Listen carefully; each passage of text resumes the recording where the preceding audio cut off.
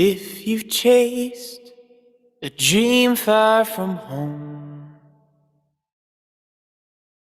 or followed a dirt road to see where it goes, if you've seen the sunset on the mountains alone, then you know the lonely side of freedom. But when tomorrow is all that you trust, and the road never seems to stretch far enough, if you've looked out the rear view and only seen dust, then you know the lonely side of freedom. You could call it hope or greed, to seek something better when you've got all you need. Oh, but I can't stop. There's a better life for me, far from the lonely side of freedom.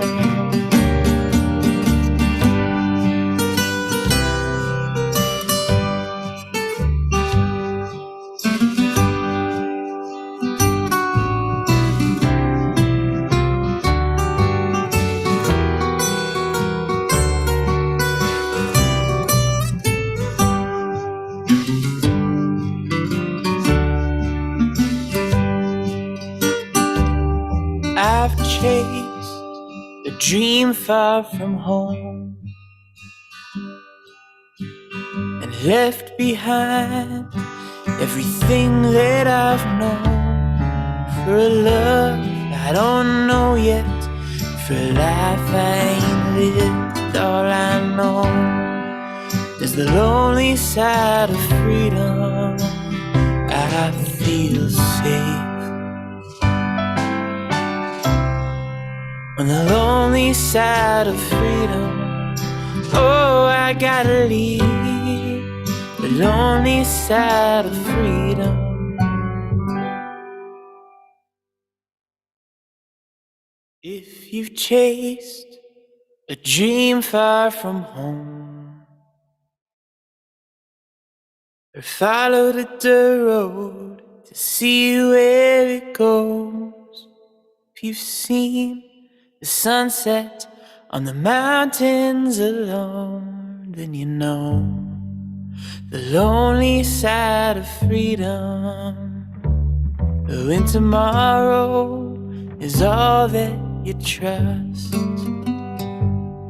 and the road never seems to stretch far enough, if you've looked out the rear view and only seen dust, then you know the lonely side of freedom. You could call it hope or greed, to seek something better when you've got all you need. Oh, but I can't stop. There's a better life for me, far from the lonely side of freedom.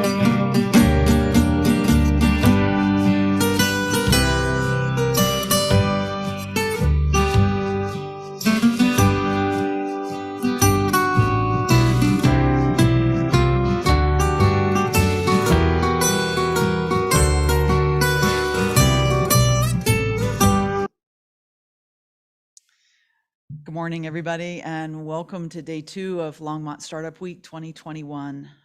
So glad to see you back. And we're going to kick off like we did yesterday, and each morning with a mindful awareness time together for mindful mornings.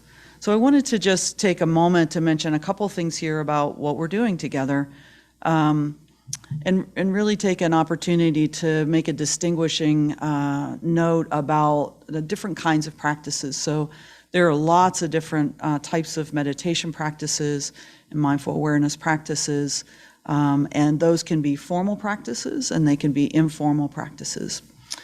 Formal practices tend to be those, we'll be doing some each day where we're using guided instruction and meditation and practice for mindful awareness. So meditation is a very classic formal practice. So you're doing something very specific for a set amount of time usually. And then informal practices where we take these practices into our everyday life. And we're looking for how to show up in our everyday life and find the opportunities to practice all the time. So you can practice these individually, but really the beauty is how they work well together when you have some formal practice that you do on a regular basis that you know how to get yourself grounded, and then you carry that formal practice out into your everyday life. Everyday life is what really informs us of the need for these practices, and it really enriches the practice as we practice in everyday life. And then the other thing I wanted to mention is primarily I am sharing practices from the Vipassana tradition and the insight meditation tradition. So one of my teachers is Tara Brach, and we are using a lot of the content in her book, Radical Compassion.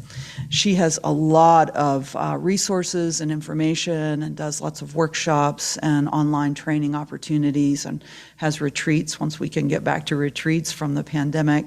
And I think there's just a rich body of information from where I'm teaching this acronym RAIN. So wanted to offer that to make sure you know those are available. You can reach out to me on social media if you'd like to have a direct conversation. I'm Beth A. Smith on LinkedIn and on Facebook. So let's take a transition moment here. So this is where we're anchoring. We were doing one thing and now we're going to shift to another thing. And let's begin and practice together for a few minutes. So we'll take about 5 minutes here to practice in a formal way. So just take this opportunity, if you're seated or lying down or standing up, to locate your body. Just see what happens when I make that suggestion. Like, how would you go about locating your body? Coming into a direct awareness of your body.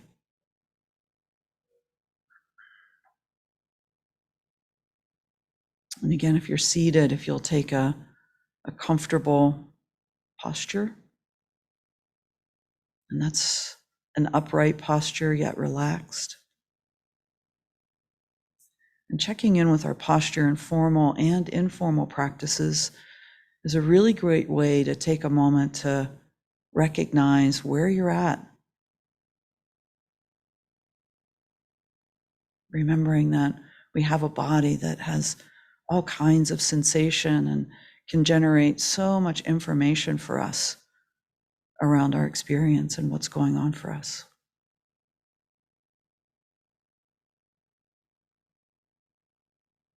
And now just allow yourself to notice the body breathing.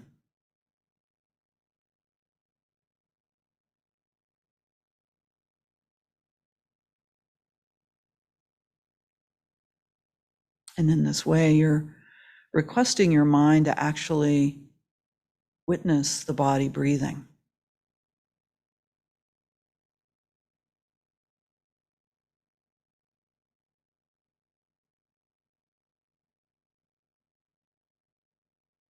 There's a lot of awareness opportunity in the breath. You may notice it as it expands and then contracts.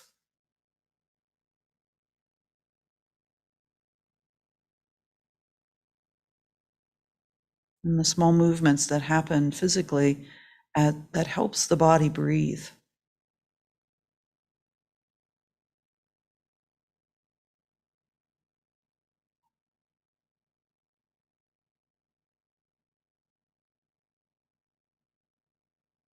And if your mind wanders off from the practice of witnessing the body breathing, that's just fine.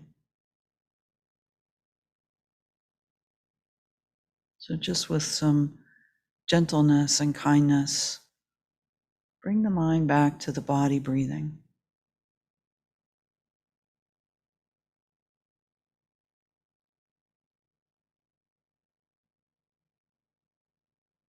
breathing its natural breath.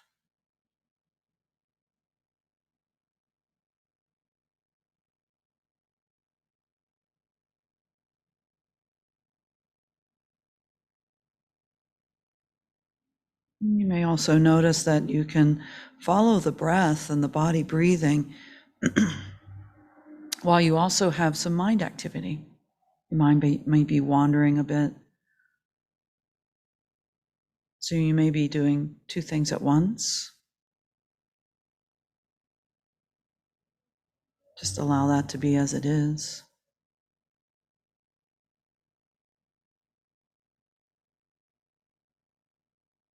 And then gently guide the mind back to the body.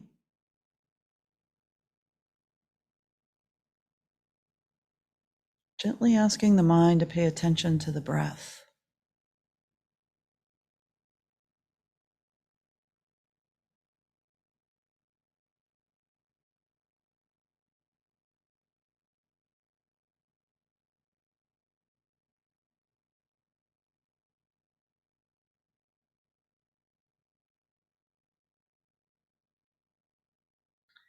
And if it's helpful, just take note to any way that you're narrating your experience right now, how the mind may be sort of making an inner story about the breathing. Just notice that.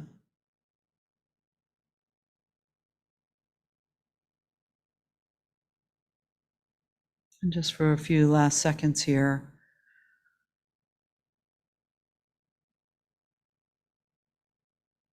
tending your focus, your attention to the breath.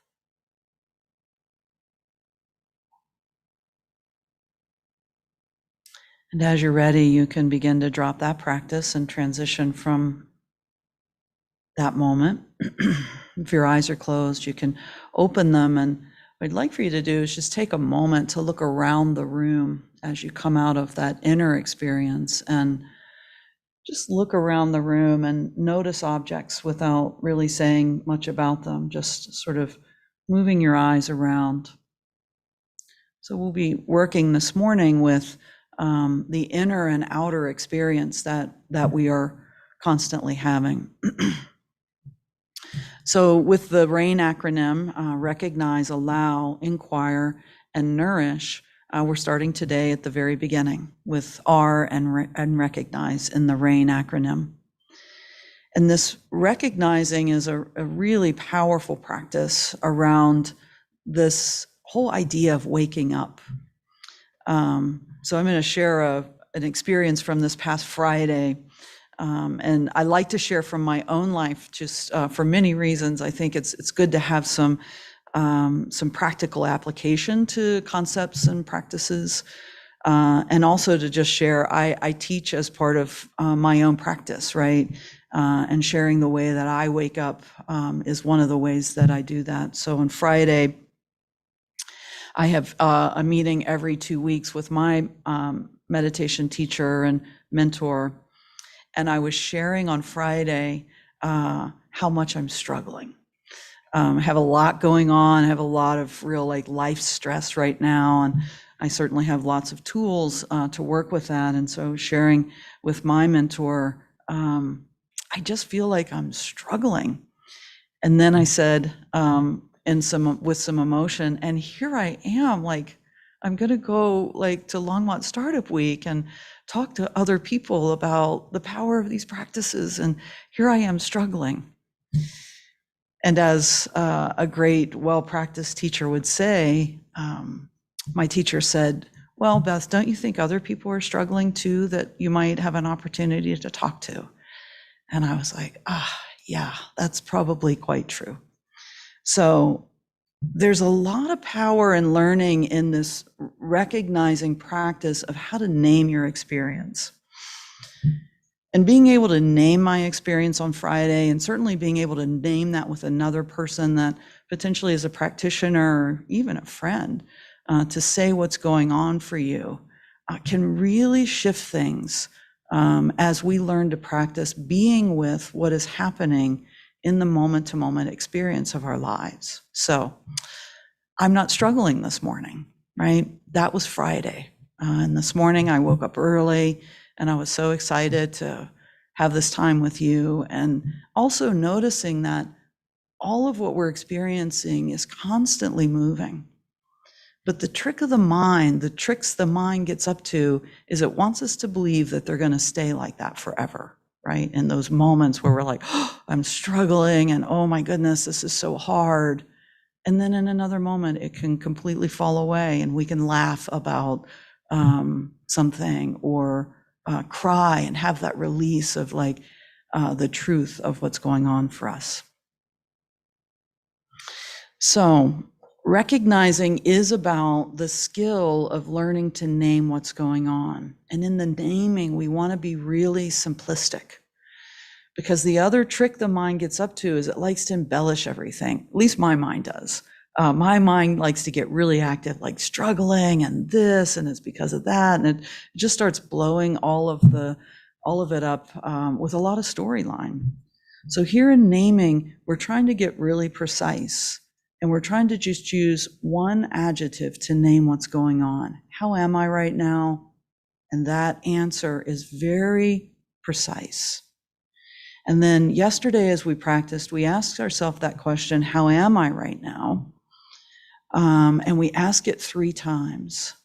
So as you practice really waking up to what's going on for you, you'll start to notice the first answer when you ask yourself, how am I right now, might be very different than by the time you ask it with a little space in between, how am I right now?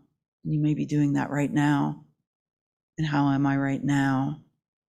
Usually by the time we've asked ourselves 3 times, we actually get more close to what's truly happening.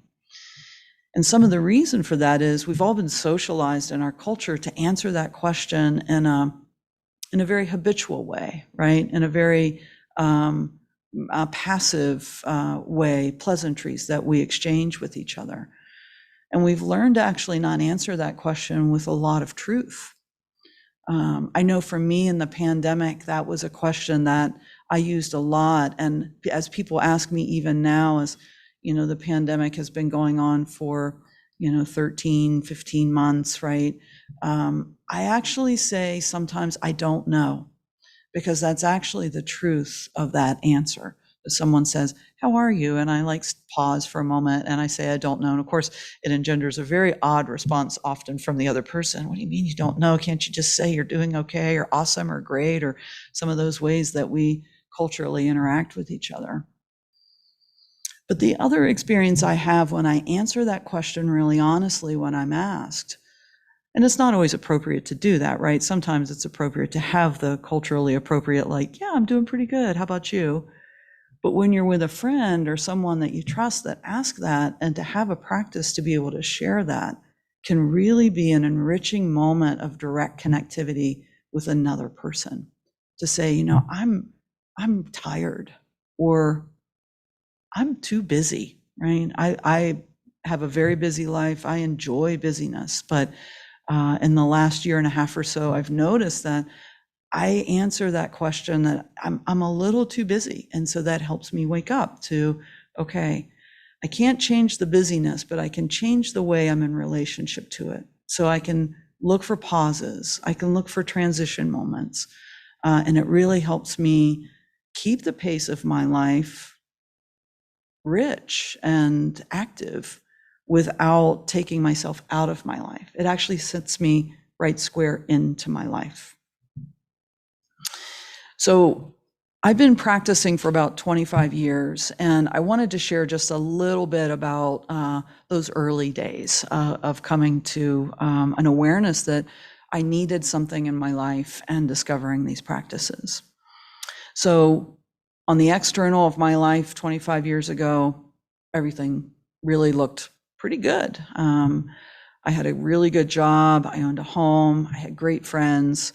I was really active in my life. But I started noticing that something felt just like all of that good externally in my life didn't feel like that internally. It's just like, I would describe it as feeling sort of hollowed out, right? That those things in my life that I had been able to generate and be proud of somehow weren't creating perhaps the level of happiness that I had anticipated.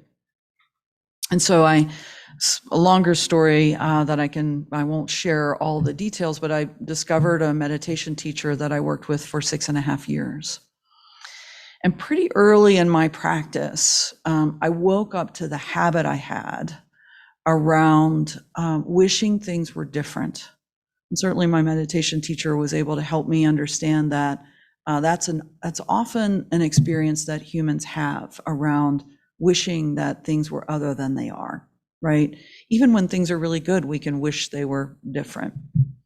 So I really started practicing with that idea of this wish for things to be different and how much suffering that was creating for me in my life. And so the practice of recognizing is seeing when those things happen.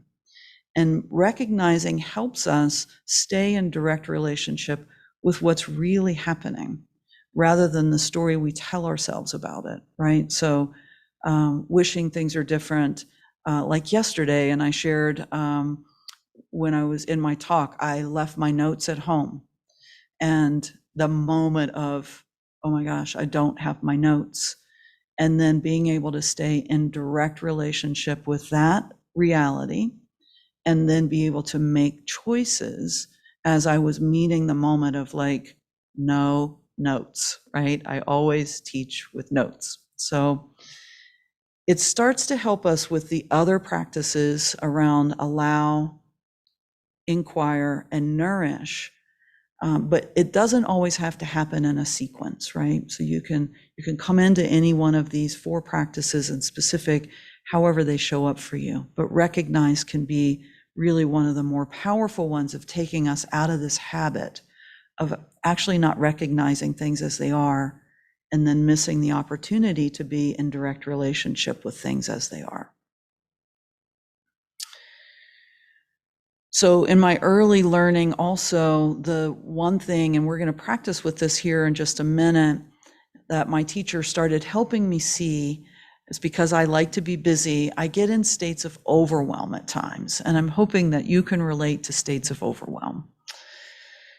And what will happen in these states of overwhelm is I feel like I don't have any space, like all of my to-do list, all of the pressures of life, work and personal, social, all feel like they're really on top of me, almost smothering me. And so this practice is about noticing that there's me, and the reason we work with our physical body is this is me and my physical body. There's space around me almost always, and then there's everything else. So being able to recognize how I am in direct relationship with what's going on, often with some states of overwhelm, then this is a great practice to help with that. So we're going to take a transition moment and we're going to practice for just a couple minutes here. So if you'd like, you can close your eyes. And it's also okay to drop your gaze if you don't like your eyes completely closed. And I'm just going to practice with you. If you want to watch me practicing, that's fine. And we're going to open and close our eyes during this practice. So just be in a comfortable seated or lying down or standing position. And come back to the awareness of your physical body. And then with all your sense perceptors, feel the air in the space that is around your body.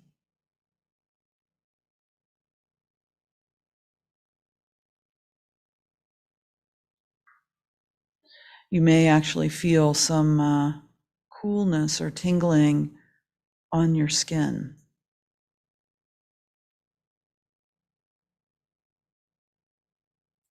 Again, drawing your attention to the sensation of space all around your body, 360 degrees, space at your back, space at the right and left side of you, and space in front of you. And now as you hold that awareness, if you'd like, you can open your eyes,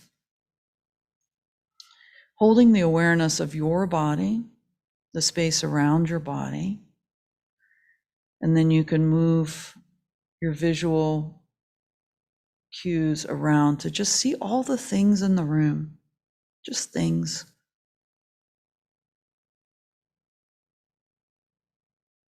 And then come back again to your eyes closed. Remembering there's all kinds of physical things in the room. There may be people or animals. There may be tables and chairs, computers. And now again, feel the space between the objects, the space around you, the air around you.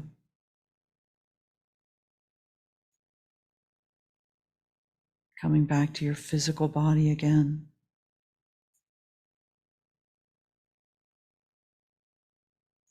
We'll stay here with our physical body for a moment. We'll actually engage with the breath here for just a second, with 3 breaths.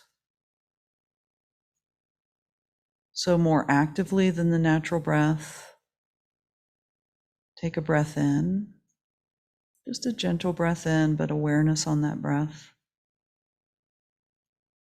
And then allow that breath to leave the body. Breathing another breath in. See what you notice in the body as you breathe, and then allow that breath out. And this time on this next breath, notice that the breath can have a sense of being round, almost oval, where the breath pauses at the base of your pelvis, and then it has a sensation at the top of your head.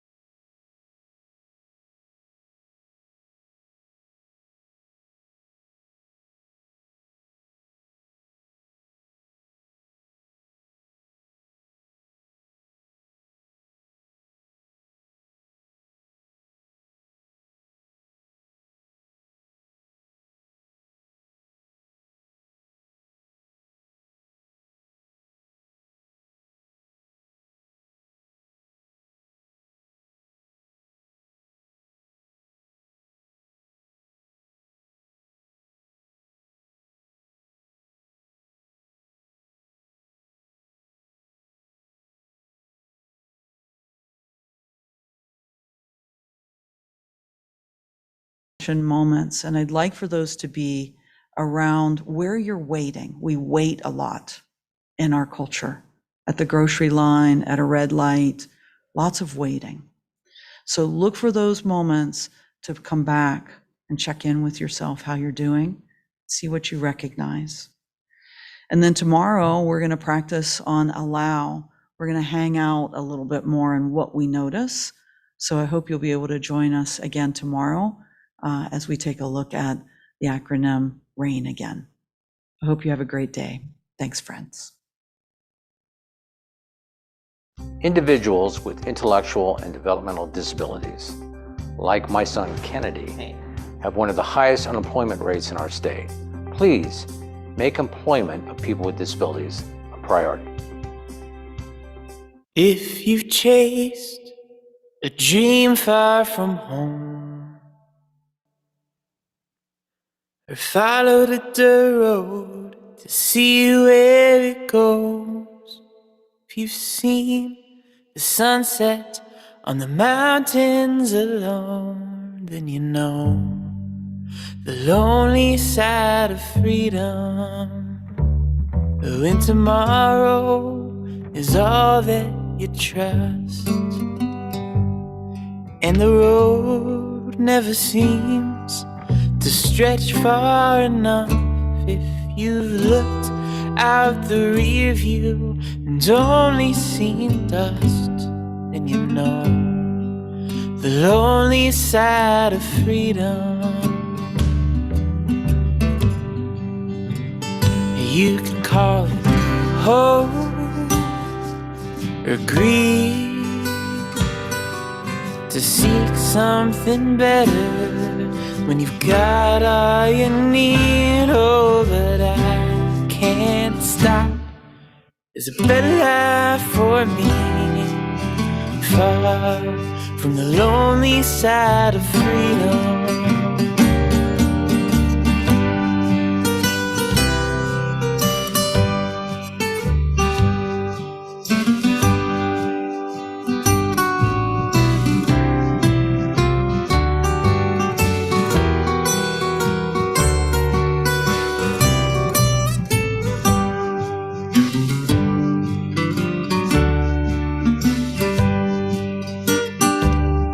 I've chased a dream far from home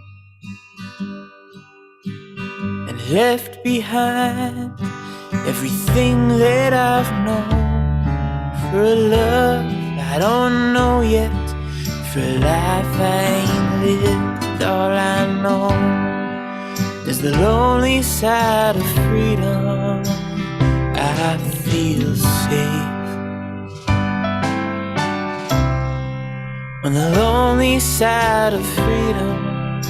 Oh, I gotta leave the lonely side of freedom.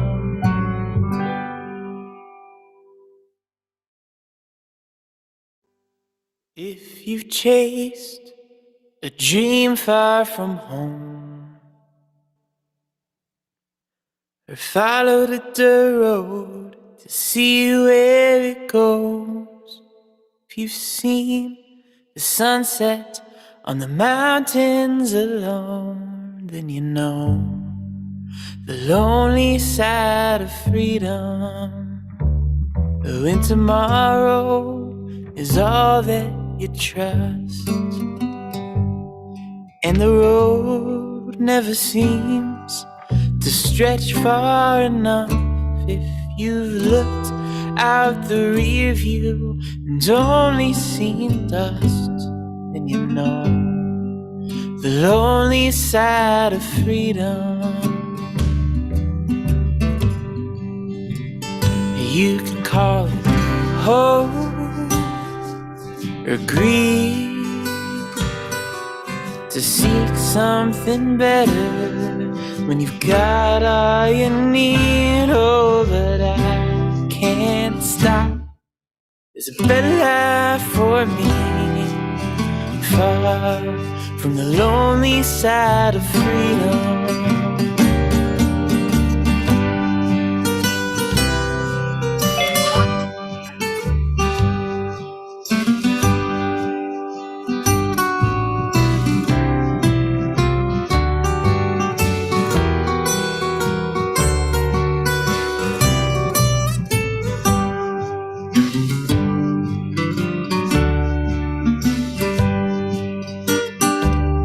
I've chased a dream far from home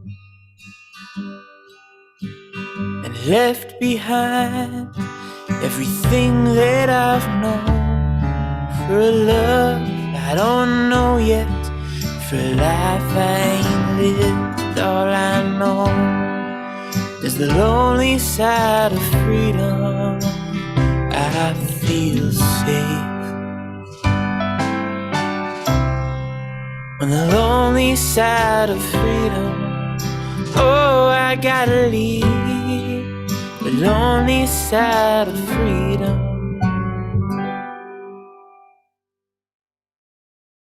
If you've chased a dream far from home,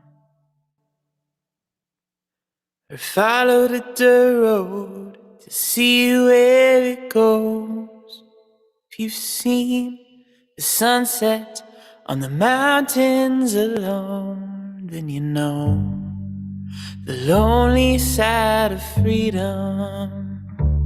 When tomorrow is all that you trust, and the road never seems to stretch far enough. If you've looked out the rear view and only seen dust, then you know the lonely side of freedom.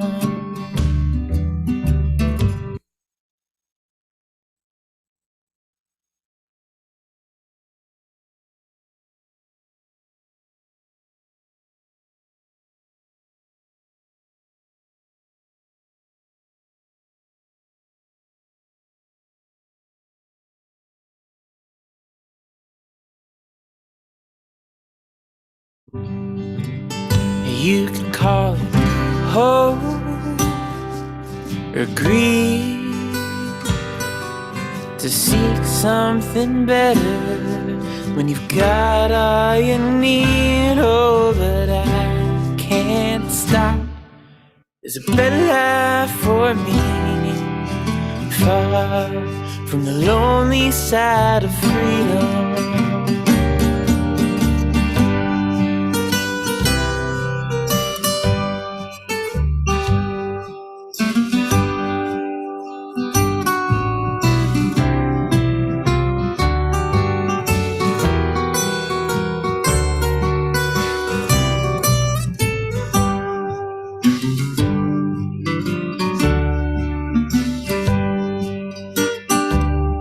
I've chased a dream far from home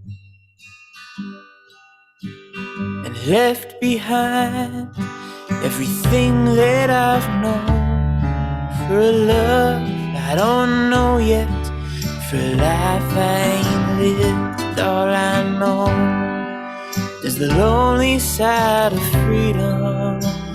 I feel safe on the lonely side of freedom.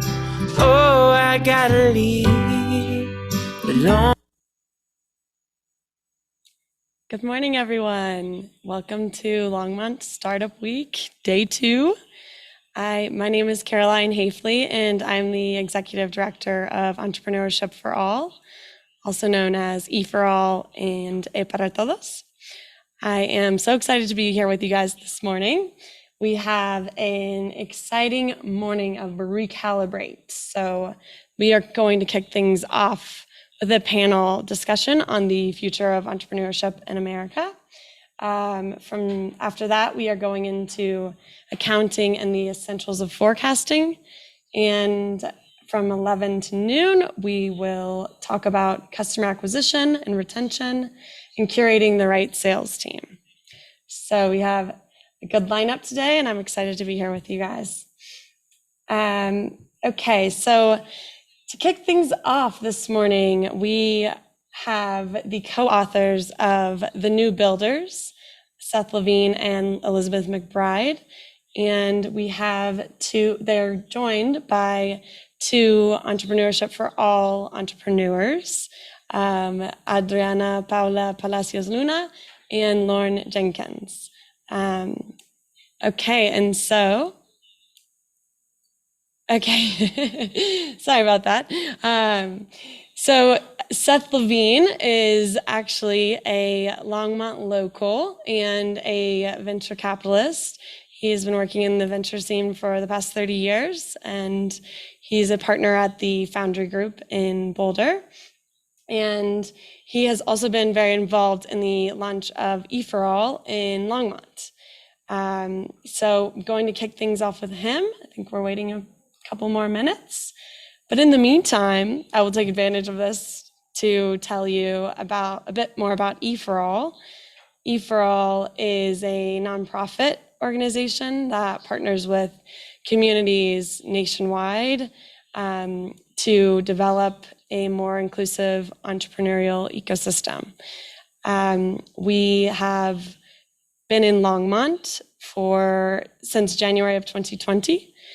And since then, we have ran 4 accelerator programs, worked with 42 local companies, of which 74% have been women-owned, 66% BIPOC-owned, and 54% immigrant-owned. So E for All is really our mission is to turn dreams into businesses, and we are really dedicated to helping everybody make those dreams or into reality. So the New Builders is a great segue into the importance of building an inclusive entrepreneurial community. The New Builders are, and I will let Seth and Elizabeth speak more to this from their book, but they really outline the current state of entrepreneurship in America today and how in the past 10 years or so, it's really, the word entrepreneurship has really been turned into a focus on high growth technology companies, which are very important into the development of our economy. But there's also the small businesses in all of the communities across the U.S. that are kind of the heart and the grassroots movement of economic and social development. And so I'm really excited for you guys to hear from them today, and we will have an opportunity to, for people in the audience, we'll have an opportunity to win a free book, a free New Builders book, for those of you who haven't had a chance to read it yet. It's a wonderful outline of the current state of entrepreneurship, and really focuses on how the need to support these entrepreneurs.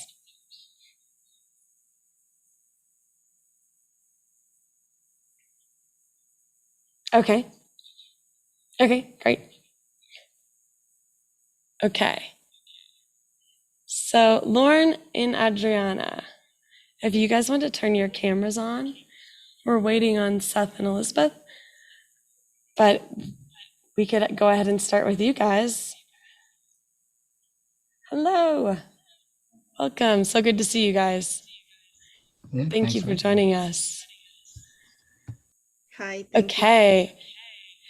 So I'd love to hear, well, first of all, your first elevator pitch, and introduce yourselves and tell us about your companies. Lauren, you want to go first? Sure. Sure, it's all good. So yeah, it's nice to meet you guys. I'm Lauren Jenkins. I grew up in Longmont. And I started a company called Mini Money Management with my mom. So she actually taught me about money growing up by turning the house into an economy. So I had to pay for rent and utilities and food. And the big thing that I learned growing up is that you get some money in, you save it, you make sure you take care of your needs, and then you have fun with the rest. And so we focus on teaching kids and actually adults about the basics of money through a virtual learning platform. So yeah, glad to be here. Awesome. Thank you, Lauren. And Adriana? Yes, hi, good morning. And my name is Adriana Paola Palacios Luna, and I am the founder of Luna Cultura, Art, Science, and Culture for Thriving Communities. And well, Luna Cultura is a bilingual and intercultural space where we provide services of training, consulting, and research services in the fields of art and maker education. And we do have this approach of intergenerational and collective learning. We recover the tradition from our ancestors, but we do a fusion learning with the new technologies and everything. And we're trying to build a leadership and a strong community of makers, moving forward to social and environmental justice. And yeah, and I'm very happy to be here. Thank you. Wonderful. Thank you, Adriana. And just so everybody knows, Lauren participated in our accelerator program, in our first accelerator program in Longmont, and Adriana participated in our first fully Spanish accelerator program in Longmont as well. Okay, so it looks like Seth and Elizabeth are here. Welcome, guys. Thank you. Thank you for joining us. How's your morning? Great so far. How about Good. We're a little ahead of you. We're both on the East Coast, Yeah. so we've had more of a morning. Sorry about Yes. the little glitch there. No worries. It's all good. We're happy to have you guys here. So we were just presenting Lauren and Adriana, and we will go back into, I kind of described the new builders and started going into that. And so if you don't mind, we can just go ahead and jump in. And if you want to go ahead and present yourselves first, and then we can jump into questions, that works too. Okay, great. Seth's pointing at me. So I'm I'm Elizabeth McBride. I am a co-author along with Seth, who's here as well, of The New Builders, which is a book about, the subheadline is The True Future of American Business. And it's really a book about the rising generation of American entrepreneurs. And I'm happy to say that it is the rare small business book that's kind of poked its head into the national conversation. And we hope drawn some attention both generally to how tough it is to be a small business owner in the United States today, and also to the fact that the new generation of entrepreneurs looks very different than the generations that have gone before. And I should say, I'm not only the co-author of The New Builders, I'm also a journalist for more than 20 years, and the founder of Times of Entrepreneurship, which is a journalism website covering small businesses across the U.S. Wonderful. Thank you, Elizabeth. Thanks for being Awesome. here. Hi, everyone. I'm Seth. Lauren, nice to see you. We met actually at the Everall, I don't remember what we were calling it, but in Brad's barn back when we used to get together in person more regularly. And Adriana, it's great to have you joining us. So by day, I'm a venture capitalist. I'm one of the co-founders of Foundry Group, which is, we say still based in Boulder. It's not really based anywhere anymore. We gave up our office in the pandemic, and like half of us live in Longmont. So maybe I'll just call it a Longmont-based venture capital firms. I'm a big Longmont fan. And of course, along with Elizabeth, I'm the co-author of The New Builders. Also very involved with E4All. We met David and Desh, who are the founder and CEO and founder of E4All through the writing of the book. But I've gotten much more involved now with E4All as we've brought it to Longmont, and I've been working very closely with Carolyn about how to expand and how to make sure that we keep our programming as awesome as it's been. So excited to share more. I love these kind of hybrid online, offline events. It's great. Me too. Well, thank you so much, Seth and Elizabeth, and Lauren and Adriana, for everybody for being here today. So this panel is called The Future of Entrepreneurship in America. And so one of the things that Elizabeth and Seth outline so well in their book, The New Builders, is first the current state of entrepreneurship in America. And so I would love to, if Seth or Elizabeth, one of you want to kind of kick things off with talking to us about the actual current state of entrepreneurship and how you speak about that in your book. Yeah, I guess I'll start and then turn it over to Seth. So what we write about, I'll tell a little bit of the backstory of The New Builders, because for us, this book was a real journey of discovery, and I hope it is that for readers as well.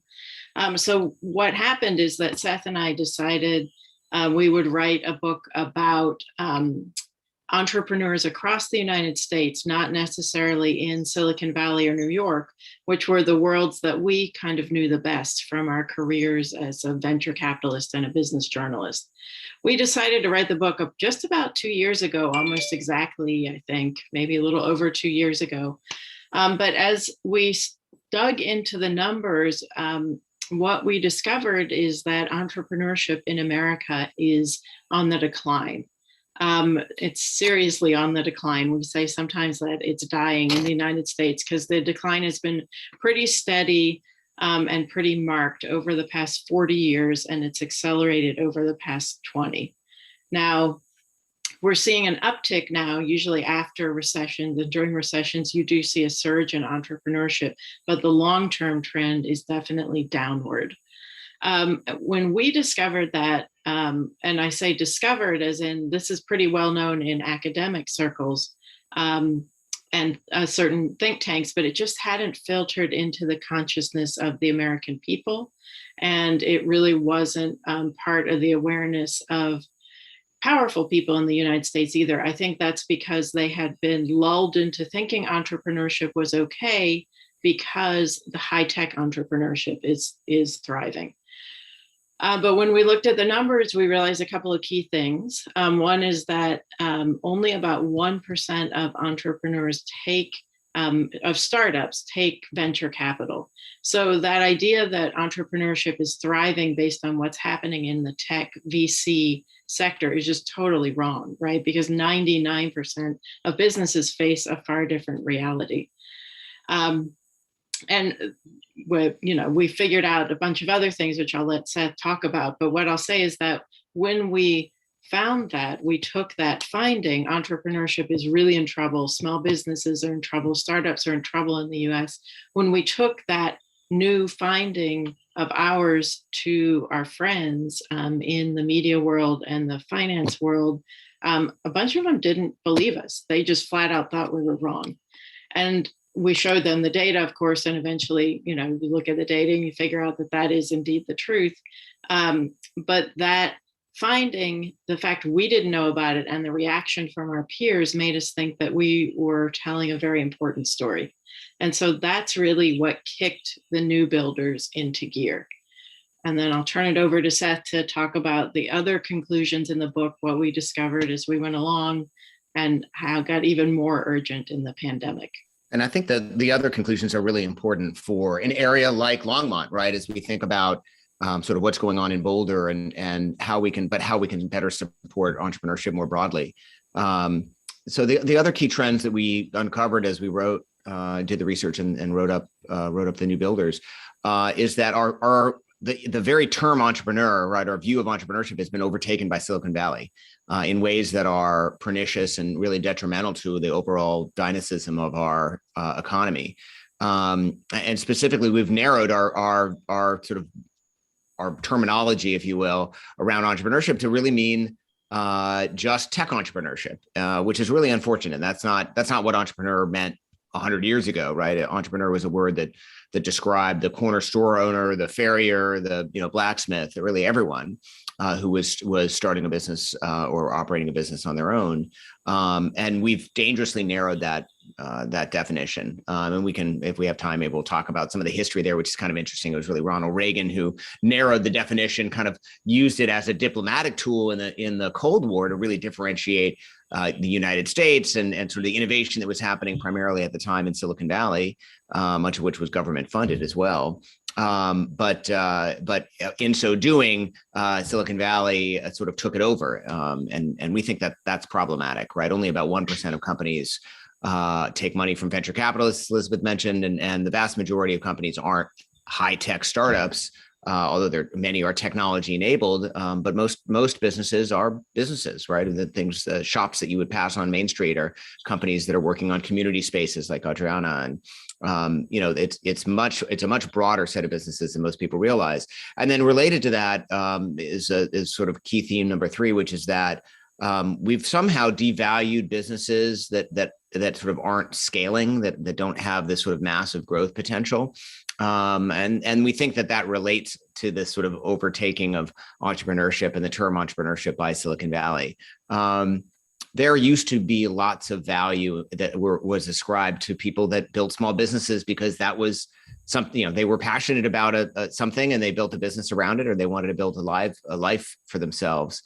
And again, as Silicon Valley has taken over our view on entrepreneurship, we've come to only value businesses that can scale, because that's sort of the vernacular, and and the mode that they need to be in for Silicon Valley to be successful. But that's not really true across the broader economy. Silicon Valley likes to talk about unicorns. Elizabeth and I like to talk about camels, right? A little less sexy. They're actually real, so that's helpful. But the workhorses of the economy, and what we really need from an economic development perspective, the economy actually needs a lot of camels, not necessarily unicorns, because they're so few and far between, and the failure rate of companies in Silicon Valley is something upwards of 65, even 70%. So those are the kind of the main themes. And of course, the big thing we talk about in the book is just that the face of entrepreneurs is changing. We've got two great examples of new builders who have joined us on this call. But the truth is the people who are starting businesses today are much more likely to be female. They're much, much more likely to be people of color. The fastest growing group of entrepreneurs are Black women. And actually, Elizabeth crunched some numbers a couple of weeks ago and put it in a Forbes article that she wrote up. But we believe that white males are actually the minority of business owners right now. And then the last thing, which we'll touch on, which kind of wove its way through the book that we wrote, is this idea of community and this the deep attachment that new builders in particular, but entrepreneurs in general, have to place and to their community. Wonderful. Thank you, Seth. And thank you, Elizabeth. So Lauren and Adriana, I would love to hear a bit from you guys on your entrepreneurial journey and maybe some of the barriers that you faced leading up to starting your companies, and relating that back to the idea of entrepreneurship and supporting small businesses and the importance of building that community that is supportive. Yeah, and I think we'll probably touch on this a little bit later. But for me, when I was getting everything started up, like that's why E4All, big shout out to E4All, was like such a big thing for me, is because I didn't really know what to do. I mean, I know I had an idea. I knew I was like, yeah, like this is something that I think I want to explore. Like I wonder what it would be like to start a company. And like you realize like there's just an ocean of information and you like kind of don't really know where to go. Like it's overwhelming. Like if you just Google, how do I start a company, or like, how do I start an ed tech company? Like the amount of resources and like information that's available to you is amazing, but like, where do you start? Like there's not really like a, hey, like, make sure you have this, make sure you have this. And as you start to get into it, obviously those things become clear. But I think like just the fact of like starting a company is such an abstract like idea that, I mean, I think honestly probably one of the hardest things is just like getting started and knowing where to go.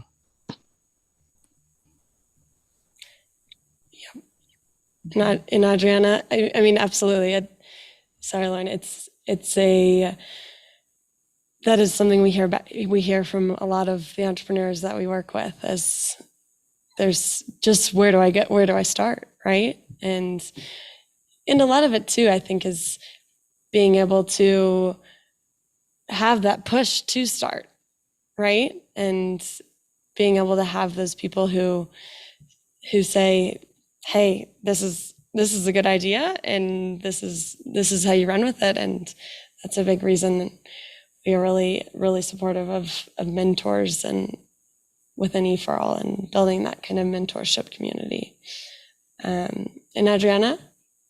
Yes, I think something like very important in the whole process of building a business is like, how do you move from survival tool that is like, maybe is this an alternative because I need to feed, I mean, I'm a single mom, mother of three. It's like okay, I need to have incomes and things like that. How do you move from a survival mode to more like a thriving? And so that's has been like a very good experience with E4All, because then it helps you not only providing you tools like how to start, like how to do like marketing and financial, all the financial support and everything, like how to even create a spreadsheet like with the whole information and things like that, but also like building a community of learning which supports you to believe in yourself and say, okay, we know that we may have many barriers, structural barriers and many other things, as they were describing, like a very complex context for business and entrepreneurship right now. But when you believe in yourself and you start making all these connections, and it actually helps you to build a community. I think entrepreneurship, it can be kind of like a lonely path, but also it has to be a community path, because you have to support each other and things like that. So I think that's a very, very good thing that I got from E4All, like getting to know a lot of people, all the mentorship and all the other business that I'm working with. And my cohort was like a only, Latinx women, very powerful. And that's like a very, very good experience for me. Wonderful. And Elizabeth and Seth, and I know you've worked with a lot of, well, throughout your book, you've interviewed different new builders, and I'd love to hear about your experience working with them and kind of maybe outline some of the ways that we can further support new builders like Lauren and Adriana. Seth, you want to start on that one? Sorry, just getting over to my mute button.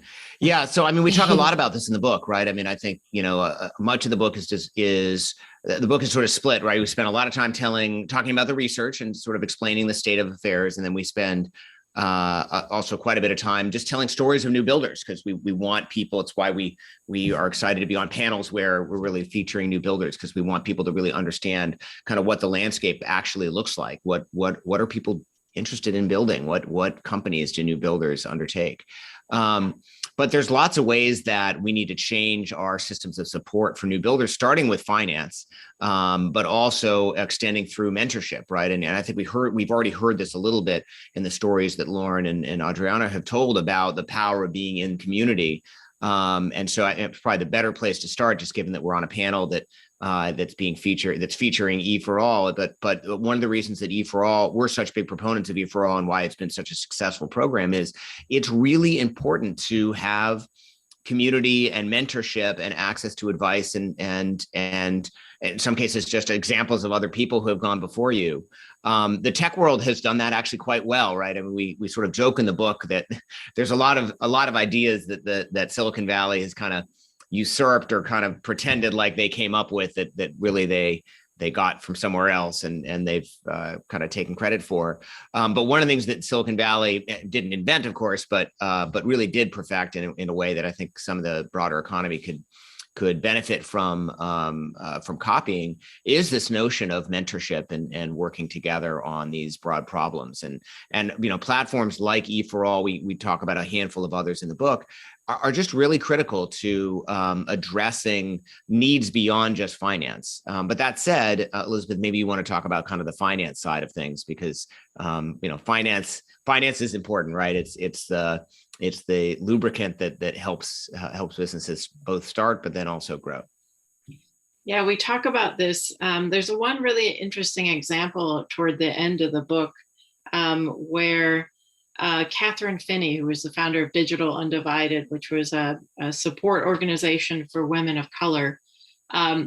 Early in the pandemic, she took $5,000 she had been saving for her family's vacation and put it into a fund and just started giving it out in, I think, $50 or $100 increments to women. And all they had to do, all these women founders had to do to get it, was just show they had a website or a bank account, very minimal kind of proof of a business. So this money just went flying out of the door. And then the response back was incredible, where all the women business owners, it created an online community on Instagram.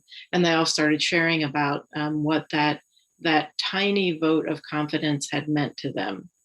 And I tell that story because it's kind of the transition between this idea of emotional support for entrepreneurs and finance. And those two things are just kind of inextricably tied, because it's when someone writes a check, whether it's an investment or a loan or a grant, when someone writes a check, it's really an emotional affirmation, right? And the idea then that can be that you have an ongoing relationship with that entity, or that they will introduce you to a larger network of other people who have money and can support you both emotionally and financially. That's the incredible support system that exists for entrepreneurs in Silicon Valley, and that is starting to be built piecemeal across the country for other kinds of entrepreneurs. And E4All is an example of that. But it's an uphill battle right now for small businesses who are in the broader economy, because our system of finance for them has really collapsed in the past couple of decades. There used to be 14,000 banks in the country, and now there are 5,000. And most of that decline has been in the world of community banks, which are so critical to small businesses, because they're the banks that are capable of creating that ongoing relationship that entrepreneurs and small businesses need. In fact, when we were working on the book, this was what we call in, like academia, an emergent finding, right? We figured out as we went along that pretty much every new builder we interviewed eventually had made their way to a community bank or a CDFI, a community development finance institution. And they were just playing this critical role that most people hadn't even realized. And in fact, in Washington, right, they're writing rules that are forcing community banks to shut down. So it's like this huge disconnect between what entrepreneurs of today need and what's actually happening in the economy. Yeah, so I'll end there. Obviously, Seth and I can talk about things. No, it's questions. It's so important and so interesting. I wonder, in Lauren and Adriana, if you feel comfortable talking about any of your financial barriers. I'd love to hear your comments on that. And if not, maybe discuss another big challenge that you've had to overcome in launching and growing your businesses.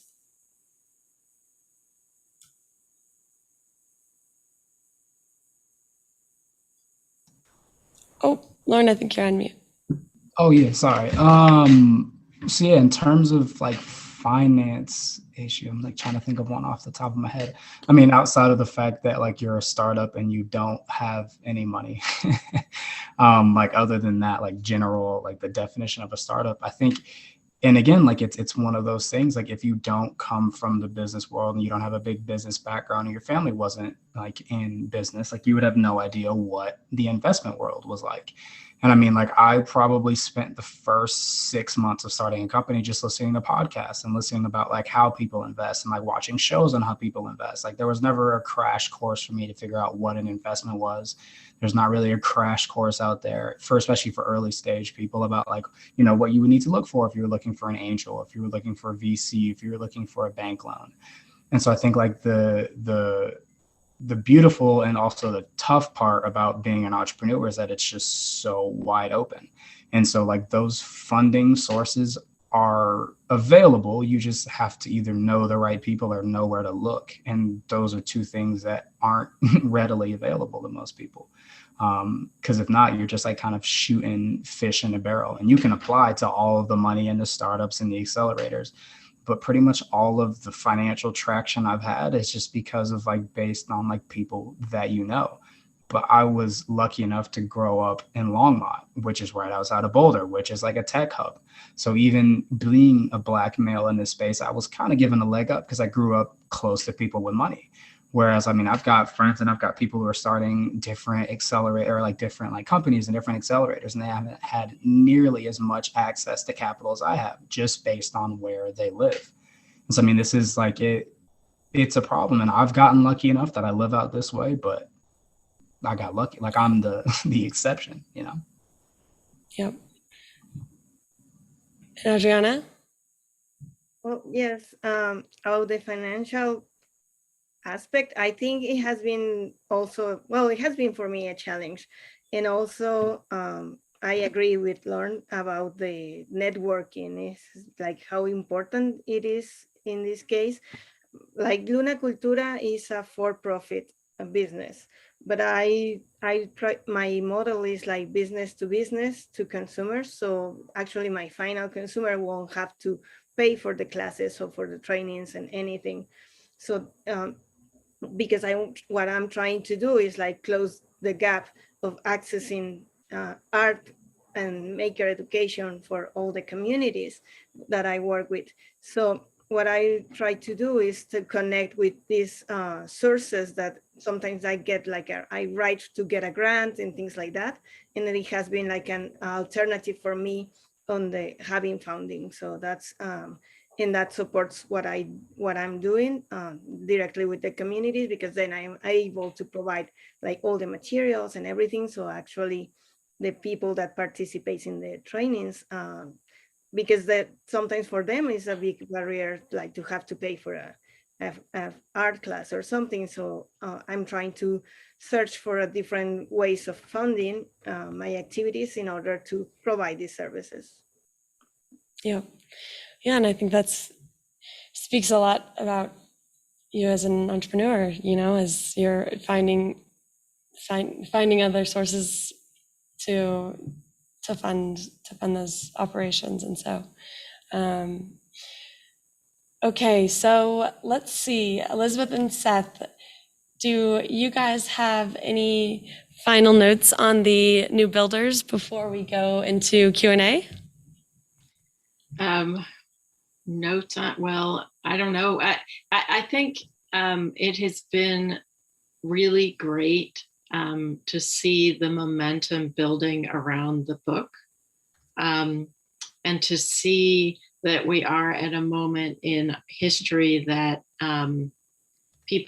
that this combination of the pandemic and all of the inequality in our society that became more apparent, like we just hit the timing of the new builders was very good to shed light on the people who are really the backbone of the economy. And so I'm just really happy that we've been able to do that and to push that narrative forward onto the national stage. So I feel really great about that. And also just want to say, it was hugely fun and like inspiring to meet people like Lauren and Adriana, who are building these amazing companies, despite all the extra barriers, or maybe not extra barriers always, right? Like Lauren was saying, sometimes it's an advantage, right? But navigating a complicated landscape. So that's been incredibly fun, and interacting with small business people. I think everybody missed it during the pandemic. So I hope that emotional awareness translates into more support for new builders. That's what I want to say. Seth probably wants to say a couple things too. Well, I would encourage people to go get the book and read it. I mean, yeah, we wrote the book because we care about and are passionate about the future of entrepreneurship, and specifically this sort of broader vision that is the reality of entrepreneurship in America.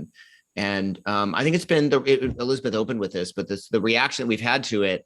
It's unusual for a book on small business to be successful, certainly as successful as this one has been. And I think it's because people can relate to new builders. They walk up and down main streets and they have friends who started businesses. Like everyone knows lots of new builders. And I think that, really being able to dig into the statistics around them, but also in a way that's very accessible and hopefully well written. I don't know, but at least we're told it's an easy read in the sense that it's a delightful read, and a storytelling way of writing about it. So I hope people will take the time to read it or listen to it now that the audiobook's out, because it's such an important message and something that we're trying to share with a broader audience. Yeah, I will second that.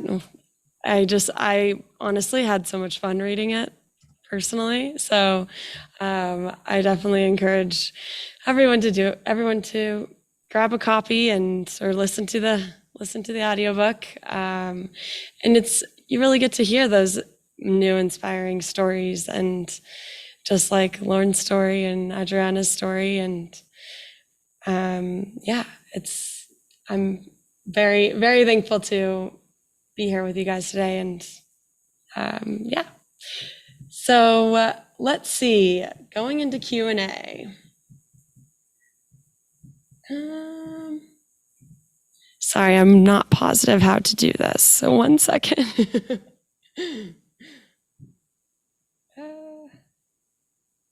Do I just open it? Okay.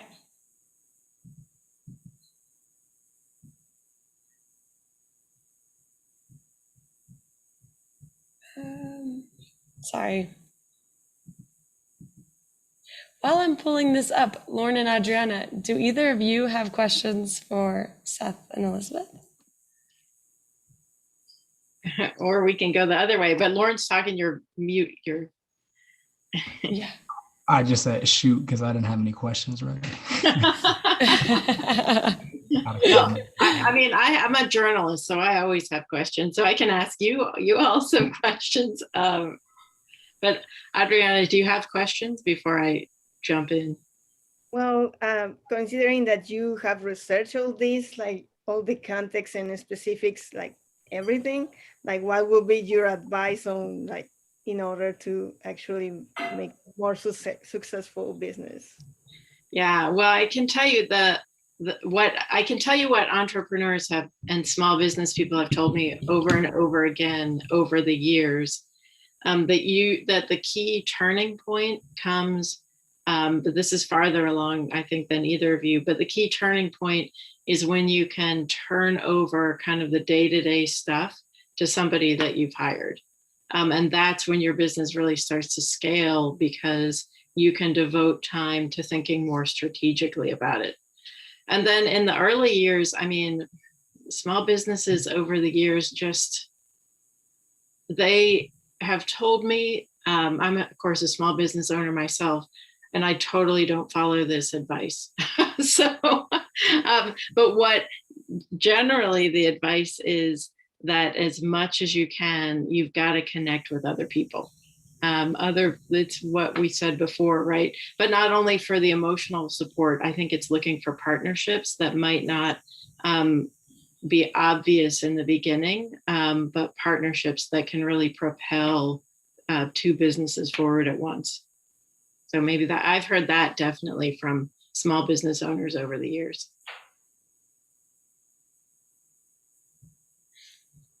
Okay, great. So we have a question here for the panelists. How has the pandemic impacted entrepreneurship? Want to go, Seth? Sure. Elizabeth alluded to this, but and this is not uncommon. I mean, often in times of crisis, people turn to themselves, right, to entrepreneurship, to make their way. And so we've seen a drastic uptick in new, at least as measured by the applications for new business licenses since the pandemic started. Not uncommon. We see these sometimes when when there is a shock or disruption to the system. Unclear how what businesses people are starting, and it's unclear whether that's a sustained trend. We hope it is, right? I mean, we think that would be a positive outcome to what has otherwise been a really challenging time. One of the other things we noted, there was a great Upshot article in the New York Times maybe a month or two ago, essentially asking the question of whether these stimulus checks that people got, individual stimulus checks that people got, turned them into entrepreneurs, right? Because it turned out that people were taking that money, even though it was from a business scale perspective, wasn't a lot of money. We're talking kind of $1,000 checks here, and used it to start businesses. And of course, Elizabeth and I thought it was such a rhetorical question. I mean, of course they were. And so, it really, to us, begs the question, if people become incredibly entrepreneurial because you hand out $1,000 checks, what happens when you direct that money a little bit more specifically to people with business ideas and make the checks $10,000, right, or $100,000? And so, we that is what we think the opportunity is. By the way, there are also some federal programs, the EIDL program in particular, to some extent the PPP program, although that was more of a loan forgiveness program than it was sort of a true small business loan program. But so many businesses took money under the EIDL program, and I hope have provided maybe a little bit of a roadmap for how we can do a better job of financing our entrepreneurial economy. We only, Elizabeth mentioned, about 1% of businesses take money from from venture capitalists. Only about 17% of businesses take money from banks. And that really is the gap that we need to solve for. 82% of businesses are left on their own, and they raise money from friends and family. They take money out of their home equity lines, or they start their businesses essentially without any capital. And so closing that gap, finding innovative ways to fund those businesses, not necessarily big amounts, right? I mean, to my story about $1,000 stimulus checks, $10,000, $25,000 goes a long way when you're starting a small business. Perhaps the EIDL program will be a bit of a roadmap for how to do that. I think that there's some silver linings here to the pandemic. Absolutely. And that's something with E4All, we do provide small amounts of seed funding to entrepreneurs as they go through the accelerator program. And it's always great to see, what type of ask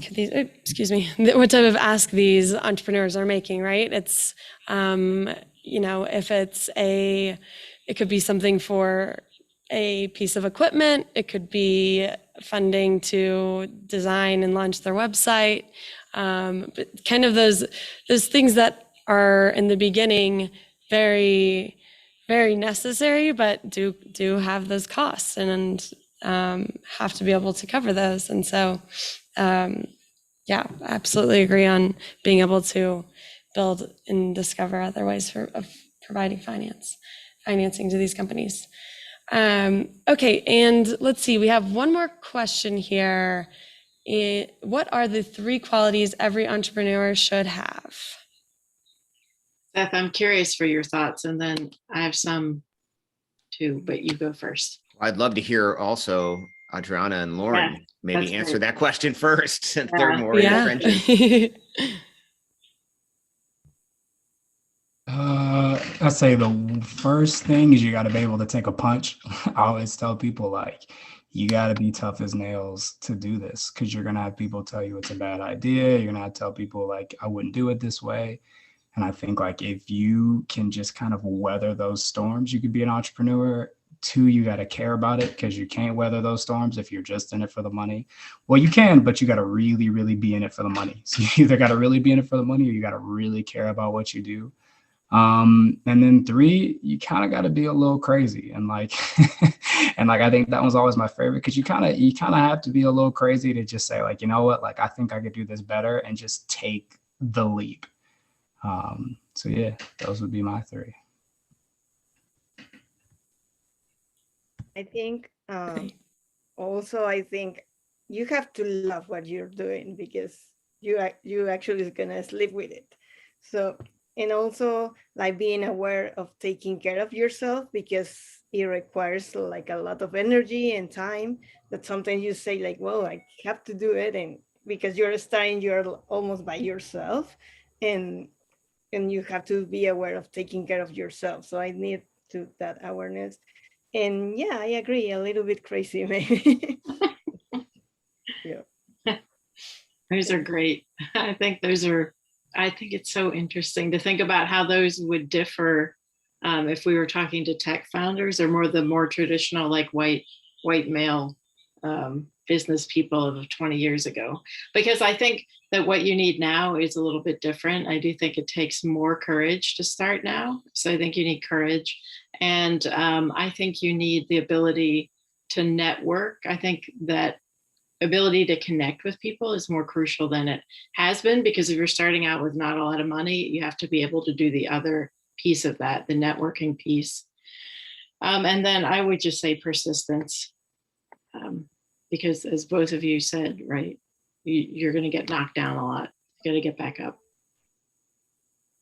And that's what we love about new builders and about entrepreneurs, right? Is that optimism, is that persistence, it's that little bit of crazy. We talk a lot about, we described it as grit in the book, but we talk a lot about the importance of grit, the importance of persistence. And I don't think we went in thinking about the importance of optimism, but we certainly came out of it feeling very optimistic, despite the fact that we truly wrote the book in COVID. We did the research ahead of COVID, but then we started writing essentially right after COVID hit. And one of the reasons we wrote so quickly was because we realized that COVID was affecting new builder businesses more than the average business. And I think we were a little worried as we checked in with all of the companies that we had highlighted in the book, at the end of the pandemic, right as we were going to press, which for us was sort of February of this year. So the book is very current, right? We really truly finished writing it like as they were printing pages, we were like finalizing it. But it turned out that, people were, despite many hardships and people having to close their businesses and having to lay people off and sort of make things work, they were incredibly optimistic. And I think that optimism rubbed off on us, certainly as we describe it in the epilogue to the book, which is the last thing we wrote, which was February. We really felt, I think, more optimistic, frankly, than either Elizabeth and I sort of had felt during the pandemic. Because new builders are so optimistic, it really rubbed off on us. Awesome. Well, thank you guys so much. And thank you for those answers. Absolutely agree. And working with entrepreneurs is a crazy time. It's a wild ride and I absolutely love it. So thank you guys again for being here. And don't forget to get your copy of The New Builders. And that's it for the day. Thank you so much. And next up we have a 10-minute break, and then we have a panel on accounting and forecasting. So thank you guys so much. Thanks everyone. Next time in person. Yeah. Thank you. So nice to meet you.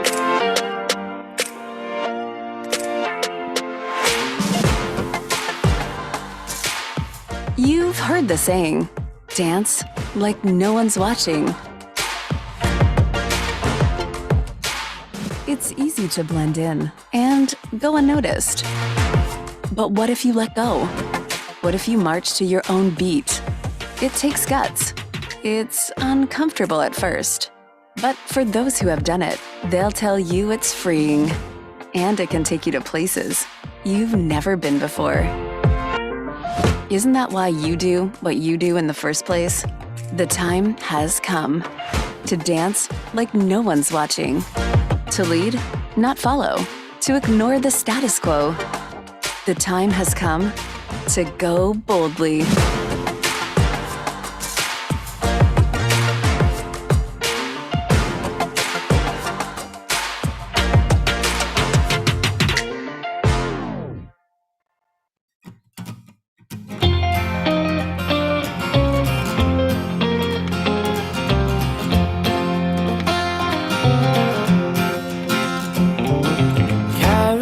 Sun, you keep me warm. You get a little close sometimes, you leave before the storm. I ain't never built a life all of my own, but I'm glad I found a place I can call home. Ooh, what a sweet little life it is. Ooh, life it is. Yeah, what a sweet little life it is. It makes me feel small, it makes me feel alive. Mountains in the west, there's a big old jet plane in the sky. Can't keep my eyes on the road, I'm driving down I-25. But I'm glad I found a place I feel alive. Ooh, what a sweet little life it is. Ooh, what a sweet little life it is. What a sweet little life it is. Bass on.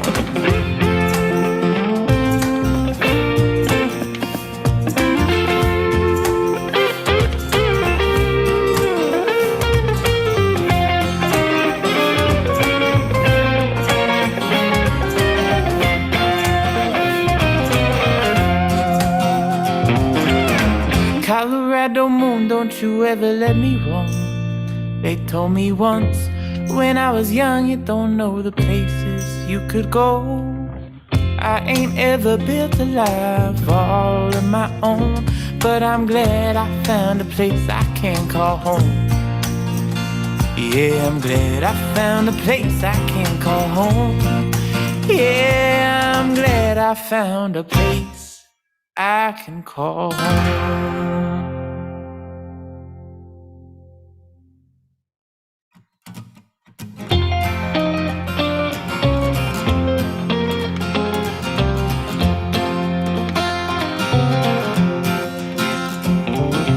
Colorado sun, you keep me warm. You get a little close sometimes, you leave before the storm. I ain't ever built a life all of my own, but I'm glad I found a place I can call home. Ooh,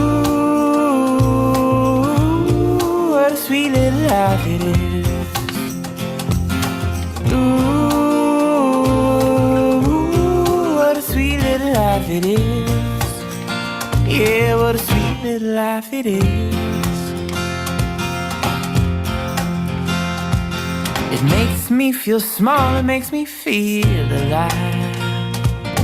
Mountains in the west, there's a big old jet plane in the sky. Can't keep my eyes on the road, I'm driving down I-25. But I'm glad I found a place I feel alive. Ooh, what a sweet little life it is. Ooh, what a sweet little life it is. What a sweet little life it is. Bass on.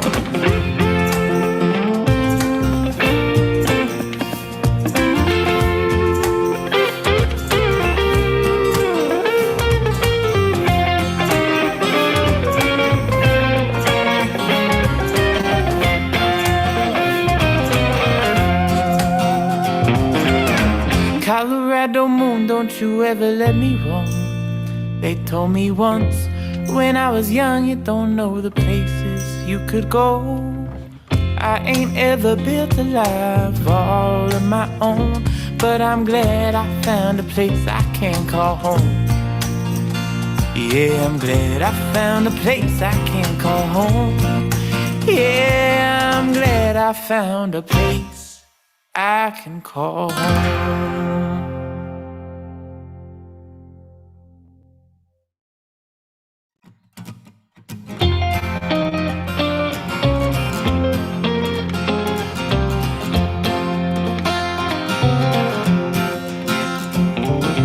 Colorado sun, you keep me warm.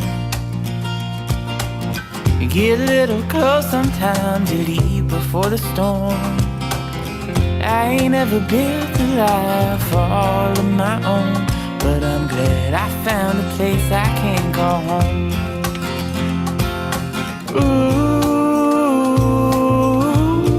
what a sweet little life it is. Ooh,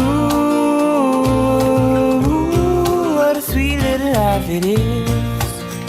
Yeah, what a sweet little life it is.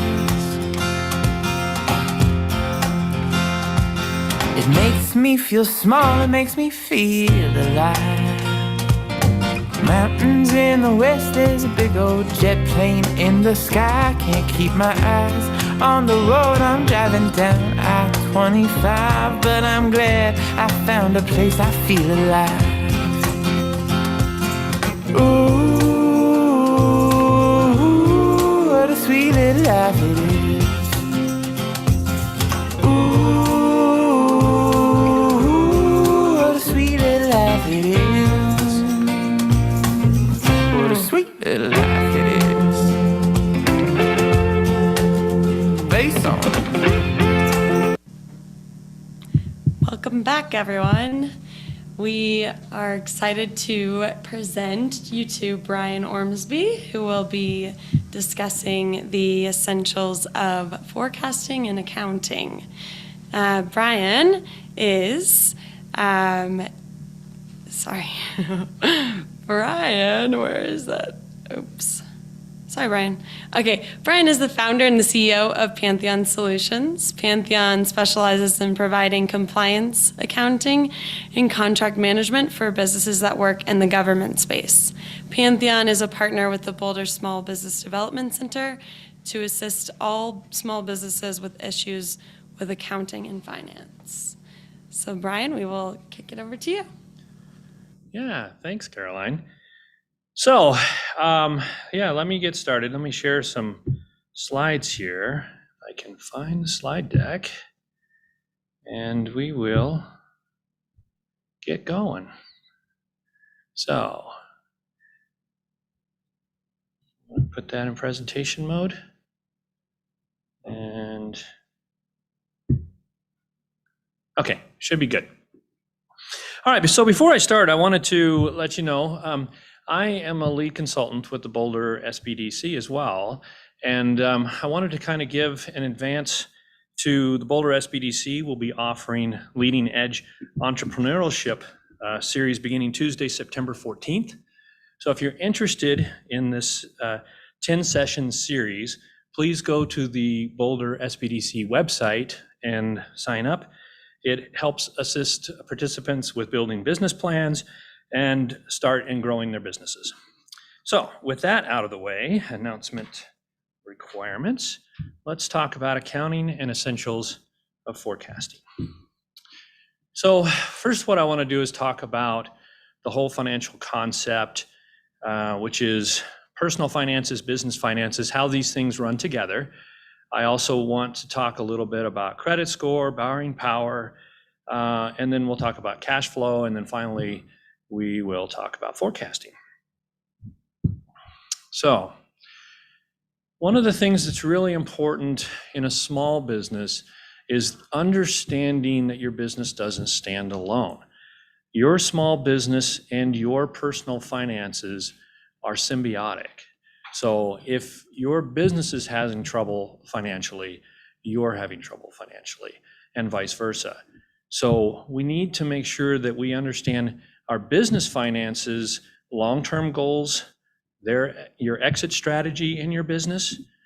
And when we talk about exit strategy, this is kind of an interesting thing because most people, when they start a business, don't think about how they're going to leave their business. You know, it seems counterintuitive, but it actually is very important with what kind of business are you going to run? What are your goals? How long do you want to be in business? What are you going to do when you're not in business anymore? Do you want to build your business up to a sellable entity? Do you want to run your business until you don't want to run it anymore? And then when you're done, you close the doors and it's over. So exit strategy is very important. And it's extremely important because it sets the tone for your long-term goals. Personal finances, how they affect your business. So remember when you go out and you see that shiny new truck or the new boat, that may or may not put a strain on your personal finances that your business is going to have to handle. So consider these things together. What is your retirement strategy? Is your business playing into that strategy for you? And is your, I want to talk about this term lifestyle, which is on the slide. It means two different things. So on a personal financial level, lifestyle is how you are accustomed to living. So you want to make sure that your business finances are set up to be able to allow you to keep up that lifestyle. The other lifestyle I talk about is the kind of business. So I think about a business in terms of, is this something that we are going to build and grow and become perpetual, maybe at some point sell, maybe I turn it over to another principal partner, maybe I sell it to my employees at some point. That is a business acumen that is different than what I call a lifestyle business. A lifestyle business for me is the kind of business that you want to keep very simple, and you want to run it as long as you can do it. And then when you're done, when it's no longer suits you, you stop doing it and potentially you just close the doors. That is a lifestyle business. So when we talk about your lifestyle in terms of finances, we're talking about the way you're accustomed to living. When we talk about a lifestyle business, we're talking about a business that will exist and then not exist when you're no longer doing it, because it is based on you and you alone. So those things are important in kind of setting up that whole financial concept, how we want to look at this as we go forward. So the whole financial concept is also very interesting because we have to think about things looking forward, trying to stay ahead of the game. We don't want to get trapped. And when I say get trapped, I'm talking about these first two major bullets, which are credit score and borrowing power. So if you're going to make in your business what you consider a business decision that may have risk, you want to make sure that your borrowing power is at its fullest prior to making a risky decision. If you need to pull a line of credit, if you need to make a loan, if you need to do anything, maybe on your personal side, your car is 15 years old, it's got 300,000 miles on it, you know you need a new car. These are the things you need to consider before making a risky business decision. The reason is because once you make a risky business decision, your borrowing power has dropped.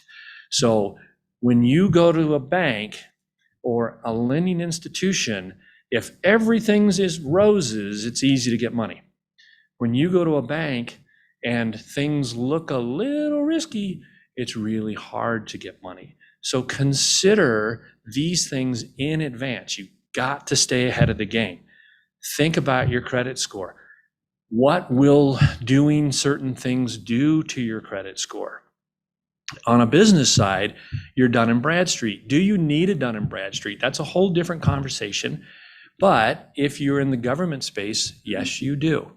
Now, a Dun & Bradstreet number is required in the government space, and because it is required by the government, the Dun & Bradstreet number is free. You just have to tell them when you apply for the Dun & Bradstreet number that you're in the government space. So, but a Dun & Bradstreet number may or may not even be necessary for you as a business owner, but it is a credit score for your business. Most small businesses, when you're dealing with sole proprietorships, LLCs, which are the most common businesses, your personal FICO score is going to make the difference because you're going to be personally guaranteeing everything you do along the way. So consider the decisions you make and what is that going to do to your score. The higher your score, the cheaper money is to get. Now, doesn't mean that if you have an 800 credit score and you've just made a crazy risky business decision that you're going to get a loan, but it does mean that if you get a loan, an 800 credit score may save you 1/4 to 0.5% in interest. So these are things that are very important when considering your whole financial concept and how does this work for your business. So when we talk about looking forward, a key to this is cash flow. Cash flow is vital to, is your business, is your personal finances, is this symbiotic relationship going to work out? Because if you're tracking cash flow and you're hitting, you could have money in the bank. You know, a lot of people, they manage their business by, oh, I've got money in the bank, I must be good. Well, if every month the amount you have in the bank becomes a lower number, then you have a negative cash flow. And eventually that's going to prove out to be a bad thing. So, I mean, this is common sense, but remember, when we're tracking cash flow, we need to know, is a negative cash flow situation going on in my business right now? Is that something that is going to continue? So we'll talk a little bit about that when we get to forecasting. But what we need to understand before we do this is these relationships of when are you going to do what? How are you going to make your decisions? How are you going to stay ahead of the game and try not to go after funds when they're the hardest to attain? So after you've made a business decision that you have decided is risky, and then all of a sudden you say, oh my gosh, I need money. You should have said, oh my gosh, I need money in the front, get a line of credit. If you don't use it, it doesn't cost you anything. Make sure that you've got that set up before you make risky business decisions, because once you make that business decision, getting the money is going to be very difficult to attain. So consider these moves before you need to make them. So now let's talk about forecasting, because forecasting is the key to how we are going to figure out all of the things that I just talked about. So when we look at forecasting, we need to predict our revenues. We need to predict our expenses. The difference between revenue and expenses is cash flow in the end. So, I mean, if your revenues are $100,000 and your expenses are $80,000, then you've got a $20,000 plus in your cash flow. Now, that may or may not be a good story for you, depending on what you have to do with that $20,000 on a personal level, but it does tell you something. So what we want to do with forecasting is we want to look forward and try to figure out what is going to happen in the future. So I tell people all the time, forecasting is the hardest thing you will do in your accounting world. So when we start looking at forecasting, we need to first look at the next 12 months. Once we can figure out what the next 12 months look like, then we need to look at months 13 through 24. And we need to keep that going, which means that we don't create a forecast every fall. We don't create a forecast, every spring. We create a forecast and we maintain a forecast every month. So it's a very difficult thing. If you're a pre-revenue company, then forecasting is extraordinarily hard. It's a lot like, when you create your business plan for the first time and they say, so, what's your 5-year revenue look like? And you're like, I have no earthly idea. So when we start looking at forecasting, the idea here is to ground yourself and then start looking forward. The further you look forward in your forecast and the more data you collect on a monthly basis, trying to kind of bring that forecast to fruition, then the better off you're going to be. And every month your forecast is going to look a little better. So let's talk about revenue predictions first. Revenue predictions are, sometimes they're easy because you have things lined up and you can see them and you know exactly what they're going to be. Sometimes it is a total crazy guess, and you're trying to figure those things out. And I say, well, what we want to do is we want to reduce the WAG, wild guess, out of the revenue prediction forecasting. So how do we do that? So we try to come up with actuaries. So if you're a pre-revenue company and you don't know how things are going to go, let's figure out what's an actuary that if I put so much effort into the game, how much should I expect back? So this is part about research. This is part about learning your business environment, learning your competitors, your customers, the whole gambit, right? So we'll get down to, I used to work for a simulation firm, and I'll use this as an example. We would submit proposals to the government every quarter when the announcements came out. And our history told us with every number of proposals that we submitted, we would win a certain percentage of those proposals. So that is a good way to predict revenue. So if I know I'm going to win 1 in 5 and I submit 5 proposals every quarter, then I can expect 4 wins a year. And those 4 wins a year, depending on the proposal I'm writing and the value of the contract I'm proposing to, can give me a revenue prediction. So think about that in terms of how do you do this? So everyone is different in your space. Now, I think in almost immediately consider the government space when I'm thinking about predicted revenue and stuff, because that's where my experience base is. But if you are a clothier, or you are a brewery, or a restaurant, how do you predict revenue? How many customers are going to come through your door? What's the average ticket? How many days are you open? How many hours a day are you open? These kinds of things are predictive of revenue. I do caution you, when you start putting these things together, to really pour the revenue model through. So I'll give you an example. Years ago, I used to be in the indoor tanning business. So my wife and I decided to buy a tanning salon, and we looked at buying new tanning beds, and the tanning bed company sent us a revenue predictor saying that there were 20-minute sessions, and if we had 3 people per hour per session, and we were open 10 hours a day, that then we would see 30 people and our revenue would be this. Now, that was a horrible revenue model. And the reason is because you can't put 3 people per hour in a 20-minute session, because they have to go in, they have to get ready, they have to put when they get out, some people are putting on lotion, so there's all kinds of reasons why you can't turn people in this cattle call the way their revenue predictor had said it would be. So their revenue prediction was completely off base. In fact, it was very difficult, we found, to turn 2 people an hour, just because of the prep time for someone when they got into a tanning bed to get into that mode of tanning, to get back out of that mode, get themselves ready to meet the world again. So when we think about revenue predictors, think about the common sense. Actually walk through the process yourself and see, can this happen?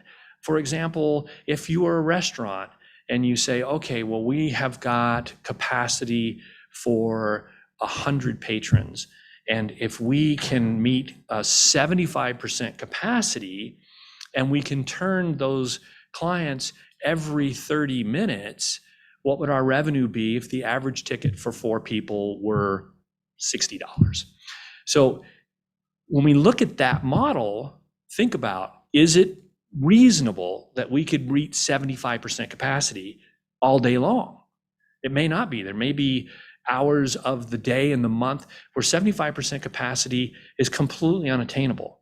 And there may be hours of the day of the month where 75% capacity is way under what's going on. So we want to come up with this rhythm of maybe 3 o'clock in the afternoon, your capacity is 10%, but 6 o'clock in the afternoon, your capacity is 95. Can we turn people in 30 minutes? Is that reasonable? Or should it be 45 minutes? Or should it be an hour?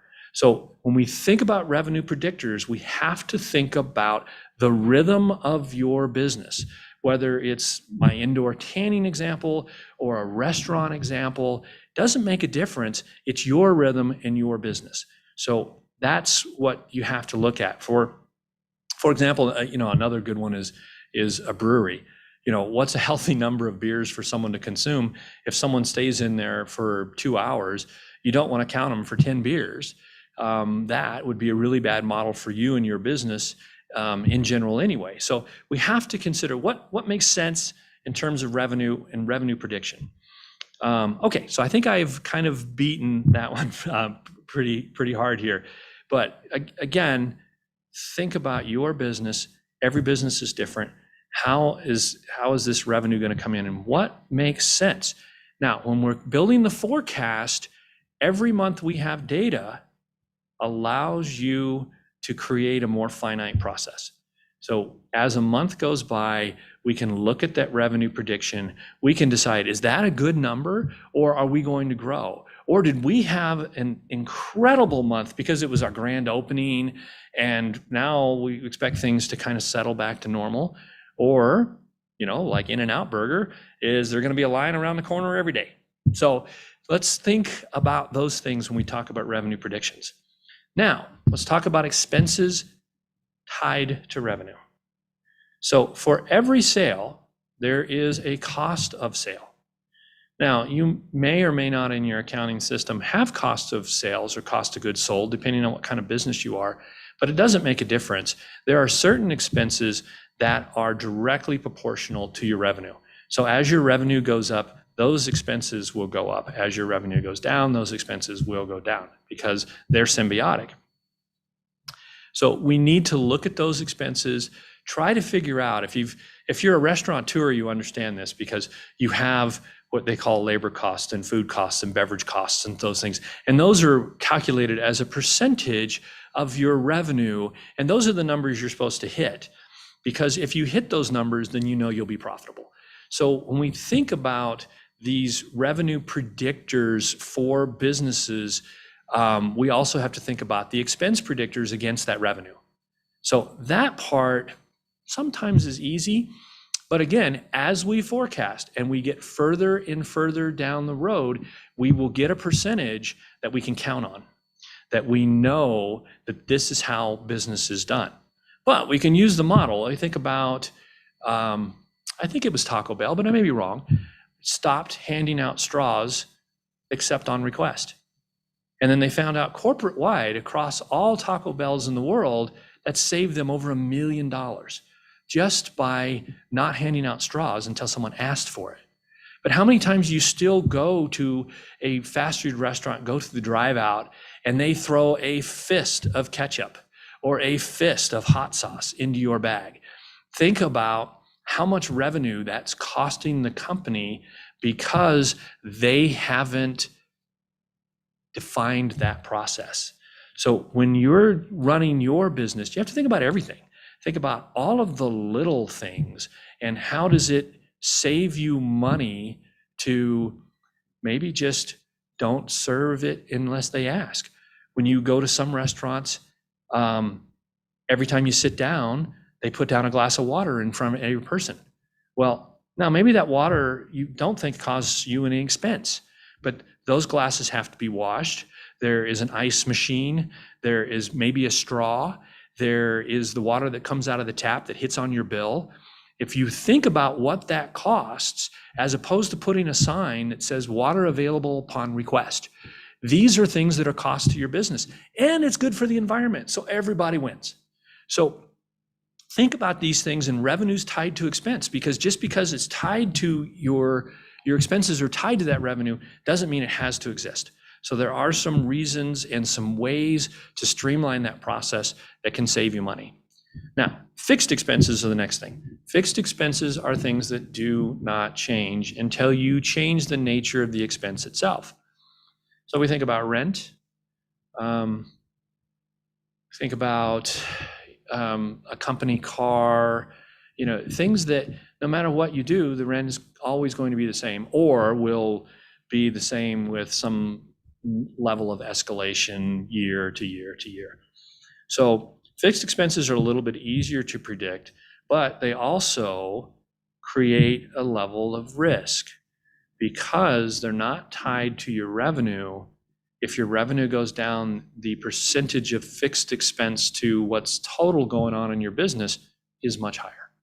So we have to kind of look at these fixed expenses. Although they're fairly easy to predict, they can be very difficult in terms of profitability. So, and they also become the biggest risk when we start talking about decision making.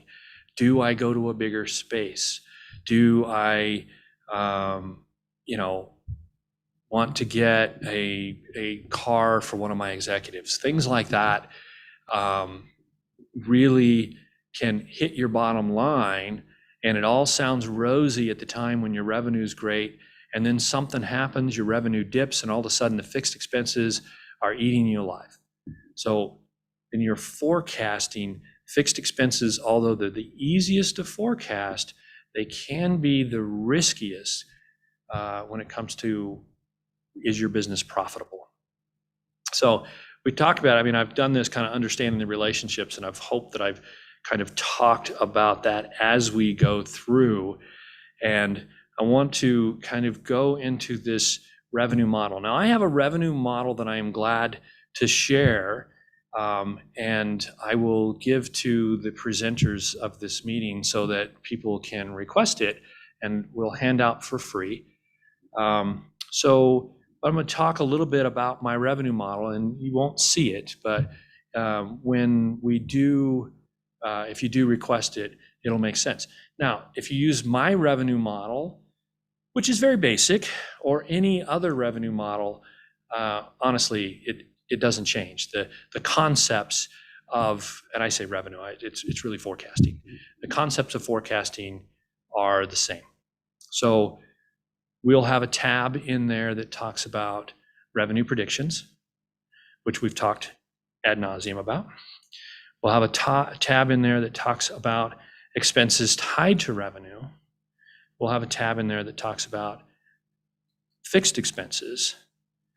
There'll be another tab in there about like major purchases. So you can sit down and say, well, we're going to buy a new grill, or we're going to need a vacuum seal machine, or we need some kind of vacuum former, or we need a heater, or there's so many different fixed assets that you could buy depending on what kind of business you have, that you need to make sure that you account for when you're going to buy that and when you expect to buy it.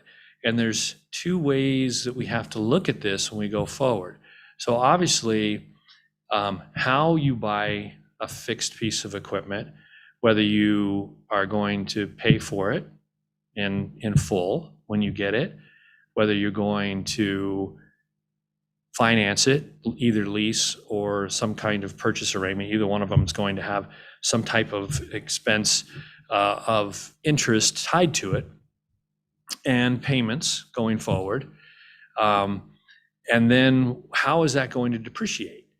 Because one affects cash flow of how much money is actually coming out of your account when, and then the other affects depreciation, which affects your taxes, which in the end will affect cash flow again.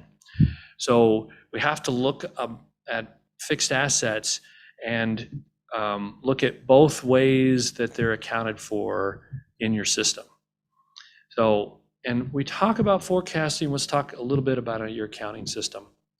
So how you account for things in your system is what makes sense to you. And I like to talk about this a little bit just because I see small businesses will look at bigger businesses and their accounting system, and then they will try to duplicate or emulate that system.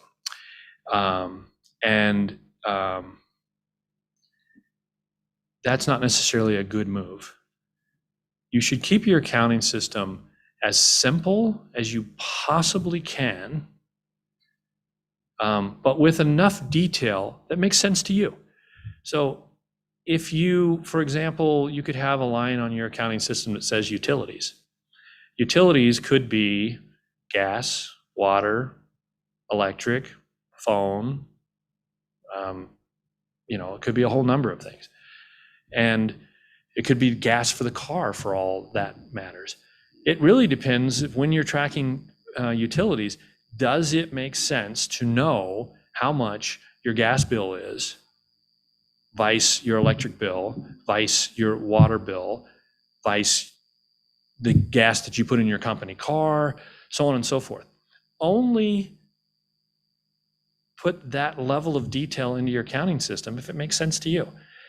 So, because you're going to forecast the same way. So you forecast to the level of detail that makes sense. If these bills are not generally important to break out, then don't do it. Now, bigger firms break out lots of things. They have accounting staffs, they can do this, and whether or not they use it or not really doesn't make any difference. It doesn't cost them any extra money to do that because they already have 5 accountants on staff. Well, small businesses don't have that luxury. So let's think about your accounting system and keep it simple. And in that, it will also keep your forecasting simple. Okay, so I'm gonna see what my next slide is. So my next slide is a wrap up, and it seems awfully early.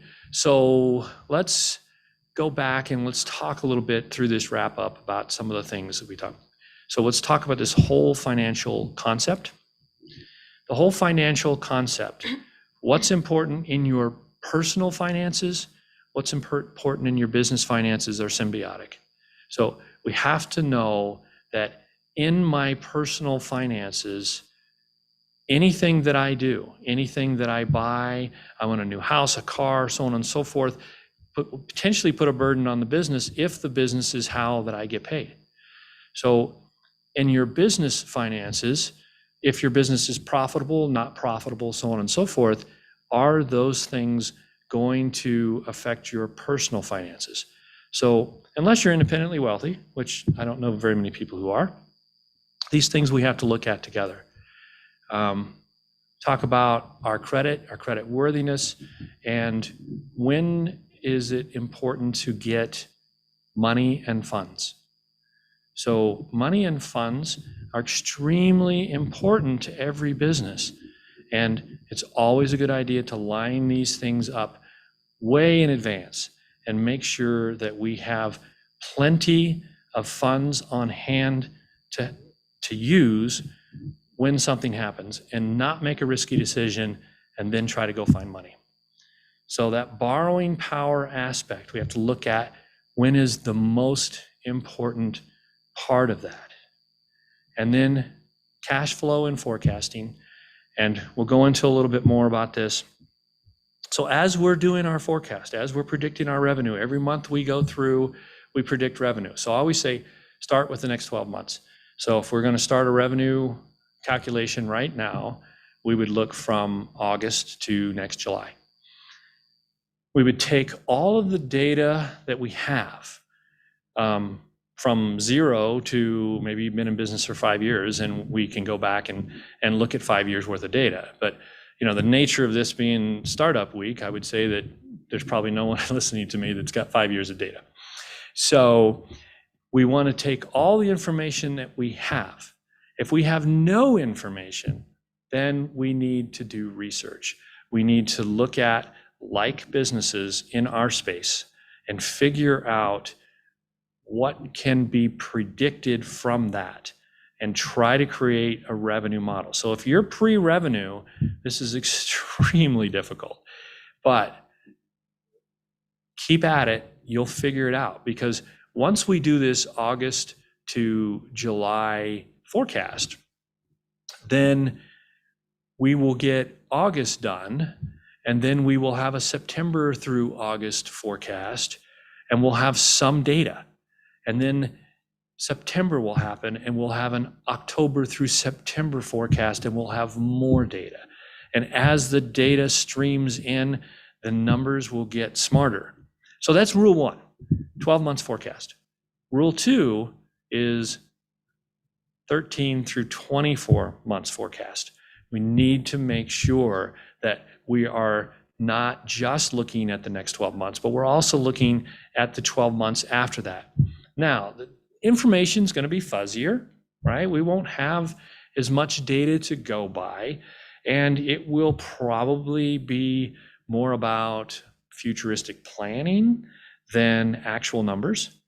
But every month, update our forecast. We continue to slide those months out to the right. So the next 12 months represents a little further down the road when we're thinking about today. And then the 13 through 24 months should get clearer and clearer and clearer.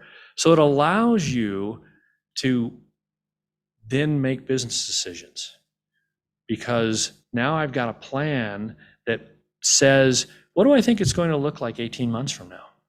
How am I going to get to that point?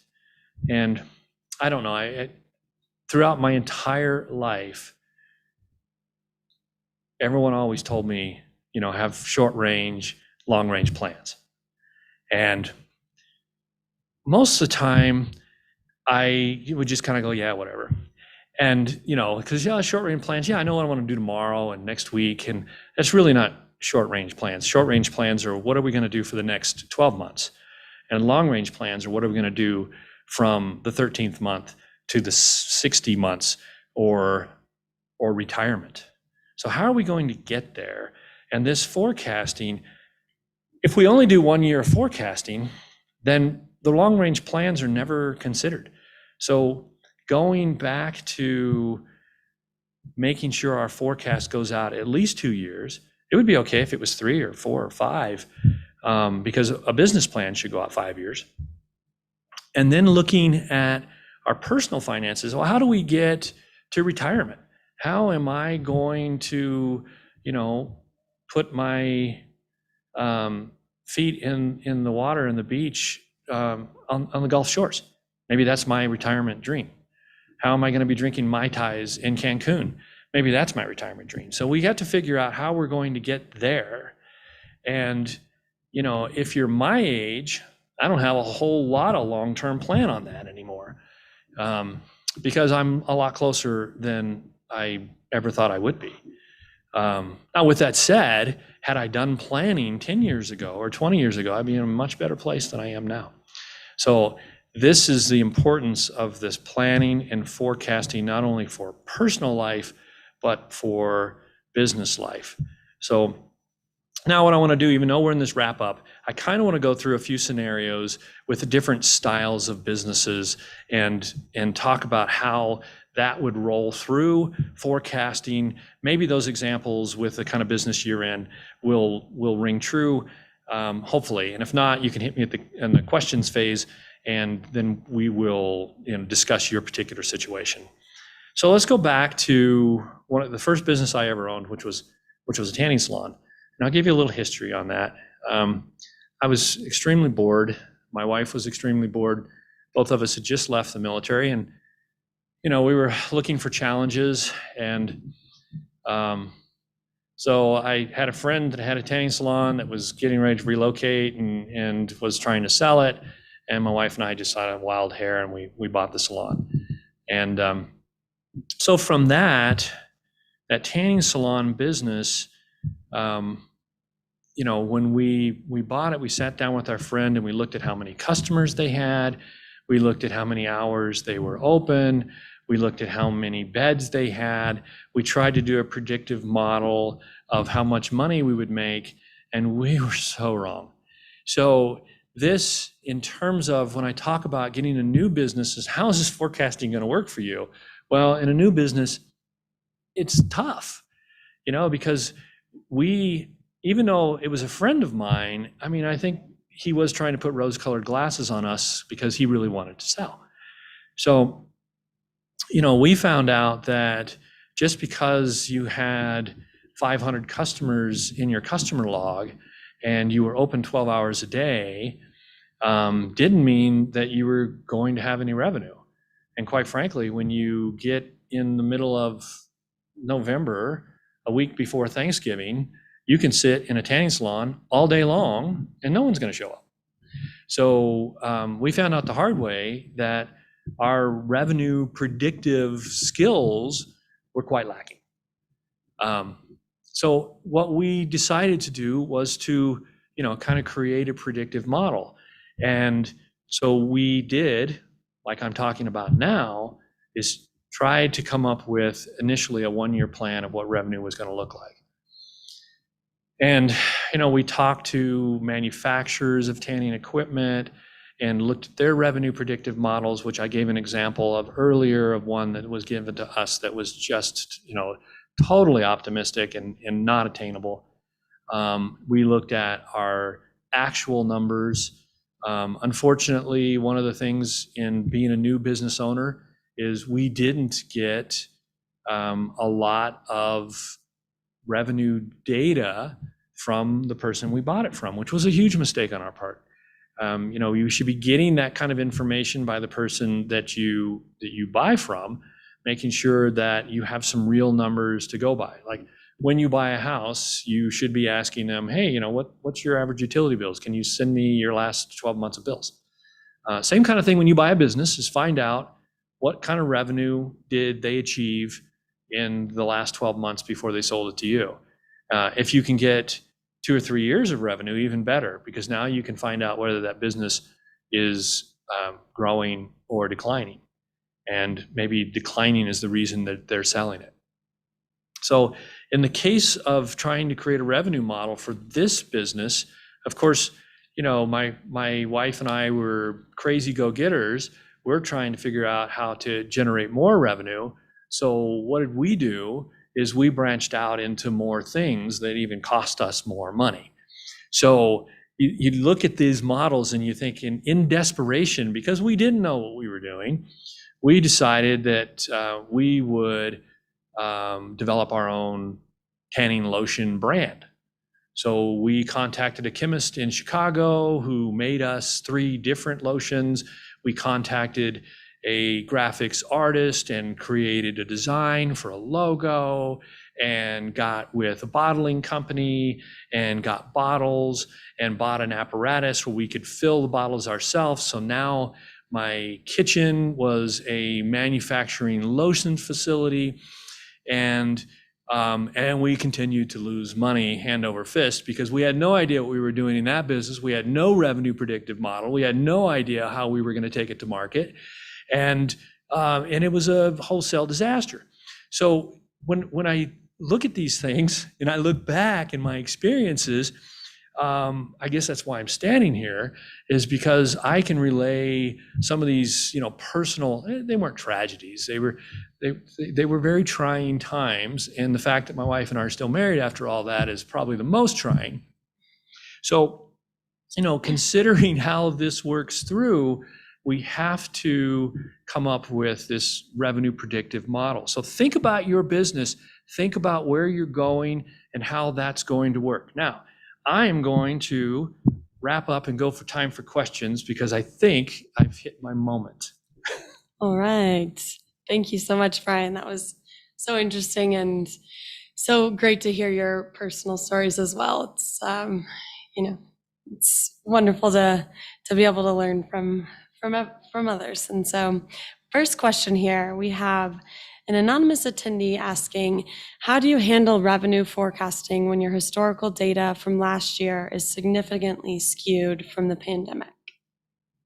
Yeah, and that's the same thing. It's almost like pre-revenue, where you have to try to do a predictive model based on what you think it should be. Remembering that the pandemic is a great lesson for us to learn because no one thought it could get this bad. So no one predicted this in their revenue.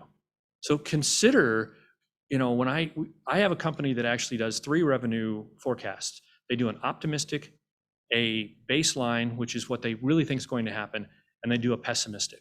And the pandemic has changed their pessimistic forecasting dynamic entirely. So it's really hard because the pandemic gave us many, many things that we didn't see coming. But that's something that you need to look at. Should we put together a revenue based on what we think would happen without the pandemic? And should we also put together a forecast if the pandemic were to continue? Because we've got new Delta variants and things like that. Maybe this goes on for a lot longer than we think. What does that look like in our revenue predictions? Okay, and this second question is, when conducting revenue forecast, do you do a low, a high, or just an average? So I think if you want to. Yeah, no, I mean, again, what I'm saying is I think it's probably a good idea to create a baseline revenue model, how we think this is going to happen, the most realistic possible case forward. And then now you've got a spreadsheet that's fully populated, so you can make more copies of that. You can do an optimistic predictive version of that, a pessimistic predictive version of that. You could come up with what if our revenue was 10% more? What if our revenue was 20% more? So you could make as many models as you want. They could all be linked together. So when you change one, all the rest of them change, and then you have all the data to look at. All right. And thank you for offering your revenue model. I will definitely be asking for that. And so just building upon that, apart from Excel, are there any other tools that you recommend for new small businesses or entrepreneurs? Well, I mean, I think a spreadsheet-based revenue predictive version makes the most sense. And because you don't have to go out and spend money. I think everyone has a version of some spreadsheet, whether it's Google Sheets or Excel. So that makes sense to me, so you're not spending money. I mean, there are many, many companies out there that do forecast models for a fee. If you've got the cash, there are some fantastic systems out there. But realistically, no one knows your revenue like you do. So you sitting down and working through your forecast, and I keep saying revenue in terms of forecast, but no one knows your business like you do. So doing your own forecast makes the most sense. Paying someone else to do it, that may be fantastic, and they may have a fantastic tool. They don't know your business like you do. So are you going to get what you're looking for? And quite frankly, most of them are pretty expensive. Okay, thank you. And what is the most frequent mistake that you see small businesses make in regards to forecasting? So we use a term from Winnie the Pooh. So Winnie the Pooh has two famous characters: Rabbit, who's very optimistic, everything is going to turn up daisies. And we have Eeyore, who is just, the world is coming, the sky is falling. Eeyore is, oh gosh, it's going to be horrible. Don't be a rabbit, don't be an Eeyore. So if you are that kind of person, then be both. So what I'm trying to say is we want to find this middle. So if you create an optimistic rabbit style forecast and then an Eeyore style forecast, reality is somewhere in the middle. So the biggest mistake I see is people either bring their pessimism or their optimism. Most people who are small business startups are optimistic. So don't be overly optimistic. Try to be realistic. Okay, and well, sorry, there's a question here about getting a copy of the revenue model and getting the slides. So we will send those. We'll send those out afterwards, correct? Yes, I'll provide that to the group here, and then you can get that from them. If for whatever reason that system falls through, my email is right here. You can contact me and I'll send it to you directly. Okay, great. Okay, and then we have a question here about credit score and how can I better build my borrowing power? Well, I mean, borrowing power is based on two things. Credit score is part of that equation, but the other part, and I say this, and it's a pessimistic thing to say, or maybe cynical, is that if you need money, go to the bank, you'll never get it. If you don't need money and go to the bank, they'll give you a loan tomorrow. So, and that's why I use this in my presentation, and I stress it so much, is don't go looking for money when you need it. Look for money before you need it. But you know, the whole credit score is based on how long have you had credit, how much credit do you have, what is the percentage of debt to credit, and have you missed any payments? So, you know, you have to really kind of live a good life in the credit world. Okay. Okay, and so on the one more question here coming in, we have, so you said to build your forecast 12 months out and to do monthly check-ins. Is this something that you are typically also checking on a daily basis? No, don't overthink it. You know, if you do it too much, it'll drive you crazy. It's kind of like watching the stock market, right? So if you watch it every day, it will drive you crazy, and your forecast is the same way. What you want to do is you want to keep a good set of accounting records. You want to close your books every month, and then you want to update your forecast based on your last month's close. All right. Okay, well, thank you so much, Brian. I think that is the rest of our questions. So thank you, everybody, and we will, any follow-up for the revenue model, we will get that to you. And up next, we will take a 10-minute break, and up next we have a discussion on customer acquisition and retention and curating the right sales team. Thank you again, Brian. You're welcome.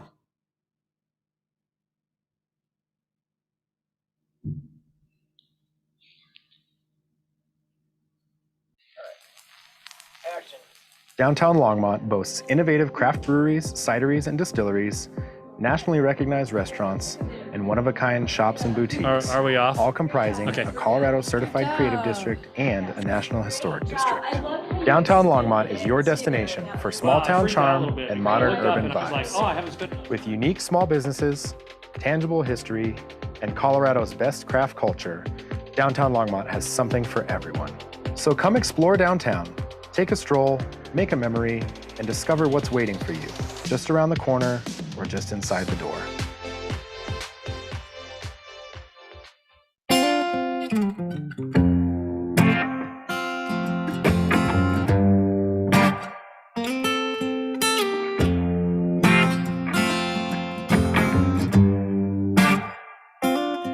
But it takes a little time to heal, I know it now. Hard times come and they go like Colorado rain. So I'm leaving tonight with a point to prove. Only dust in the rearview mirror. I choose to ride under a sky full of stars tonight. Ready to leave my past behind. Ready to open this heart of mine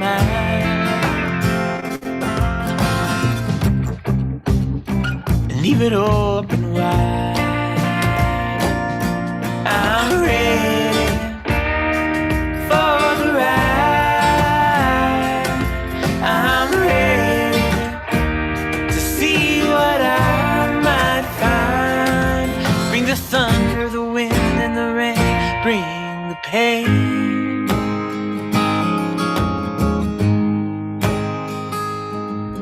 It takes a couple tears, you know, it takes a couple broken hearts to see past the pain to a life built to fall apart. Running scared through the night, only the moon to light my way. Tomorrow's gonna come a little brighter than today. So I'm ready to leave my past behind. Ready to open this heart of mine. Leave it open wide. I'm ready for the ride. I'm ready to see what I might find. Bring the thunder, the wind, and the rain. Bring the pain.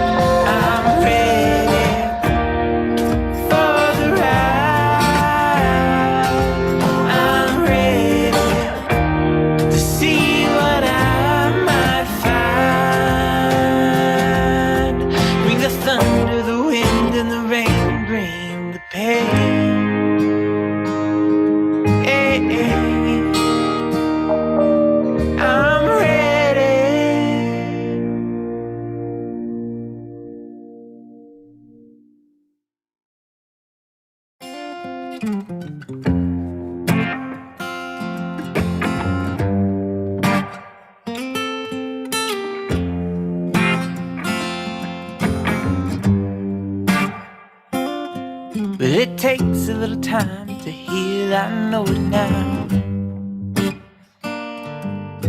Hard times come and they go like Colorado rain. So So I'm leaving tonight with a point to prove. Only dust in the rearview mirror. I choose to ride under a sky full of stars tonight. Ready to leave my past behind. Ready to open this heart of mine.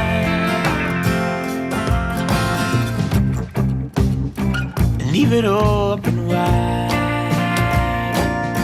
I'm ready for the ride. I'm ready to see what I might find. Bring the thunder, the wind, and the rain. Bring the pain.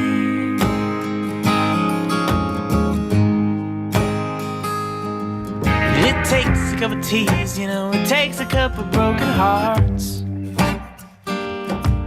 to see past the pain to a life built to fall apart. Running scared through the night, only the moon to light my way. Tomorrow's gonna come a little brighter than today. So I'm ready to leave my past behind.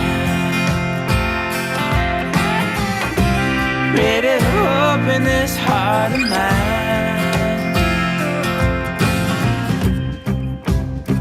Leave it open wide. I'm ready for the ride. I'm ready to see what I might find. Bring the thunder, the wind, and the rain. Bring the pain.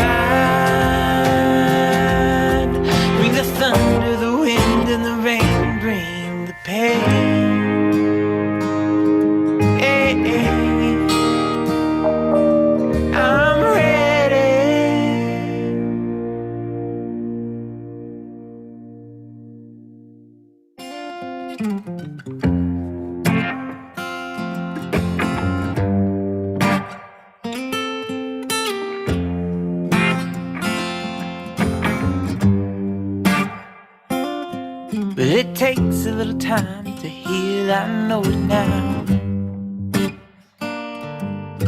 Hard times come and they go like Colorado rain. So I'm leaving tonight with a point to prove. Only dust in the rearview mirror. I choose to ride under a sky full of stars tonight. Ready to leave my past behind. Ready to open this heart of mine. And leave it open wide. I'm ready for the ride. I'm ready to see what I might find. Bring the thunder, the wind, and the rain. Bring the pain.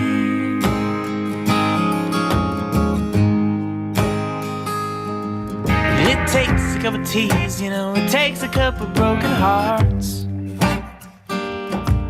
to see past the pain to a life built to fall apart. Downtown Longmont boasts innovative craft breweries, cideries, and distilleries, nationally recognized restaurants, and one-of-a-kind shops and boutiques, all comprising a Colorado certified. Welcome back, everyone. We are so excited to present the next round of speakers.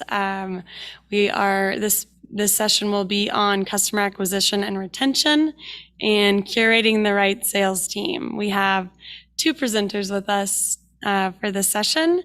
And first up is Eric Hosteen from SMP Alignment. He's the founder and CEO.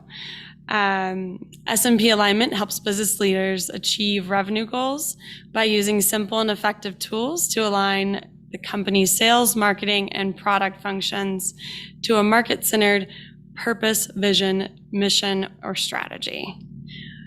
All right, Eric, I'll kick it off to you. Hello. I had some instructions. If you haven't seen yet, this is a very formal studio. And I need to first share my screen on Zoom, right? Shoot. PC. Where'd that go?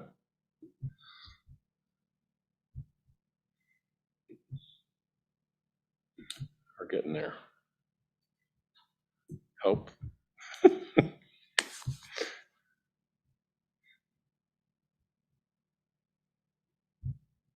we go. And then we go into presentation mode.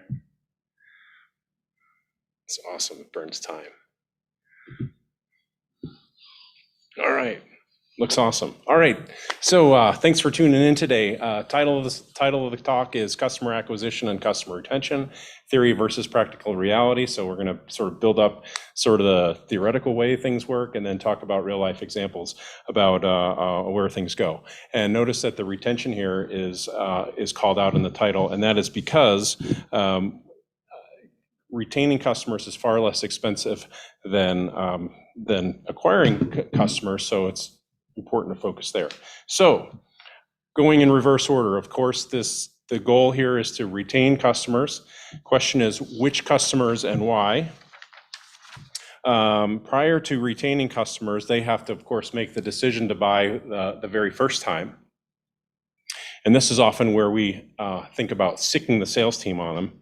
And then before that, we have to go through the consideration phase. And this consideration phase usually takes longer and involves more people, the more expensive the product is and the more risky the decision might be. And before that, there needs to be awareness, not just only of awareness of your particular product, but awareness of the problem that it is that they're solving. So we typically flip this upside down. This is the first round of marketing jargon, and we call this sort of thing the funnel. And it moves from awareness through consideration, decision, and then retention. Some people like to see this left to right, and that will often show up that way in, let's say, a CRM system. But I have a particular client that's trained me that we need to draw the funnels vertically because gravity helps. And we need every little bit of help we can when it comes time to moving people through. So it also notice that it's the shape of the funnel is like a funnel, not horizontal, or rather vertical, because otherwise we'd be calling this the tunnel. And what happens is there's leaks in the funnel. So you think about this process much like maybe like a manufacturing process, and along the way we're going to have yield or losses that move along, that happen along the way. And then the way that people actually go through this funnel is what we usually call something called the buyer's journey. And unfortunately, it's never really linear and straight like the arrows suggest. So we have to get those out of the image. And what happens, in fact, is it's usually a very, very messy process where customers will come into become aware of the problem that they're having and aware of the solution that you offer and sort of bounce around there, hem and haw for a bit. They might move to the consideration phase where they're thinking about changing, but then might ghost on you for a little while and disappear. And this whole thing is really sort of messy. And many times, business owners or startup founders find this to be pretty frustrating because, geez, why, my product is so amazing, why can't people just flow through? And I ask you to think about a corporate buying decision that you may have been involved with in the past, and think about how many times it's moved smoothly through the system, or a major significant purchase in your own world, how many times you've thought you were close to buying said product, but then going back and doing more research or talking to more friends or deciding that you want to try out some other things before you go through. So all of this, right, is really quite frustrating. And that's just sort of the way it goes. But there are things that we can do as founders and commercial teams to set our companies up for success. But just to drive this point home, I want to share a story that demonstrates how difficult our jobs are as company leaders to move people through our funnels. So some more jargon, right? So many times in the startup world, we talk about things like the total available market, sometimes called the TAM or SAM or some cool sounding acronym like that. And we think, boy, if I could just be in front of my customers when they have a triggering event, and boy, if this triggering event were so serious, like, let's say my life is in jeopardy, and let's say I have a product that is pretty sure to be significant in helping save said life. And wouldn't it be great if the price was right? Maybe free. Maybe it would be awesome if the inventory was in place. We didn't have any supply chain issues, and so much so that product is already available and literally right between your legs. Boy, wouldn't it be just so easy to be able to sell this product? So here's a clue. Flight 1549, which was the famous Captain Sully flight that took off from LaGuardia Airport in January of 2009, had 150 passengers on it as the total available market. All of them had just gotten a product presentation about the life vest, blow here, pull on the straps. We've seen it all before.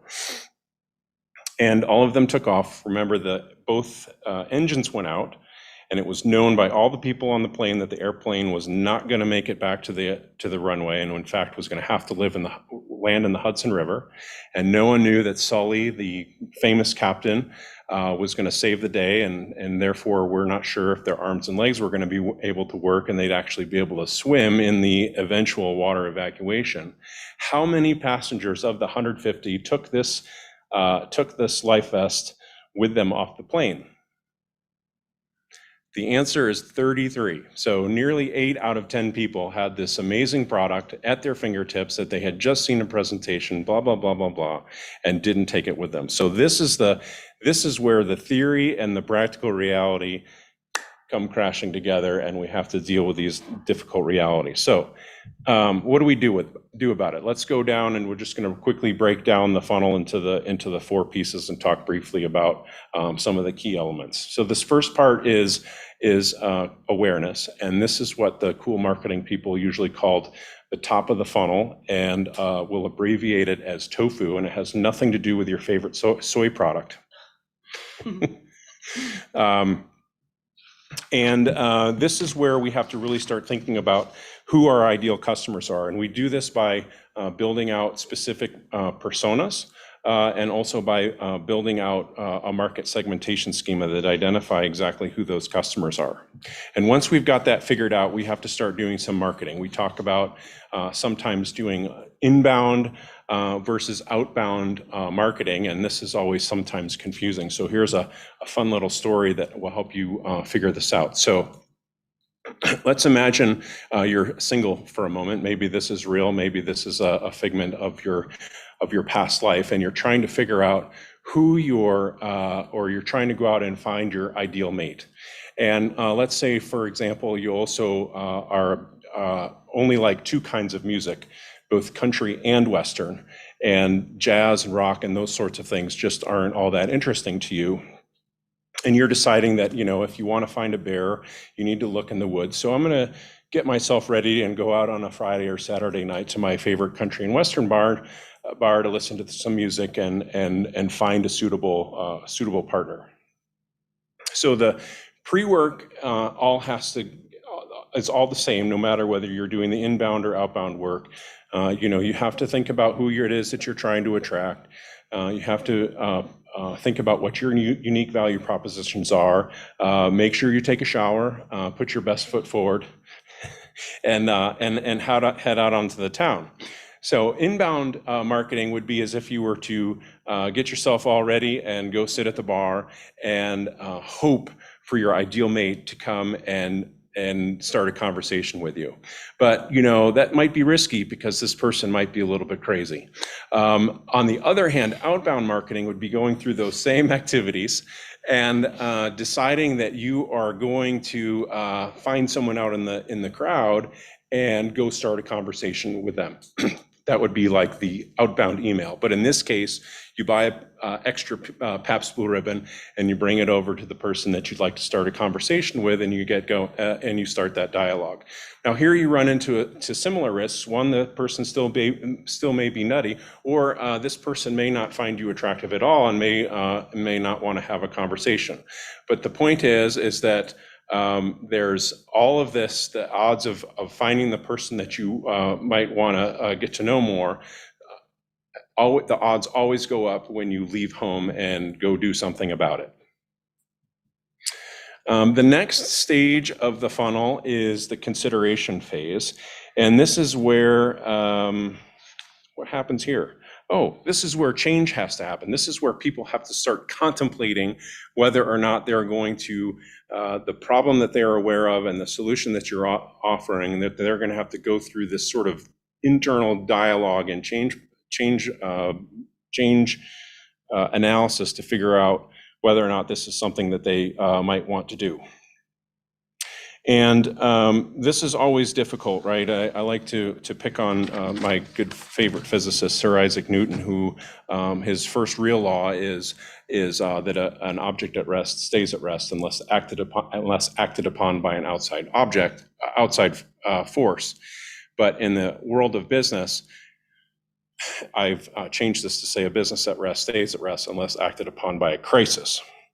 And if you've been through any sort of therapy sessions before, you may have heard of these 6 stages of change. And this first one is pre-contemplation, which is where people are not at all ready to make a change.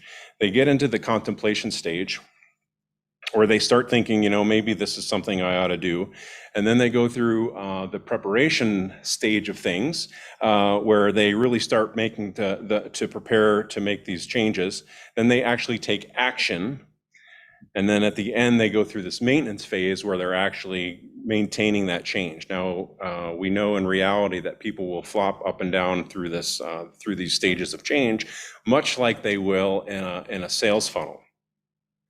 But it maps pretty closely to this idea of first awareness, then consideration, and then ultimately ending in retention, where that change is locked in and then they're staying with you for the long haul. Next phase of the funnel is the decision-making phase. And I want to warn the audience to avoid this sort of false character of the mythical decision maker. And that is, many times sales teams or marketing, so we just need to get to the decision maker. But I would argue that that's insulting to people in the decision-making process, because all of us are in fact decision makers.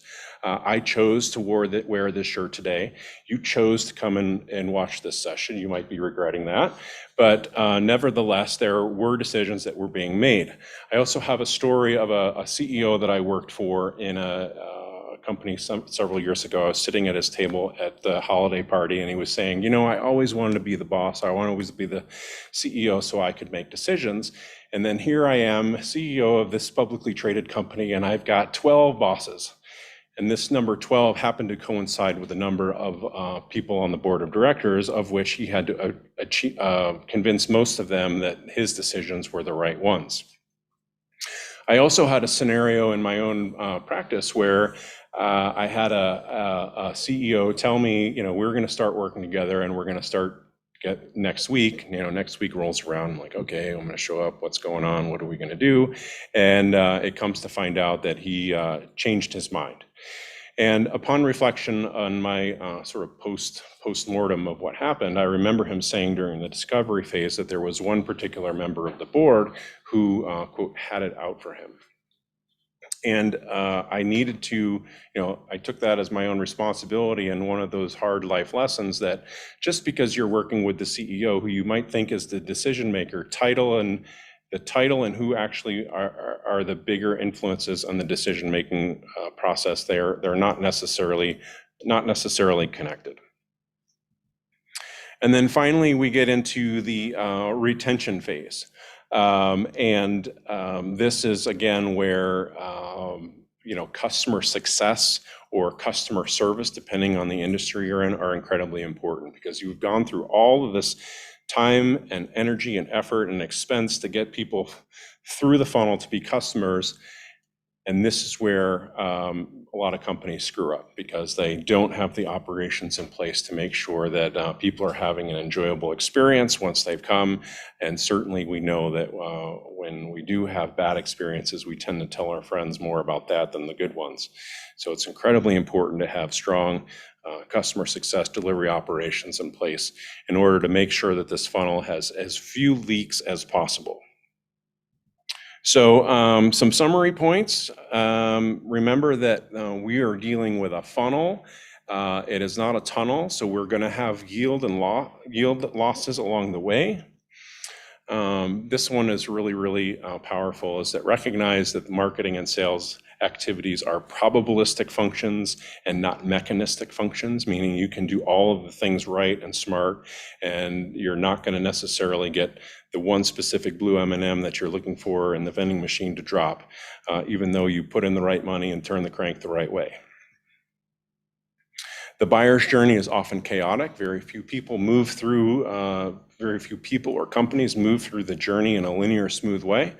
It's our role as a commercial organization to help facilitate that process. Think of it as being like a deal Sherpa.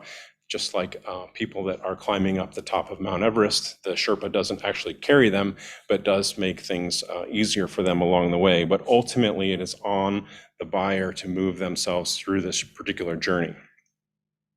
And given all the things that are completely outside of your control in this process, it's incredibly important to identify those things that are within your power and focus on those things. And with that, I would say thank you for listening. And if there are questions, I'd be happy to address them. All right. Thank you so much, Eric. And we are going to do Q&A after our next speaker. And so, but thank you a lot, Eric. That was super interesting. And I think I have never heard as many analogies on the funnel, and I loved it. So thank you again. Okay, so up next we have Lori Raymond. Lori is the Regional Market Manager for Specialty Appliance Inc. Lori manages the Fort Collins and Louisville showrooms and leads the charge for their sales team.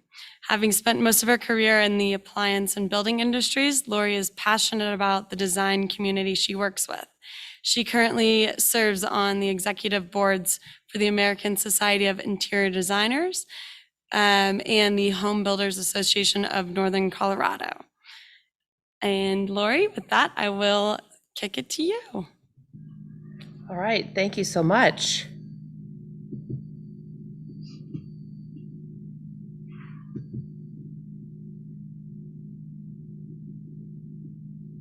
One second here.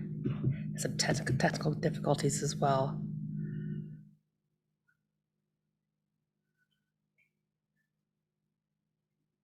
Gotcha. Here we go. Sorry.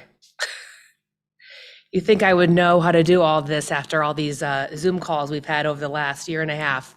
But again, thank you so much for having me. My name is Lori Raymond. I am with Specialty Appliance. What a fun platform to be able to talk about just, the business and kind of the culture that we're living in here, and just excited to be here on behalf of Specialty Appliance. As Caroline said, I am the North Market Manager for Specialty Appliance. I do lead 2 sales teams, both in our Louisville and Fort Collins showrooms. And this was a job, a position that I kind of was promoted into last fall, so kind of during a COVID environment. And a lot of times, today I will be talking about curating and developing and what kind of curating means and how to develop a sales team. But I was just thinking about listening to Eric's conversation. Sometimes we have various personalities we work with, and it's our up to us as far as managers to be able to curate those personalities that are on our team and develop those sales teams so they work most effectively. So let's go ahead and jump into that here. Basically, what I wanted to start with is talking about what curate means. As probably most of you hopefully listened yesterday to Maggie Civic's presentation from ARC Thrift Stores. We were talking about some marketing buzzwords and what curate means, and basically is it to take charge or organize. So when I'm trying to curate a sales team or curate a right person for a sales team, I need to pull together and kind of select various personalities and so forth to have the right individual. But in business, to curate is the act of examining a number of items and selecting what you consider to be the best of the bunch. So again, you're going to have various personalities in a sales team, and it's to look at those attributes of those individuals. So kind of simply put, we're going to talk about today is curating means to identify the key attributes and traits of what's most important to your business culture. Because what might be as far as individual that I'm looking at as far as potential salesperson may not be the same in your business. So let's kind of talk about a little bit what that means today and how we can go about finding that right individual to continue to build your sales team. All right, so it's kind of from where you could start, for example, is look internally. Specialty appliance, kind of just a backstory. We've been around for 20 years now. It is a locally business here in Colorado. Our founders, the two gentlemen that actually worked for big box stores back in the day, and wanted to kind of branch out and start a business of their own as far as on the installation side. And then from there, we have these showrooms both down in the tech center and then now in Louisville and Fort Collins, and we well as have various warehouse locations all over the Front Range area. But we have a lot of internal candidates that we have looked at over the years and been able to promote from within. So you really, as far as looking at a sales team, maybe have people that you worked with in the past, or have folks that have helped you as far as on the admin side of your business that want to possibly move into sales and so forth. So you can look internally. I know we have a great sales gal now out of our Greenwood Village showroom down in the tech center that started out in the accounting side and the admin side of our business. And 3 years later now, she is a really successful salesperson and doing great working with builders and designers and clients in our showroom. So she's a great success story. I actually have a new salesperson starting in our Louisville location next week. That he's been one of our installers, been in the field and been on job sites for the last several years. And he wanted to change and kind of wanted to develop within his career, and he's coming over to us next week in a sales role. So really excited to have that. Again, we'll talk a little more about it as far as culture and so forth, but these individuals know the culture and they're moving into different roles within the company. So it's really exciting. Next thing, as far as employee referrals, you could have friends and so forth. We actually do have some family members and some friends of friends that have worked in various industries. Good candidates are out there, especially now. I know that there's a huge workforce as far as gap right now, but looking for as far as changing careers. A lot of times your current employees might have great referrals, and we do, as far as especially do have a referral bonus program. So you may want to talk about possibly doing that within your company. It's a great way to get good people and to retain and develop those people as well within the company. And again, a big thing that we do, we work a lot with manufacturers. So we network with our suppliers, customers, colleagues, and other social contacts. So really, you never know as far as people moving in and out of the metro area. It may have come from the same industry in a different part of the country, or have worked for a various supplier. I know personally, I have been in and out of the appliance and construction business for years, but I actually got back into appliances with specialty over 3 years ago. Used to work with my boss, now currently used to work with him years ago for a different company. So you never know who you might come across. It might be a great benefit to your team down the way. So something to always think about and network with, industries you may be involved with. Professional trade associations. As Carolyn had mentioned, I'm very involved with Kitchen and Bath Association. We work closely with them in our business, as well as home building associations. And so they have great referral bases as well to get good employees, maybe a folk that's been in the field, maybe want to go in more of a sales route and so forth. So you always can network with those trade associations. And we've hired and had very successful salespeople that have come from being a designer in the past or used to work for a builder. So it's all kind of interconnected, and really, and we'll talk about it a little bit as far as sales development, it's really a relationship business. So you can really get great candidates by people that you may work with day in and day out that may be interested in a job change. And again, we can always look to as far as online. We do a lot of LinkedIn posts and so forth. I know that Indeed is a big source as far as advertising, job posting and so forth. But again, there's a lot out there. So I would actually look at the ones we talked about earlier as far as looking internally and looking at various employee referrals and so forth. But advertising is always a good option. And then lastly, the sales force that's coming out of our local universities and colleges is a great avenue to get some good, hungry, recently graduated employees that want to start out in the business. I know that they've got some great skill set. We actually recently just brought in a new marketing assistant who came in from a local university, just graduated not too long ago. So someone who's new and kind of hungry and looking to start their career and join a great team. That's something we want to look at as well. And then you can even talk to, kind of go back to the employee referrals. You may have friends or coworkers that have kids that are recently graduated from university or college, but definitely it's a great avenue to look at for potential salespeople. So kind of to dive in a little bit as far as the key attributes and traits that you may want to look at. Again, this is not a tell-all, but just some things that I have felt that in my experience, you really want to look at as far as a team member and as far as getting the right salesperson and bringing them onto your team is their experience. Of course, if you hire someone out of college, I almost kind of think then you can groom them to where you want them to be within your organization, how to mold them. But as far as past work experience, they come from a different industry. You want to look at that. You want to look at their background and any sort of other industry experience they may have. A big thing that I really like, and not only experience, because I think sometimes you may have a candidate that doesn't really have a personality and they have some great experience, but they're not going to be the best fit within your organization. So I think a personality traits, really looking at those is a big thing. Again, you want to look overall at your team. I know that my Louisville team, for example, is a little different from my Fort Collins team. And I know kind of the mix that maybe certain individuals couldn't work at either location, but they do work well together. And when I'm looking at new hires, I want to make sure they're going to fit into the team dynamics. Like, it's good to have a balance, for example, of introvert versus extrovert. I know, for example, I'm very much an extrovert, but my counterpart that covers the South region with our company, he's more of an introvert. So we balance each other out. We also kind of battle it out sometimes, but in the end, we have, the company's purpose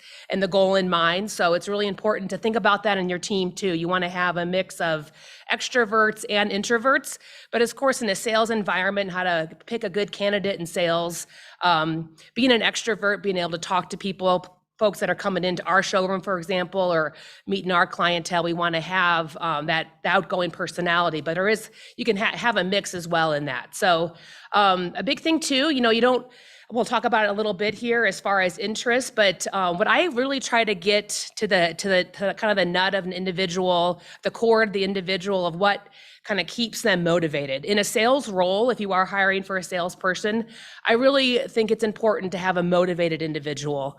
A big thing is, we want our salespeople to make the most money they possibly can. I'm here to support them in my role, but we need to kind of find out those things that are going to trigger them as far as motivation, whether it be income, as far as income potential or teamwork. And sometimes, we have a lot of salespeople that just need to have a that a boy or that a girl throughout the day or throughout the week or throughout the month to kind of keep them encouraged and so forth. So I really try to find out kind of what their interests are, what motivates them, and kind of help that also keep them moving forward and developing in the sales process. And kind of a big thing I wanted to talk about, and I'm going to talk about this a little later as well, but when I'm looking at candidates as far as on my team, I want to see how they're going to be a part of our culture. And the culture, what I mean by that is both my team as far as in my Louisville location or Fort Collins location, but also overall company culture.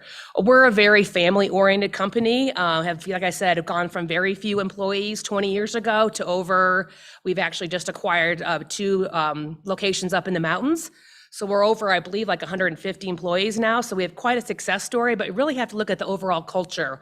Very family oriented, very work hard, play hard culture.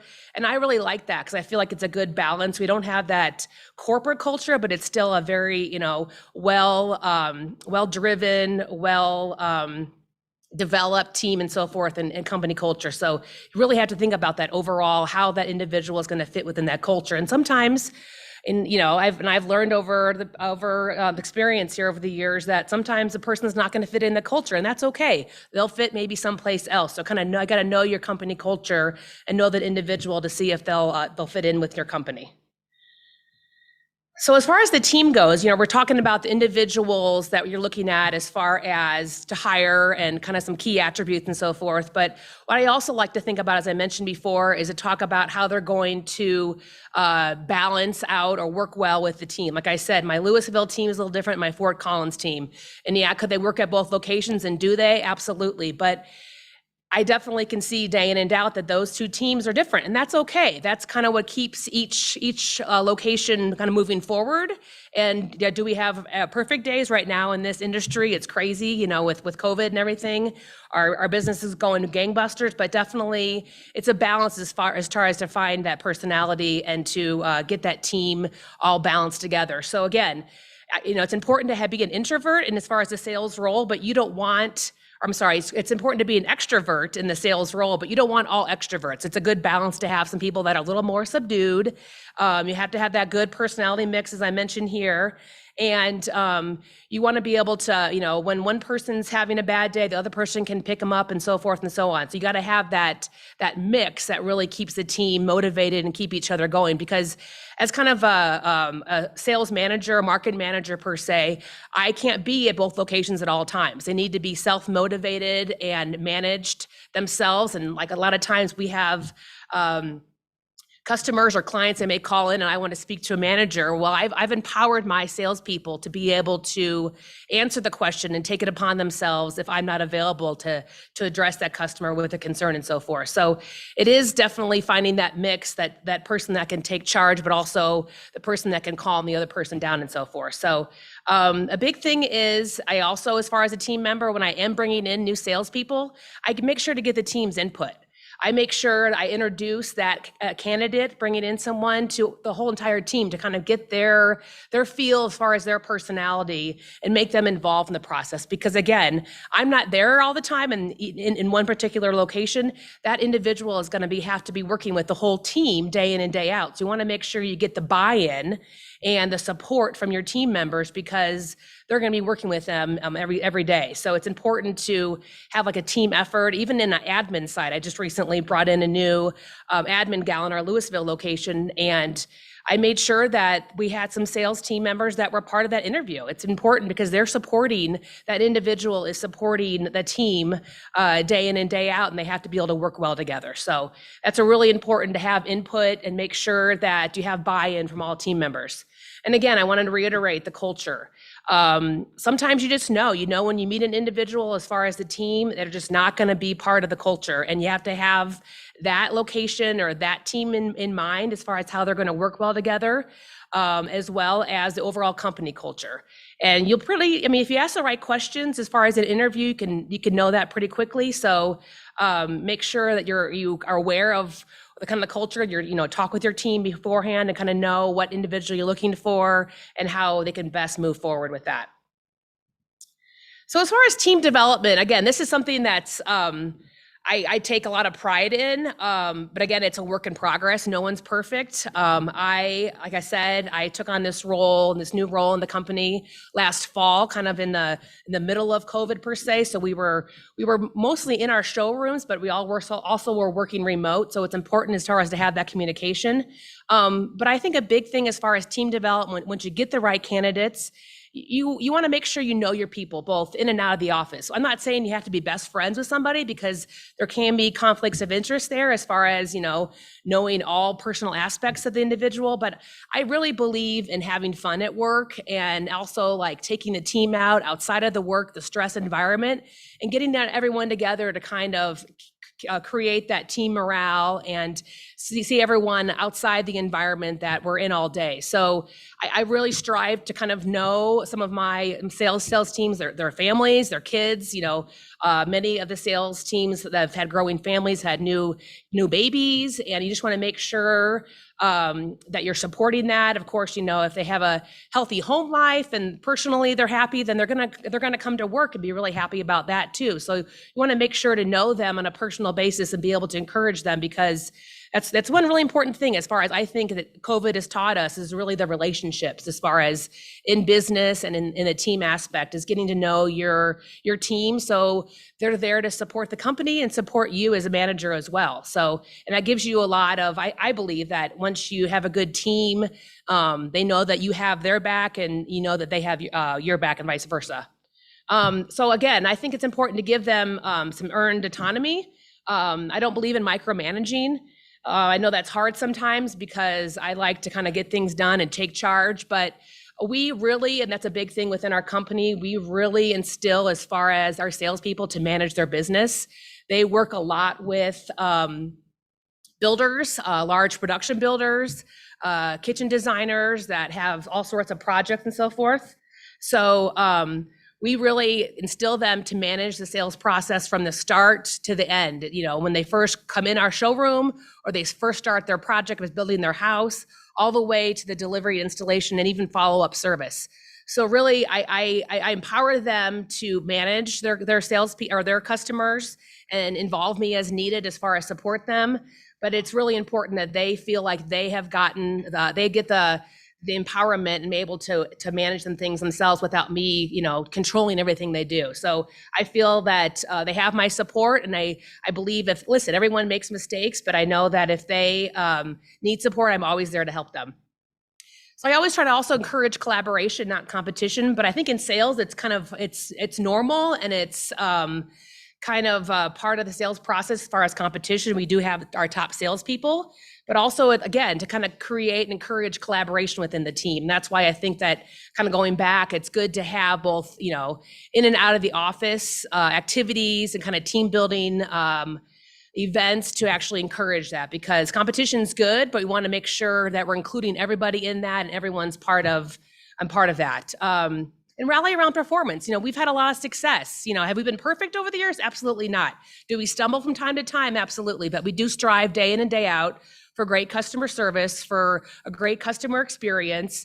And I think that that's important as far as to really encourage the good performance, and congratulate salespeople as they perform well, or have a good we have good a good report or a good review. We regularly do have reviews that we do look at on Yelp or on Google, and we make sure if we do have a positive review, we make sure to reward our salespeople with a small gift card and just say, hey, thanks for the good review, because as you guys know, reviews go a long way. And so it's all about encouraging that. And then, one salesperson sees that, oh, they're getting a great review and they've got a little, gift card. Oh, I want to do a good review. So it encourages that collaboration, that, positive performance. And again, as far as sales, it does all come down to clear communication and metrics. We do have sales goals. You want to make sure you're regularly meeting with your sales team and talking about those goals and so forth. You want to make sure that they know what's expected of them, and be able to kind of follow up with them on a regular basis. That's really important. And again, a communication, it goes back to expectations and following up with them. I believe, and kind of on a side note, if there is, something as far as a negative experience that comes out, I believe in, positively approaching them, and then talking about the negative aspect or negative review, and then ending it in a positive. So it's a positive, negative, positive feedback that I believe that people really do react with. Kind of again, going on as far as some extra things, find coachable people. I think it's important to find people that want to be a part of your team, that want to grow, that want to have that income potential, but also that want to learn. I mean, no one's perfect. Everyone is, makes mistakes day in and day out. I know I do. And I want someone to be able to tell me, hey, Lori, maybe think about doing it this way next time. And I want salespeople on my team to think about that as well. It's not always their way. So again, a big thing too, kind of moving forward here, lead by example. I believe I don't have a per se desk or an office at my showrooms.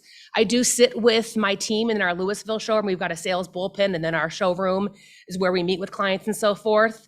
It is more of a destination showroom, but I actually sit in the back with my sales team. I really feel like that's the way I can kind of get to, kind of hear what's going on day to day and be a part of it and kind of give my guidance. And also they can hear kind of what I go through on a day in and day out basis. But I think that if you lead by example, they're going to say, oh, Lori, she is not going to sit back in her office as a manager. She's going to be with the team here in the bullpen. So I definitely feel like leading by example is a huge thing, and it's been successful with us. Sales partnering, I highly recommend, like talking about the introvert and extrovert, having sales partners and maybe team up. If I've got about 10 people or so in one showroom and 7 or 8 people, kind of pair them up, knowing that they have different personalities, they can learn from each other. I think it's a great way to develop a team. And again, kind of going back, hire for cultural first. That's a big thing. You got to know your culture, both within your team. It may be different from showroom to showroom, by location to location, but overall the company culture.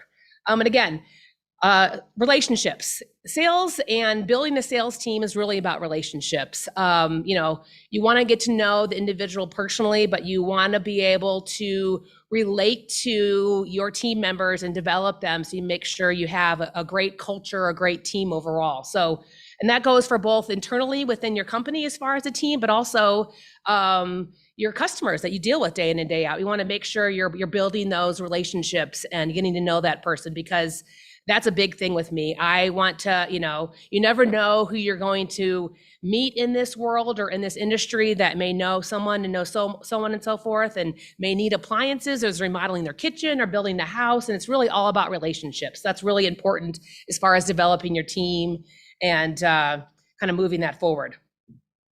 So again, kind of just to summarize here, I really believe that kind of teamwork makes the dream work. Strong teams are built on encouraging autonomy. And I've always said throughout the presentation here, a culture is a big thing, both within your team and also in your organization. So know that culture, be able to hire an individual based upon that culture, get to know that individual before bringing them on.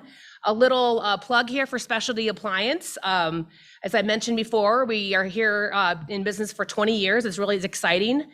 We have 3 kind of destination showrooms around the Colorado Front Range area. We do actually have a warehouse down in Colorado Springs as well, and warehouses in Denver. We've actually moved up to, like I said, the mountains. We do have a location moving over to the Specialty Appliance family in Avon and Basalt, but as well as I cover the Louisville and Fort Collins. So if you have any questions, my information's on here. Another plug is we do have a mobile showroom.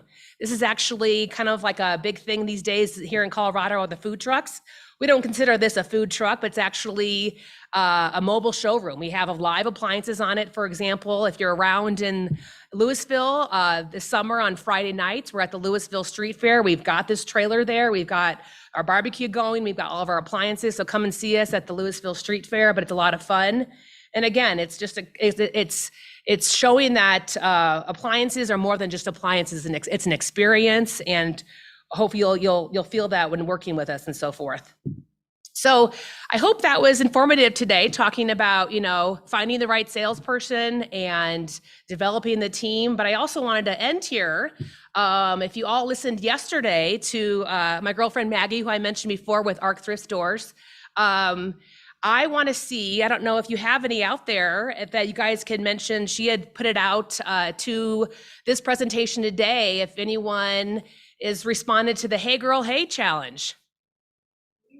A Maggie. Oh, who that's Maggie, responded, yeah. And we also have Lloyd. Oh, okay, who awesome. said, hey, girl, hey. Sweet. Well, so with that, we're going to continue this on this week here at Longmont Startup Week. So if you join us tomorrow afternoon when Lori Jones moderates the afternoon sessions from noon to 3, if you type in "Hey Girl, Hey" in your responses, you will get not only a $20 ARC gift card, but also a $50 gift card from Specialty Appliance. So please join us. We're kind of talking about how word of mouth is very impactful in business. And so definitely join us tomorrow for the presentations and say, "Hey girl, hey" in your chat, and you'll be able to win those gift cards. So just wanted to throw that out there, but thanks so much. Awesome. Thank you, Lori. That was wonderful. And okay, we have a couple questions from the audience here for Eric and Lori. The first question is, would you please describe your best suggestions for motivating someone who may be less than enthusiastic in a sales position? Oh, that's a good one. Well, that's the thing. I actually have a personal experience with right now because motivation, I mean, I'm always kind of a positive and on the go person, but I would kind of say maybe sit them down and kind of talk about, as far as being motivated, maybe, sit down with them and talk about what does motivate them.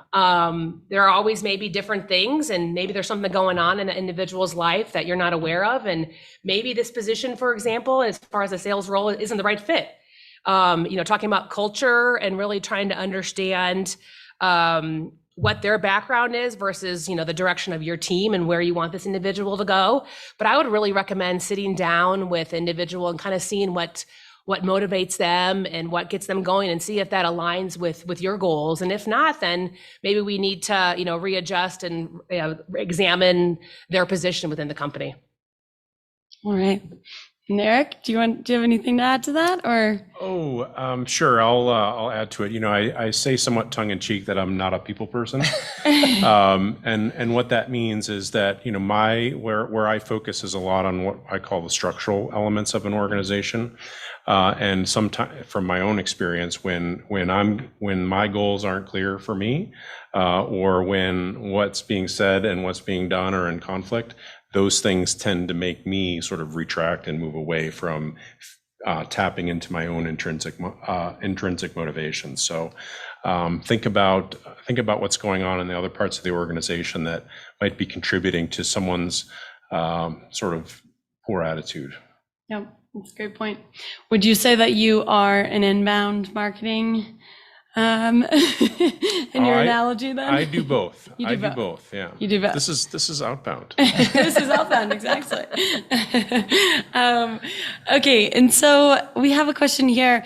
In terms of the funnel, top of the funnel, where do you do the handoff from a marketing team to a sales team?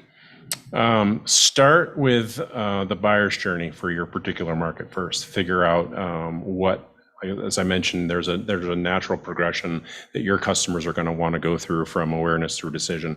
And depending on the organization or the type of product that you're in, that transition point is going to be different. As a general rule, marketing owns the top of the funnel, and as a general rule, the sales team owns the bottom of the funnel, but there are significant overlaps depending on industry. Okay, great. And Lori, do you agree? Do you feel, how does that? No, absolutely. How I does mean, that I work really closely with our marketing. We've got a marketing team as well. It's a smaller team. We don't have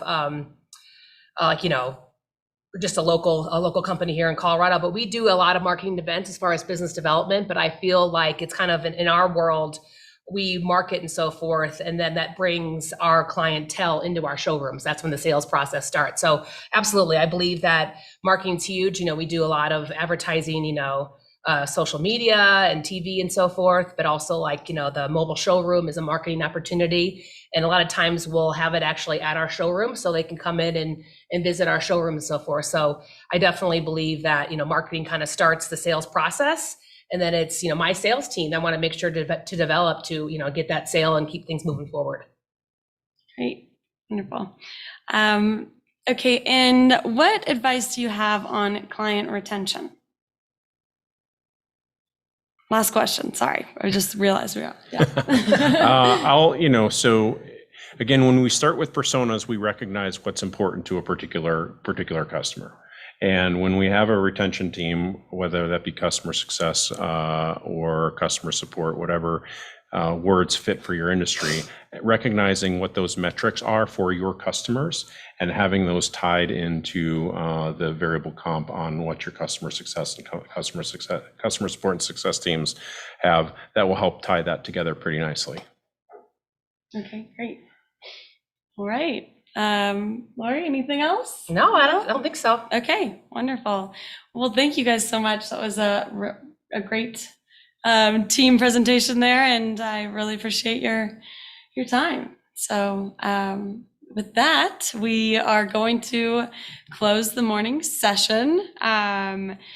Up next, I'm excited. We have a couple wonderful more sessions this afternoon, including one on how far will DIY get you in hardware development, another panel on authentic operational plans for DEI, and then we will close up the day with an introduction to employee ownership. And then don't forget, this afternoon and every afternoon this week, we have our in-person events. Tonight's events will be from 4 to 7 p.m. There's one at the Gross and Bart Brewery and one at the Roost. And there's special discounts and different offerings for Startup Week. So I hope to see you there. And lastly, a big shout out to our wonderful sponsors, ARC Thrift Stores, Avocet Communications, Ward Electric Company, Longmont Economic Development Partnership, Biz West, Left Hand Brewery, Docketly, Downtown Longmont, High Plains Bank, and Handprint Inc., Circle Graphics, Sticker Giant, and Chop 5. Thank you guys so much again for being here today, and we will see you next time.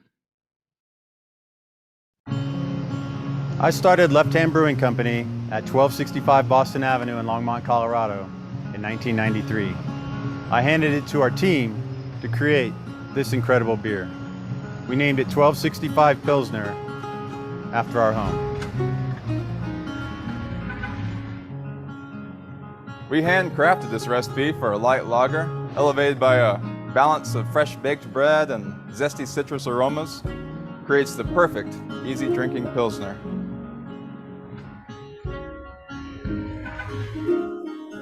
We designed the 1265 can artwork by hand months ago and are so excited to have it on shelves around the country. While this beer is packaging, I hand pull a can off the line every 10 minutes and test it for quality. That way every 6-pack is perfect. Ooh! I pull our left-hand tap handles to perfectly pour you a beer each time you come visit me here at 1265.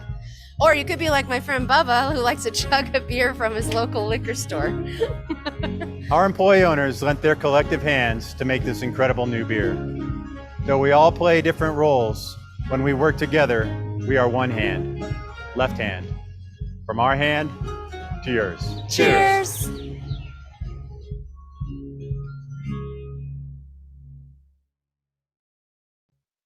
When I die, hang my soul from a star in that old Nebraska sky. Bury my heart in the soil that kept me alive. When I die, hang my soul from a star in that old Nebraska sky.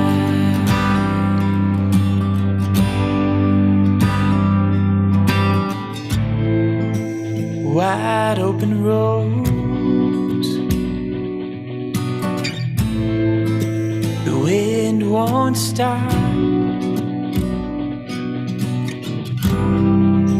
but ever done a road round here we call a monument.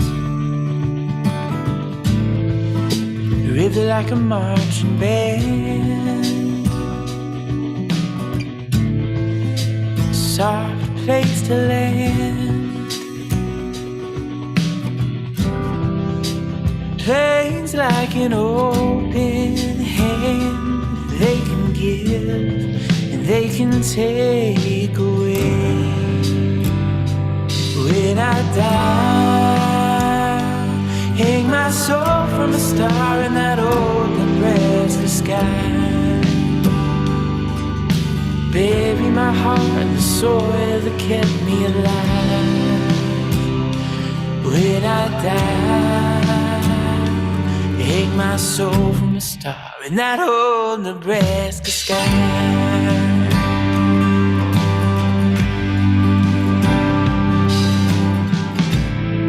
Under a ponderosa pine, thunder's rolling in on a summer night. I can hear a train cry, singing our small town goodbye.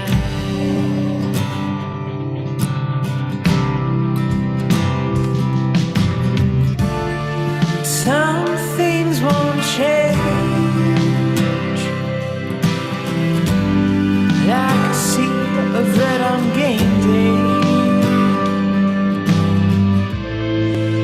The simple things built us,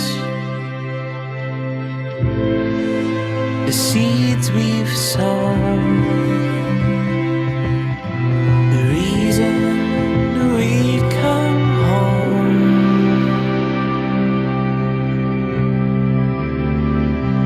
When I die,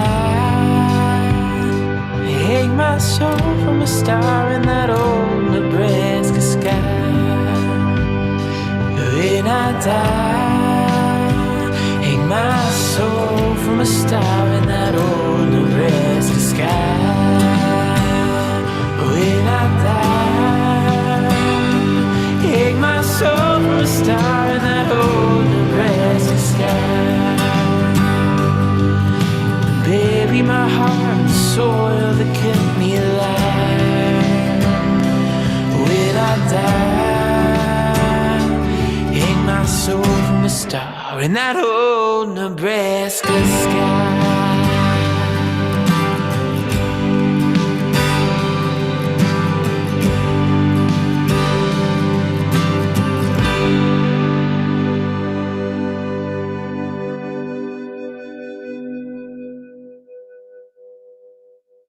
When I die, hang my soul from a star in that old Nebraska sky. Bury my heart in the soil that kept me alive. When I die, hang my soul from a star in that old Nebraska sky.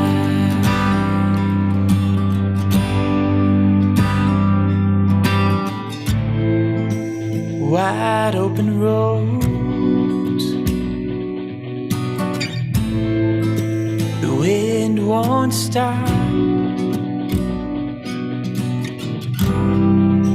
but ever don't a road round here we call a monument. The river like a marching band, soft place to land. Planes like an open hand, they can give and they can take away. When I die, hang my soul from a star in that old Nebraska sky. Bury my heart in the soil that kept me alive. When I die, hang my soul from a star in that old Nebraska sky.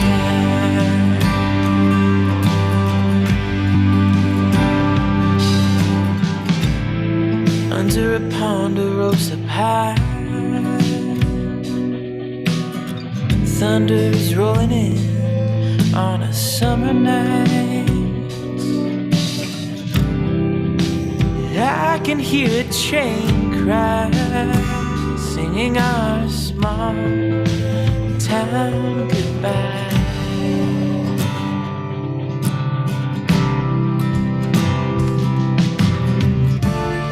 Some things won't change.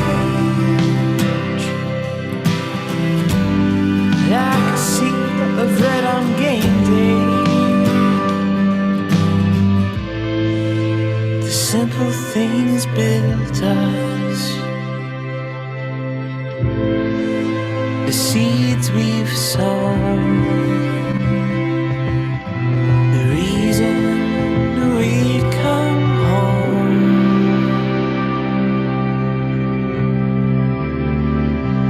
When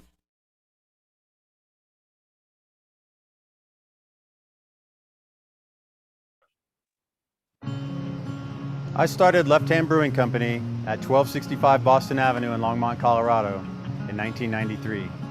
I handed it to our team to create this incredible beer. We named it 1265 Pilsner after our home. We handcrafted this recipe for a light lager, elevated by a balance of fresh baked bread and zesty citrus aromas. Creates the perfect easy drinking Pilsner.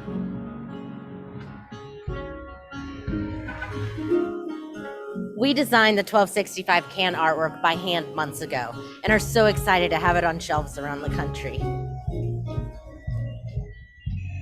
While this beer is packaging, I hand pull a can off the line every 10 minutes and test it for quality. That way every 6-pack is perfect. Ooh! I pull our left-hand tap handles to perfectly pour you a beer each time you come visit me here at 1265. Or you could be like my friend Bubba, who likes to chug a beer from his local liquor store. Our employee owners lent their collective hands to make this incredible new beer. Though we all play different roles, when we work together, we are one hand, left hand. From our hand to yours. Cheers!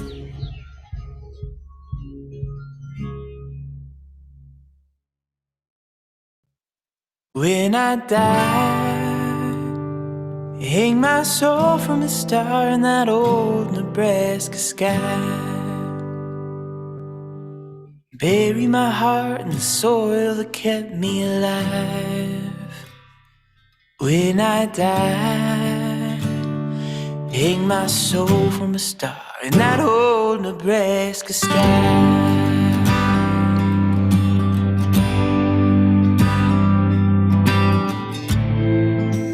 Wide open roads,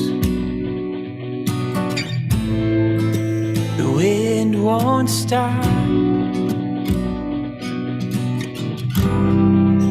but ever done a road round here we call a monument. The river like a marching band, soft place to land. Plains like an open hand they can give. Hello. Welcome to our session on how far will DIY get you in hardware development. My name is Jenny Loper, and I'm the Director of Operations at Zebulon Solutions. We primarily work with startup companies and young companies that are looking to develop their product or their concepts and take them into production. My particular background is in operations, and I have worked in supply chain management, in new product introduction, manufacturing transition, resolving quality issues, and manufacturing process development. I'm joined with two panelists today. One of them is Allison Hughes, and we also have Lauren Hafford off camera. Lauren, go ahead and turn your camera on. Welcome. Hey, can you see me? Yes, we can. Good to see you. So Lauren is a mechanical engineer. She uses data-driven science to drive decision-making and systems understanding. She's an alumna of the E2 Hotels and Fulbright Fellowship programs. She holds a bachelor's degree in materials science and engineering from the Olin College of Engineering. Her experience ranges from structural sheet metal design on a large-scale solar daylighting product to human-centered design on water quality program in rural India. And then Allison, for the last 2 decades, has specialized in designing technology that empowers creativity and self-expression. Her software has supported audio hardware in many Apple products, including Macs, iPhones, iPad, and the Apple Cinema display. Currently, she's the founder and CEO of Beatrice Forms, where they reimagine the apparel design process to fit real bodies. I'm so glad you ladies are able to join us today. Thanks for having us. Yeah, thank you. So as we get into our discussion, we have 4 topics. And I would like to take a break after each section to take questions. So the first thing we're going to do is just define some terms around product development. I find that many people don't use the same words in the same way, so I'd like to try and just level set that for our discussion today.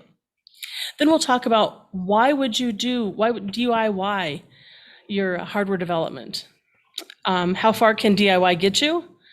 And when do you need to hire an expert? So as I said, I will take a break after each section just to take questions and get some engagement. So we're looking forward to, if you have questions, go ahead and answer them. All right. Our background, I guess I want to say this from a level set, everyone. Our backgrounds are all in developing technology-based products. And we'll be primarily speaking to the inventor types who have a hardware product and want to understand how to get it into the marketplace. But that said, many of our concepts are applicable to nearly any kind of business.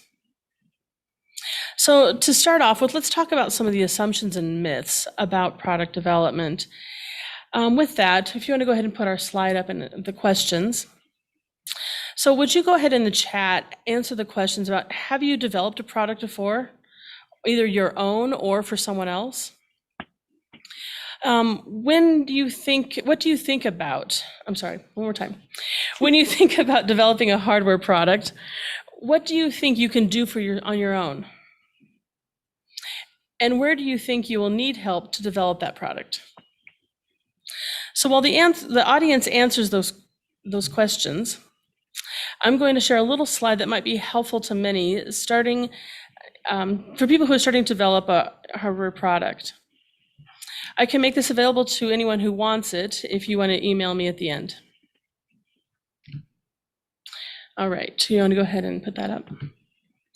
So many entrepreneurs I speak with have a very simplistic view about how hardware product is developed. They have an idea and they get it patented, and get a concept built, and then want to go straight to production. They overlook the many intentional iterations that are needed to refine the product and ready it for production. Regardless if you do these steps yourself or employ an expert, there is a need to think carefully and specifically about how a product is developed and the testing completed to ensure it is a robust, reliable, and ready for general consumer use. So with that, let's see what kind of engagement we got. And let's see. I'm looking at this. I don't see if I see any questions in here, but that's okay. We will just keep going. All right, so let's talk about why. Why would we try and develop a hardware product on our own? And I mean, this probably needs the least amount of discussion because of the most obvious answer, lack of funding. You can't pay someone else to do it.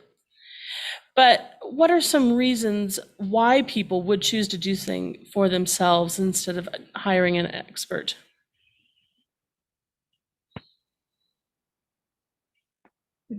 Would you like It's me either to to answer? you. I'm sorry. It's either to you, either to you or Lauren. I'm gonna start here. Sorry, there's a little bit of a delay, so I'm gonna go ahead and talk without the headset.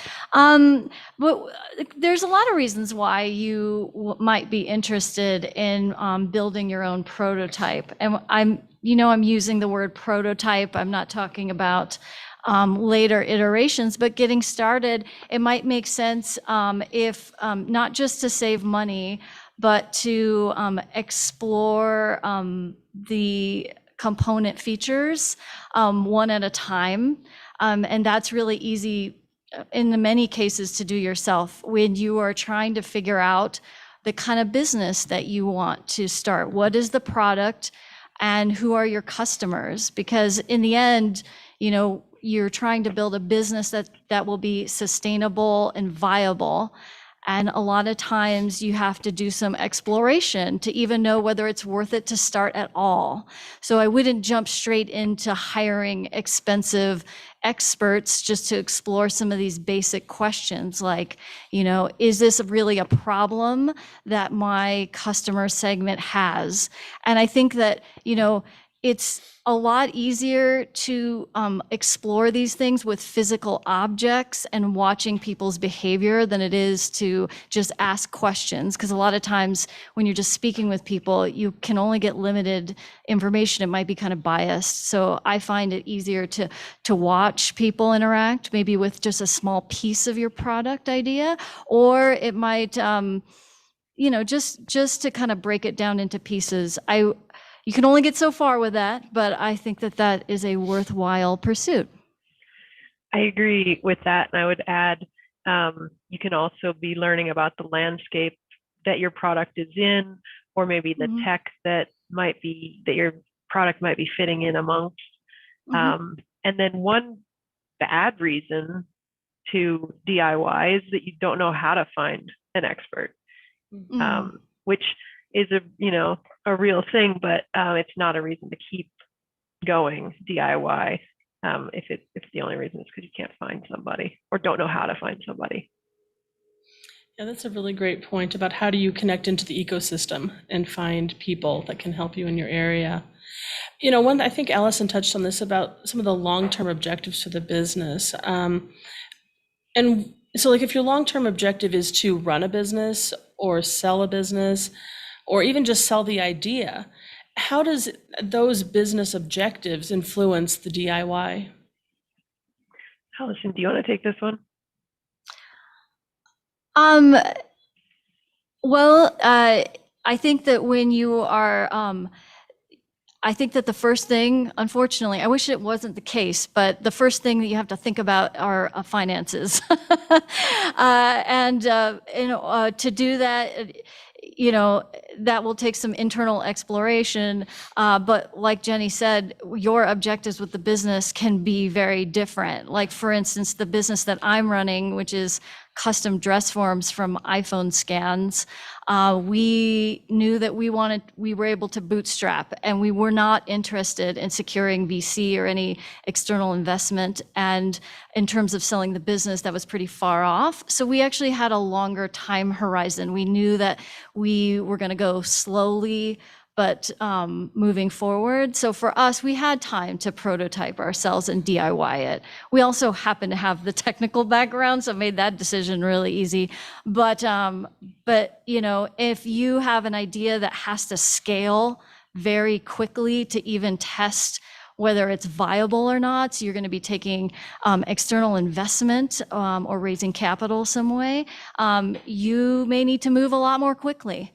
So the DIY question kind of, you know, you don't have endless time to teach yourself some kind of programming language or how to set up some kind of embedded system if you're doing IoT or something like that. So I think that plays a huge role. So Allison, when you set your business up, were you giving thought to what your exit strategy would be, or were you focused on just getting to being revenue positive? We were definitely more focused on just being revenue positive. So we wanted to get a product into the marketplace fairly quickly. But again, I hesitate to use our example for everyone out there because I had 9 years at Apple in hardware engineering, and my partner had 7 at Apple in software and is a mechanical engineer by trade. So for our product, which was half software, half a physical product, it was a no-brainer. We could get that up and running pretty quickly to get an MVP out there. That's a minimal viable product to start selling. Because to me, that's the ultimate validation of your idea. And if you are doing a self-funded, bootstrapped business, you have to get to making money real quick. So for us, it made a lot of sense to do it that way. Thanks for going into that.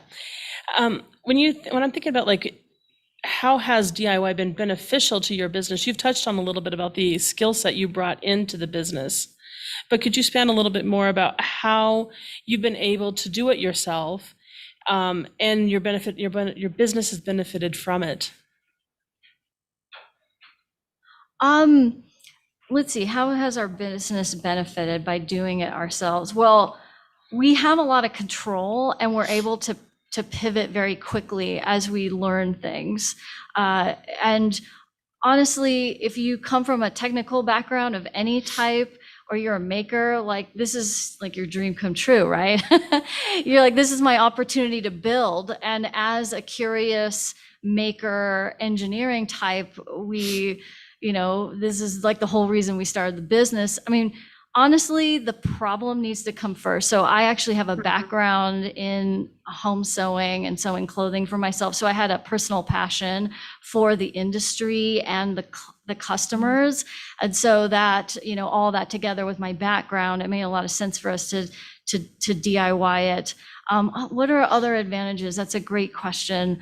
I think that we're able to feed back information really quickly into our iterative process in development. So one of the things that if you are to outsource these things, the schedule of like turning around changes that you're learning from your audience, from your customers or whoever you're testing with, takes longer to feed back into it. So we had a very, very tight feedback loop. So if you're a follower of like the lean startup, I feel like we were able to follow that model very well and have very tight iteration cycles. So it helped us to develop a lot faster and be in tune with our users. Again, like I'm an engineer, but something that's missing a lot in engineering is contact with customers and a real empathy for customer experience, because you can try to imagine all day long what your users need or want or how they work, but you're going to get it wrong because your imagination is never as good as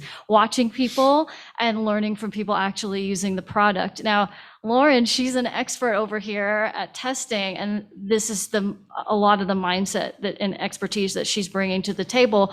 But if you're a solo founder or just someone getting started, you may not have that expertise. So you got to really lean on your audience and your clients to really learn that. So I think that is one of the advantages, and just having a deep understanding of how the product works. But that only gets you so far, as Jenny knows and Lauren knows. When you get to manufacturing, then it's a whole different ballgame. I want to add to that really quick, because I completely support everything you said about listening to your customers and get the product into their hands. And I want to emphasize part of that. So you build your prototype, you get it out in the real world, you get it out with a customer, and then they test it. And the critical part is you got to listen to them. Mm-hmm. Like you got to hear what they're saying and take it in. And if you feel that defensive monster, if somebody reveals something that's not great about your product, you feel that defensive monster inside, you take a breath. That's the critical feedback you got to take in. So true. Yeah, it's a great point to bring up. Thank you, Lauren. I like, Allison, that you said you almost perfectly positioned because you had a passion for this new industry you were going into, because it came out of kind of a hobby and an interest that you had. But then you also had the technical and the engineering skill set to really do it, that I think that a lot of entrepreneurs are not as necessarily perfectly positioned as you've been, and you've mentioned that. So yeah. So, all right. Is there any questions from the audience relative to why would we do something ourselves instead of hiring an expert? I'm going to give that a couple seconds here and see if anything comes up. If not, our next topic is how far do we take DIY? And I'll give you a second to think about the next question, is that what needs to be done to refine an idea? And related to that, or what kind of professionals are you going to need? So I think if you want to go ahead and start one of those questions, that would be great. You want to go first, Allison? Sure. Let's see. To refine an idea. Well, I'm gonna go to, like engineers or software people, we like to start with 0. So that would, to me, the refine the idea is 1. 0 is, should I be doing this at all? And so I think that the first, were you talking about the first time you spend money? Or we're still in Not DIY? yet. This is still what needs to be done to really refine that idea and kind of the general process as a whole. Okay. So I still would start with step 0 and talk. I want to just really drive home that user validation piece and just make sure you understand the problem that you're solving very intimately. And then the refinement. I think I touched on this a little bit before, but it is about. So we were talking about building your, first is a proof of concept. So you're going to be putting together a piece of hardware that just shows that you can actually make it, right? And do that feature. Like, can you build the feature that you're exploring or thinking about? Because if you can't build it, it's difficult to test or to put it in front of people. Although there are exceptions to this, and I want to take the opportunity to point this out right now. There's a method called concierge, and even with a hardware product, you can test certain parts of the idea without actually building anything that's technical, if you're a non-technical founder. So an example of this is we did some consulting with a company called Track Pacer. And what their idea was, is it was a string of LED lights that go around a track, like a 400-meter track. And different color lights would go at a different pace. So you could follow these lights and pace you're running. And one way you could prototype that and do one iteration without building anything is to have somebody wear a red t-shirt and another person wear a blue t-shirt, and they run the paces on the inside of the track and people follow it. And I know that sounds maybe amateurish, but it actually is not. You could learn a lot about, like, well, how would people use it? How do they respond to it? Is it like something that's even needed at all? Or are there going to be issues with having the different paces at the same time? I don't know what the issues are, but I'm just saying you can concierge. So that may be the step 0 that I was talking about. But then, so the next step is, okay, can I build this at all? Like a feature. And then is MVP. And MVP is a step farther in that, it has to be a working piece of hardware that the flaws don't get in the way of testing the product, right? It has to be, that's what they mean by minimum viable, at least that's what I take it to be. And you can actually, use it as a full product. Maybe it doesn't have every single feature in it, but it has enough to get started and get some. And when I say feedback, I don't mean like, sometimes clients or customers give feedback like, you need to fix X and it's valuable, but most of the time it's not like that. Most of the time it's about like feelings and you observing people, because they don't have the fix.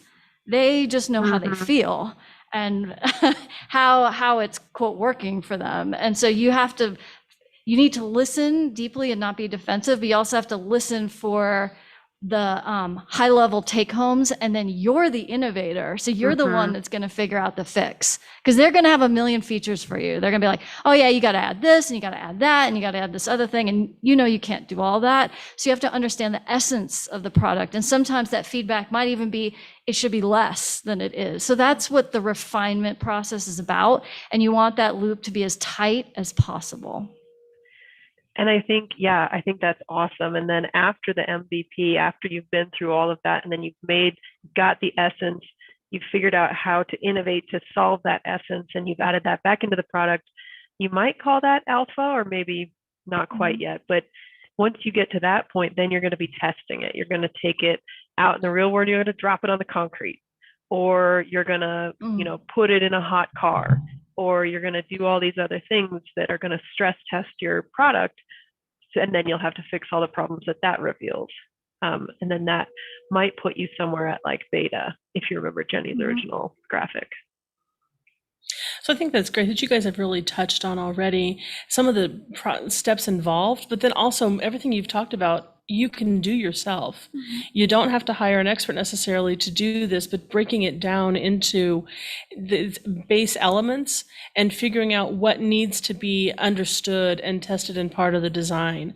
I know that one thing that we've done has been to, at the end of like kind of the MVP or in the middle of the MVP, is have something that maybe functionally what you want, but it doesn't look like the final product. And then also have something that looks like the final product, but it doesn't have any function to it. And so that you're able to kind of break apart the electrical from the mechanical aspects of the design and then get some feedback on it. And that assumes that people have that electrical and mechanical background, right? If you don't have that, then you're going to have to find somebody with it. Okay. All right. This one other thing is that we ought to talk about what kind of professionals are needed through the design process, or even through building a business. I'll jump in here. Unfortunately, I know that I feel like I'm the deliverer of bad news today. No, don't get discouraged. Don't get discouraged. It's just, you got to bring out your grit and get in there. One of the first professionals, I really think that, this is my personal opinion, but I think you should hire a lawyer. And the reason why is we're getting into the world of patents and just protecting your IP. And depending on your strategy, if you're looking to do an exit or get investment, it's very important that you consider this very, very early on, because if you have a disclosure too early, it could jeopardize the potential for those IP protectors, the patents, trademark, trade secrets, whatever you're doing. So you want to kind of iron that out very early on. It's worth every penny. Do not skip that step.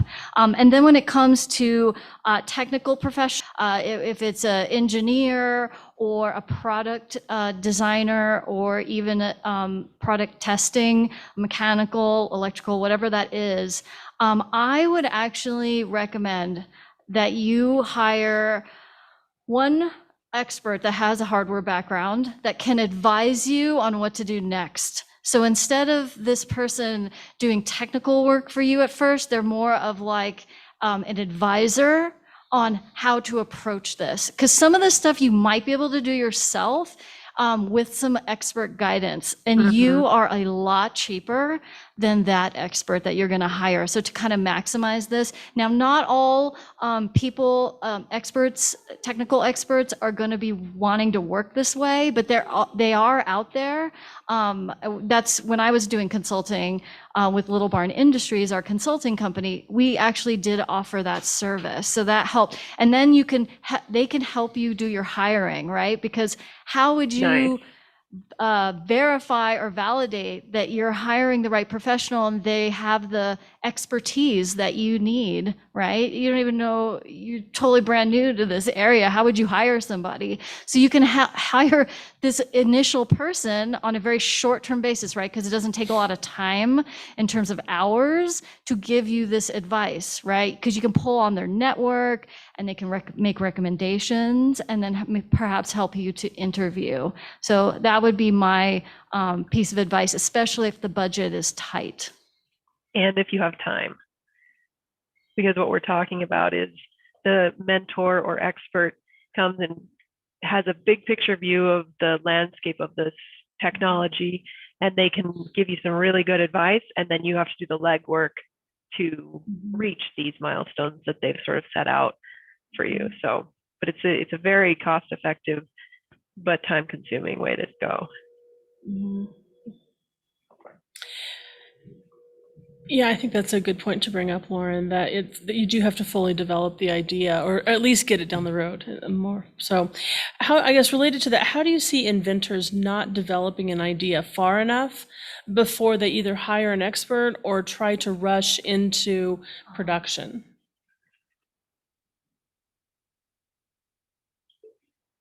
Or taking it to market, I guess, one of the things. Yeah, That too. I think the people that I've worked with who fall into that category, it was a case of they don't know what they don't know. So they weren't aware that how much work there is between the MVP and the production, how much development has to happen, how advanced the CAD needs to be, or the electronics design needs to be, meaning you've built, you've tested, you've iterated. I think, yeah, I don't know. What would you have to add to that, Allison? I think that's, I to be perfectly honest, like I've kind of been on two ends of the spectrum in terms of the process. So my specialty is more very, very early stage prototyping to MVP, and then working at Apple, I was at the very end, like having more mature manufacturing processes and hardware in place with a very structured way of doing things. So I feel like I'm not as much of the expert here in between. I think maybe Jenny might have something to add here. Yeah. Should answer my own question. Sorry. It's a good idea. You should. I would say in my experience that a lot of entrepreneurs come in, or inventors come in with a pretty developed idea. Sometimes they've spent some extra time getting it through a pretty robust prototype. But I think if you remember the slide that I put up at the beginning, it's not been refined and narrowed down to being really something that you can take to a contract manufacturer to have quoted out. I've seen that repeatedly, where you might have the CAD done, you may have even the electrical CAD done, but there's no drawings that go with it. There's no assembly instructions. It's missing a lot of this documentation that is going to tell someone how to do this. I actually have talked to one entrepreneur who said that their best approach was going to be just to take videos and send videos to the production line. The reality is that the operators on the production line are not going to sit in a conference room and watch a video about how to assemble something. That video is going to have to get converted into work instructions, whether they're electronic work instructions with images on a screen with a few words associated with it, or if it's going to be a document. But either way, there's going to be some additional hardware that needs to be done. The other thing, and Lauren, we've talked about this a lot, is there has to be a lot of testing. Because if you don't test your product, your customers are going to test your product. And so you want to find out what's wrong with your product ahead of time. You want to make sure that it lasts in the environment that you're planning it to be used in, that if someone drops it, it doesn't break the first time. That if you're going to be working in an outside, very hot environment, or a very wet environment, that is not going to have issues related to environmental exposure. I thought one thing that we've done quite a bit has been with ingress testing and making sure that the electronics are staying dry when an item is going to be used outside or even in a humid environment. And so I think it's these types of things that, while the concept may be ready to go, it really has to be hardening it before you take it into the field, because you don't want your customers to doing this live testing for you, or you're going to ruin your brand. And you really only have about one shot at getting something into the market and getting a brand recognition out there, because you don't want your brand to be killed because of quality issues. Can I jump in on the testing piece? Everything in my career, this idea has been reinforced. You do not want your customers testing your product. And this is where, by the time you're getting to manufacturing, we're talking a very large investment. We're not talking about those early stages like $10,000, $50,000. We're talking $1 million. You're trying to set up tooling. This is huge investment. And so when you get to this point, you have budget. You've already raised capital, whatever you need to get this off the ground. Spend some of that capital on professional QA. Do not skimp on this. This is not, to me, that is not a DIY activity when you are that close to starting manufacturing. You do not take that risk. Quality assurance is not like this little last minute thing that you do at the very end. This is something that you're doing. You start yourself, but you need to bring on professionals, because there are tried and true methodologies for doing this. And just like Lauren said, you don't know what you don't know. And trust me, there's so much that we don't know. Like as an engineer, I cannot tell you how many times QA saved my butts on something very high profile, very expensive. Once you're in manufacturing, oh my gosh, line down. I don't care if you're doing a very small operation, it's expensive. And you have to retool something or change the layout on something. Holy moly, you will totally regret not doing the QA properly. So hire professionals for that. Absolutely. Lauren, I'm going to jump in really quick and then I'll let you answer. But one thing that I see related to that is that there's a common statement about hardware is hard. And I think that you've touched on the primary reason for that is that you're not testing product and you're having to go back and iterate at very expensive rate. Lauren, I cut you off. I'm sorry. No, I was just agreeing. I mean, we're talking about these molds that, could be $5,000, could be $40,000, and you're talking about cutting into hardened tool steel.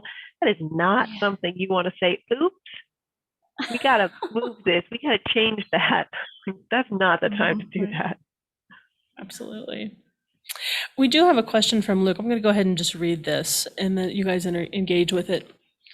So is it easier to research existing solutions and getting them to modify them versus building it from scratch? And what do you see are the advantages? I'm a shameless poacher of other people's ideas.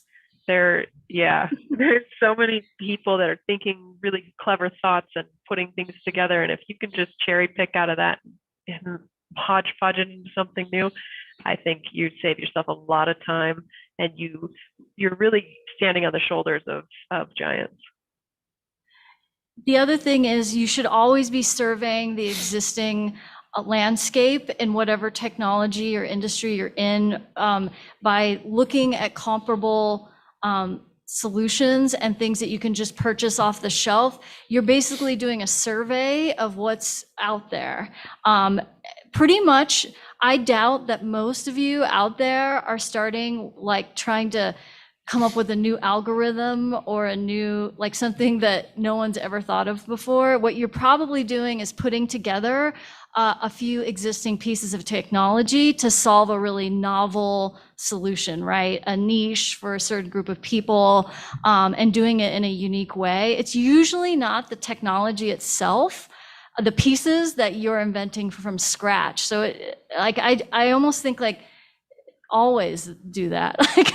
There's very few cases. I mean, I guess there's some geniuses out there. They're gonna, come up with a new algorithm, new math for something. But usually there's a piece of software that's out there. The other thing is, I always try to delay. As an engineer, you're always like, I want to just make everything because that's the thing that gets you excited. But really, you should make nothing. You should make the least amount of stuff as possible and just start testing your idea.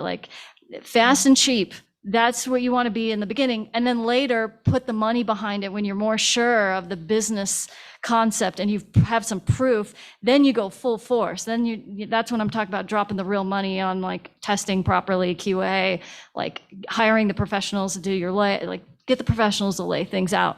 I know how to lay out a board, but even I had a personal project. I paid a silicon person to lay my stuff out. I can hack it, but I'm gonna make mistakes. So anyway, sorry to beat that horse to death, but I think it's good because if you can get let's take a physical thing, an off-the-shelf widget that does half of your product, that widget is already cut in hardened tool steel and it's already at scale.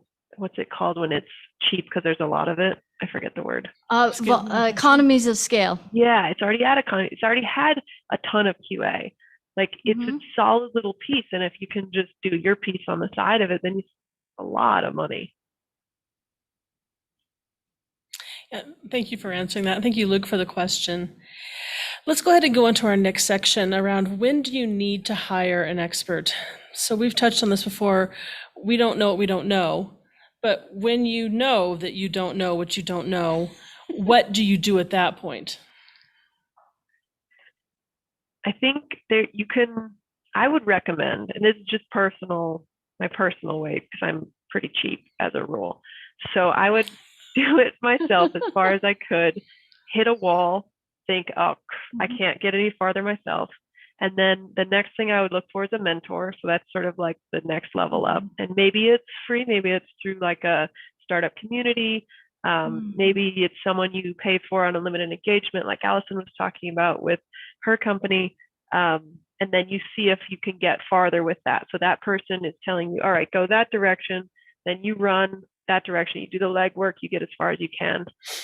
If you run out of time, if it's way beyond your skill set, then go out in the marketplace and engage a consulting firm in whatever discipline you're stuck in. And I think that's, the sort of stepped approach. Totally agree with that. All right, good. Well covered, Lauren. All right, then. We've already talked about like the first professional we would hire is a lawyer. What is one professional beyond the lawyer that you would always hire?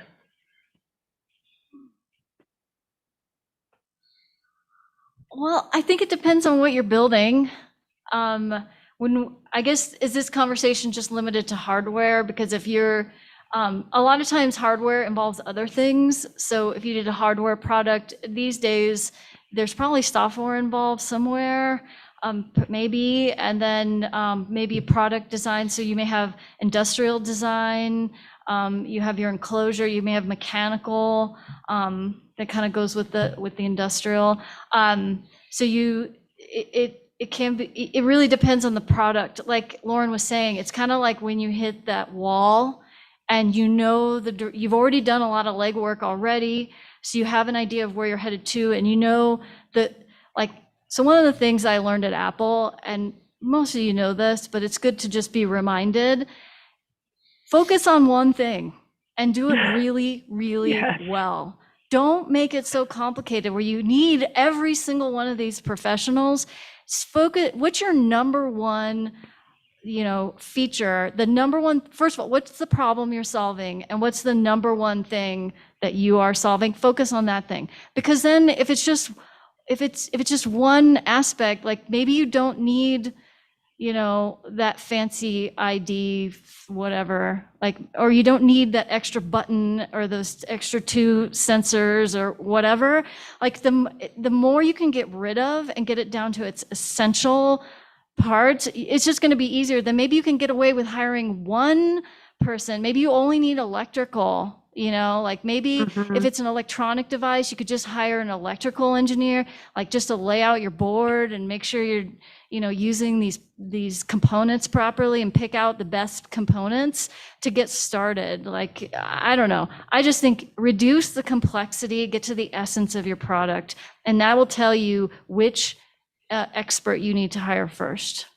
Agreed. And in that example, if you can boil it down to you just need an electronics engineer to lay out the board, then, and let's say you don't have any other skills, which obviously you do, but let's pretend you don't, you can get an off-the-shelf enclosure. They have waterproof or not waterproof, they have vented, whatever you need, and just kind of Lego it into place with all the off-the-shelf parts you can. And you could get to a minimum viable product, or maybe even alpha. Yeah. We've talked a little bit about testing already, but let's talk a little bit more about how do you identify all the corner cases that we need to be tested so that your customers aren't going to be doing the testing for you? Yes, I think that's, I think the way you phrased it is perfect, because the hard part here is not doing the tests. The hard part here is identifying what tests you should be doing. And for that, the question you're answering is how do we expect this product to fail in the real world? And the answer to that is you really need that expertise. So hopefully this is core to your product, which means it's core to your expertise, which means you will have some of that expertise. You'll know that it's going to be splashed by water. You'll know it's going to be stomped on by a horse, whatever it is. But if you don't have that expertise, you better go find it, either a mentor or pay somebody or whatever. But knowing what to expect out in the real world and how you need to be testing that is a matter of just, having sort of seen things fail. Yeah, and if you've got a firmware component, then it's like a whole nother set of things that you may not be aware of, and that is an experience-based exercise. I learned so much by being like, I didn't learn this from school. I learned from working in a company and seeing things fall over in the way people organize their tests. So those edges are not going to be clear to you as a layperson, or if you're not familiar. I really think this is where you want to get a mentor. Like, if you happen to have someone in your network, I know I was kind of pushing the pay someone, but like, let's say there's no budget for that. I love the idea of starting to go to meetups and build up your network, because that's kind of what I did. To start my first project. My first project didn't turn into a company because I figured out it wasn't a good business idea. But even with my background in industry, I benefited greatly from just networking in the local area. One of the best resources that we found is go to your local maker space. So we use Tinkermill here in Longmont, and I actually found our electrical engineer there. Amazing resource. You have people doing fabrication there and all sorts of disciplines. So, really take advantage of those resources that you have. I mean, I don't know if our audience extends beyond Longmont, but these maker spaces are all over the country. Take advantage. Wow, you can find a lot there. Absolutely. And as soon as you get that mentor to say, okay, you got to test this at 5 degrees C and 55 degrees C. You've got to test it at 55 degrees C with humidity.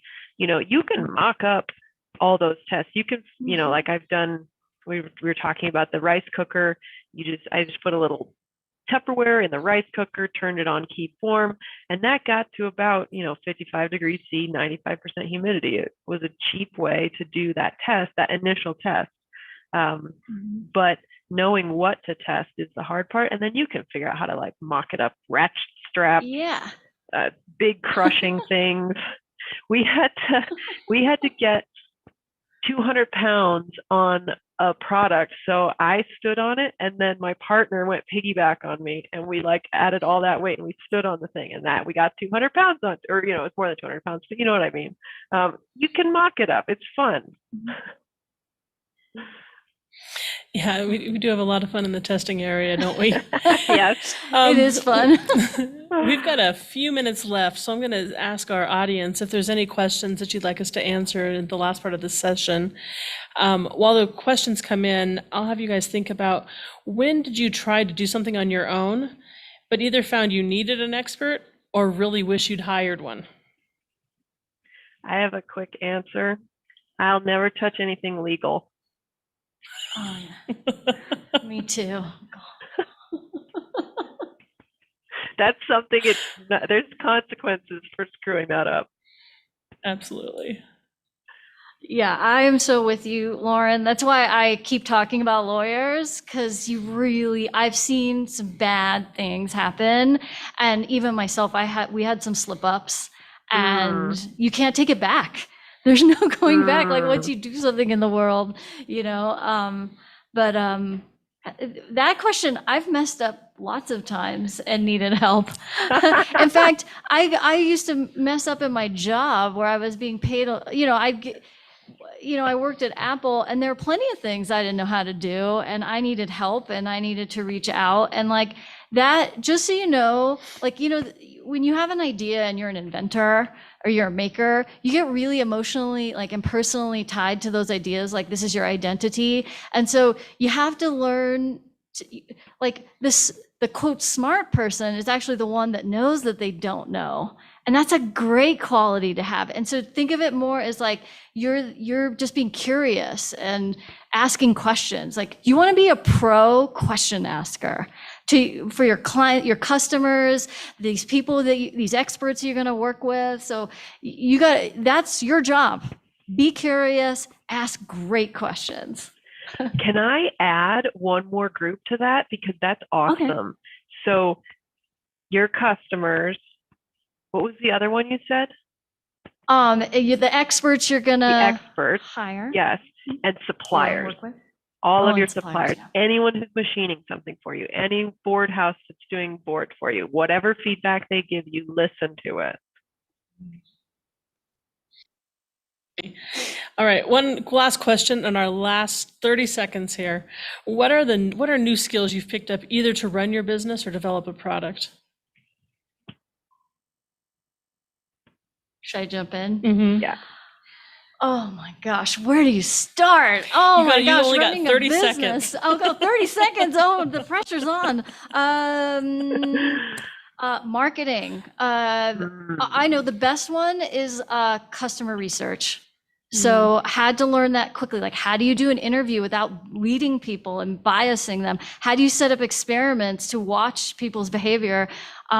Fascinating stuff. Loved that, learning about that. Nice. Awesome. All right. We don't have time. Let's go on. All right. So many new skills. All right. Well, ladies, thank you so much for joining us in this discussion today. I appreciated looking at what things we can do ourselves, when we really need to hire experts, and how we learn a lot in this process when developing a product. So I think with that, we'll go ahead and talk about what the next session that's coming up. It's building an authentic and operational plan for DEI. So DEI, for those who don't know, is diversity, equity, and inclusion. It's a subject whose time has come. Our panel of distinguished thought leaders and innovators include Betty Ortiz of Casa Alvarez, Ricardo Cabrera of the Latino Chamber, Professor Sonia Stovall, and Fred Davis, the Director of Culture and Diversity for a Washington financial service company. They will discuss the dangers of implicit bias, the importance of alignment within your company culture, best practices for hiring, and the roadblocks that may stand in your way. If you don't know about the happy hours this afternoon, there's two of them between 4 and 7 p.m., one at the Roost and the other at the Gross and Bart Brewery. So one of the best things that I enjoy about Longmont Startup Week is getting out and meeting the people. And we're glad that we can be back and able to do that again this year, since last year was completely virtual. So I will be at one of them. I'm not sure which one. I'm probably the Roost. But if you have some questions, I'd love to connect with you. And I can certainly put you in touch with both Allison and Lauren as well if you've got questions for them. So I think with that, we should thank our sponsors. So the platinum sponsors we have this year are the ARC Thrift Stores, Avocet Communications, Ward Electric Company, the Longmont Economic Development Partnership. So if you have time and aren't familiar with those companies, take a minute and just Google them and see how your business may benefit from them. With that, thank you so much again. Thanks, Jenny. Thanks.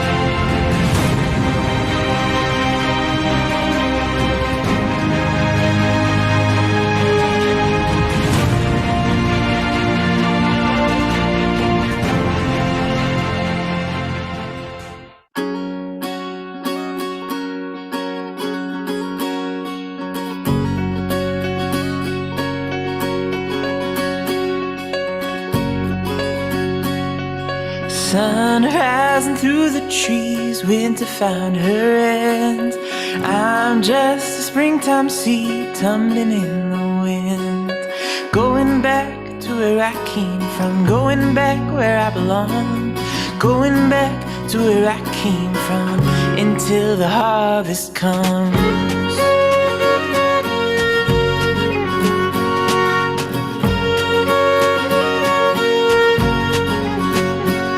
So till of my fertile soil, spread my brothers round. I'll be a happy bean in the cool ground. Going back to where I came from, going where the season's long, going back to where I came from until the harvest comes.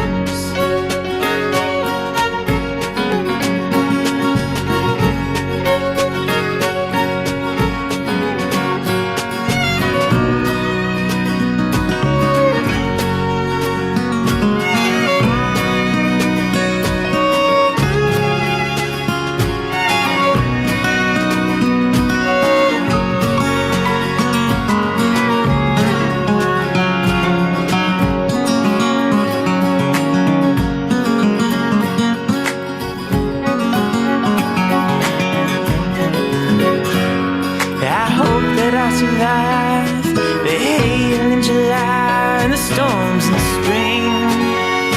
You know, when the winter comes, keep my leaves toward the sun and my roots deep. And if I make it through, I'll be blooming next to you, and we'll be humming with the birds this time next year.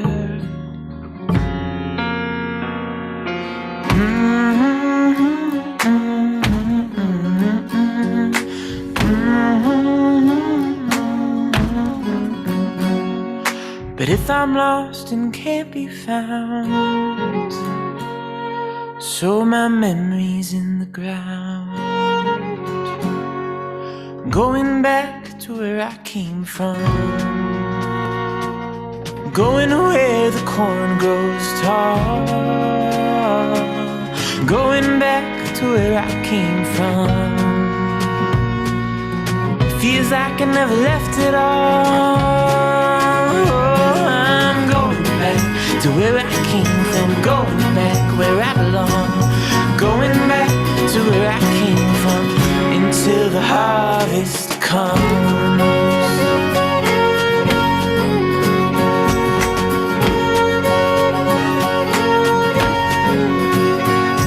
Sun rising through the trees, winter found her end. I'm just a springtime seed tumbling in the wind, tumbling in the wind, tumbling in the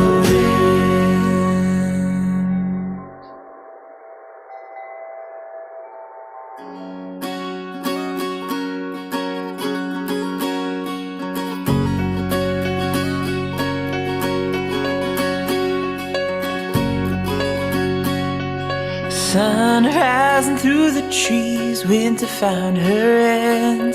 I'm just a springtime seed tumbling in the wind, going back to where I came from, going back where I belong, going back to where I came from until the harvest comes.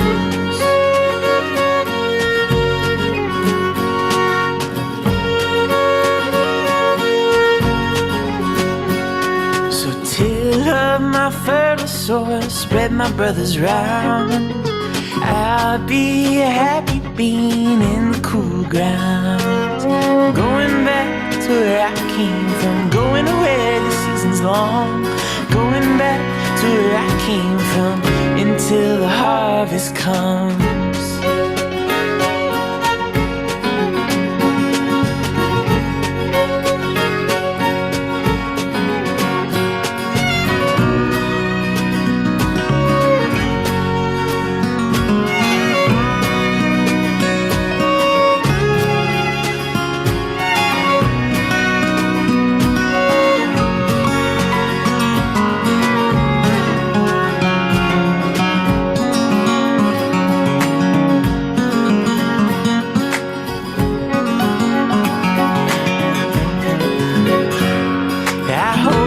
Survive the hail in July and the storms in spring.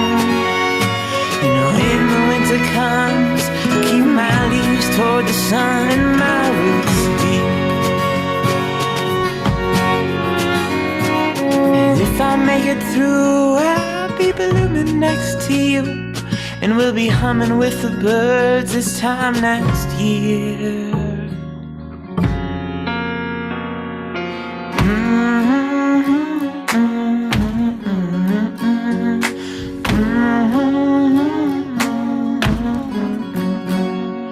But if I'm lost and can't be found, so my memories in the ground, going back to where I came from, going where the corn grows tall, going back to where I came from. Feels like I never left it all. All right, welcome to our next session of building an authentic operational plan for DEI and supporting diversity in the entrepreneurial workforce. I'm joined with 4 panelists today, Betty Artez, Sonia Stovall, Ricardo Cabrera, and Fred Davis. I'm Jenny Loper. I'll be your moderator today. I'm the Director of Operations at Zebulon Solutions. My background is in operational consulting and helping companies take their products really from that final stage of development into manufacturing. Zebulon is an end-to-end product development firm, and we help with a lot of companies, small startups, large corporations, take their ideas from concept all the way through the end of manufacturing. I would like to introduce our panelists today. I'll start with Betty Artez. She's an immigrant who was born in Buenos Aires, Argentina, and raised and educated in New York City. She has been a bilingual educator, government worker, mother, real estate agent, restaurateur, and food entrepreneur. The longest and most fulfilling role, aside from motherhood, was the ownership and management of Casa Alvarez restaurant in Boulder, one of the largest and longest running Mexican restaurants. But after 20 years, the restaurant closed and a new company emerged, Casa Alvarez Foods, that produces and sells the restaurant's award-winning chili, sauces, and to retail and wholesale outlets. This last venture is a work in progress with some of the same ruling principles as all the other ventures. Know your why, have fun, and give back. We also have Sonia Stovall. She's a professor that loves educating people on how embracing diversity creates space for authenticity and innovation for everyone. From parents to educators, entrepreneurs to businesses looking to interconnect DEI principles in their mission. Sonia earned her diversity, equity, and inclusion in the workspace certificate from the University of South Florida's Muma College of Business. She earned her law degree from Creighton University and took her constitutional law seminar with Supreme Court Justice Clarence Thomas, with whom she respectfully disagreed with about her homework. Having taught diversity for nearly 10 years, Sonia encourages others to embrace the cultural adventures found in everyday life. One of her own diversity adventures involved taking line dancing class in Korean. Ricardo Cabrera is a business professional and real estate agent. He focuses on helping with wealth building matters, from assisting people in buying or disposing of their home, their most important asset, to assisting on business matters to the Latino Chamber of Commerce and coaching on NAPRO 10 disciplines on wealth creation. Ricardo believes in working hard, living on less than what you make, and investing the difference with the goal of attaining wealth. Frederick Davis is an accomplished diversity, equity, and inclusion professor with experience as a senior leader. He acquired his bachelor's degree at Colorado State University, where he was a 3-year letterman in football, and received his master's degree from San Francisco State University. Before starting his current role as the Director of Cultural and Diversity for a Washington financial services company, he worked as a senior leader for a tech startup and for 3 Fortune 500 companies as part of their talent acquisition and global diversity and inclusion human resources areas. Fred's strong reputation has been built on his educational background, work experience, drive, passion, and leadership skills. I'm really looking forward to this panel today with the diversity topic, and look forward to where we're going to go with this today. So we will have 4 topics in our conversation. One, briefly looking at the definition of DEI, some roadblocks to having a culture of DEI in your organization, educating your organization, and then how do you hire a DEI community? I will take a break for a couple minutes between each of the topics to give you a chance to ask questions. So let's go ahead and get into our first topic, the definition of DEI. For those of you who are watching, we'd love to have some engagement from you today. So why don't you go ahead and either in the chat window or in the questions, how would you define DEI? Have you even ever heard of the acronym? And then how does this focus on DEI affect you personally? If you would mind sharing that would be great. While you're answering that, I'm going to go ahead and ask the panelists, who can give us a working definition of DEI today? Come on, Fred. The expert. I'll start off. It's in your job title. By no means do I, claim to be the sole person with this, especially with this panel. But to me, what I truly enjoy about the work around the diversity work is that it's inclusive in its definition, right? I've often said, I actually had to just share this with some leaders where I'm at now, is that if I do my job right, no one's excluded from the work, right? So it's more than just gender and race. We're talking about vet status, ability, economic level, all these aspects of it. And that's the diversity part of it to me. And that's, to me, I have found that to be useful, even with those that aren't drinking from the Kool-Aid, if that makes sense. Mm-hmm. Hi, I'm Sonia Stovall. For me, I think in the workspace area, the E is almost the most important in this particular acronym. It looks like my co-panelists agree with me. When it comes to the E in the EDI, the workspace equity, so that everyone gets those opportunities, everyone has that chance to be seen, I think is the most important in this acronym on this particular panel. They're all very important, but when it comes to work, equity, so that everyone gets that same opportunity is very important, I think. May I? Please. Go ahead. And to that point, there's an image that I've seen over and over of 3 young children trying to watch a game on the other side of the fence, and one is tall, one is medium size, and one is short. And they all have access, but not equal access. So the next image is a box where the shortest one can have the same view, and then another box where the medium-sized one can have the same view. So as an employer, to provide those boxes so that all of your employees, your community, have equal access to the same thing. You can say, yeah, everybody's got it, but they don't have equal access. That's great imagery. Well, I'll chime in, and I'll have to say I cheated because I went on the internet and looked up the definition of DEI, which, by the way, is diversity, equity, and inclusion. And what the internet says is that DEI is it's defined as a set of programs that encourage representation, participation of diverse groups. And diverse groups include genders, races, ethnicities, abilities, disabilities, religious differences, cultures, ages, sexual orientations, diverse backgrounds, skills, and expertise. I think overall access is the most important word to use here. So thank you for that, Betty, because access is, is limited by many things, including technology, financial access, technology access, physical access. Maybe I just can't get to a building. And all of those things are our community's task to elevate the DEI environment. Thank you for going on the internet and looking at the definition. I think that helped you put the words to the image that Betty gave us. So thank you for that. What are some of the goals of DEI? Well, as an employer,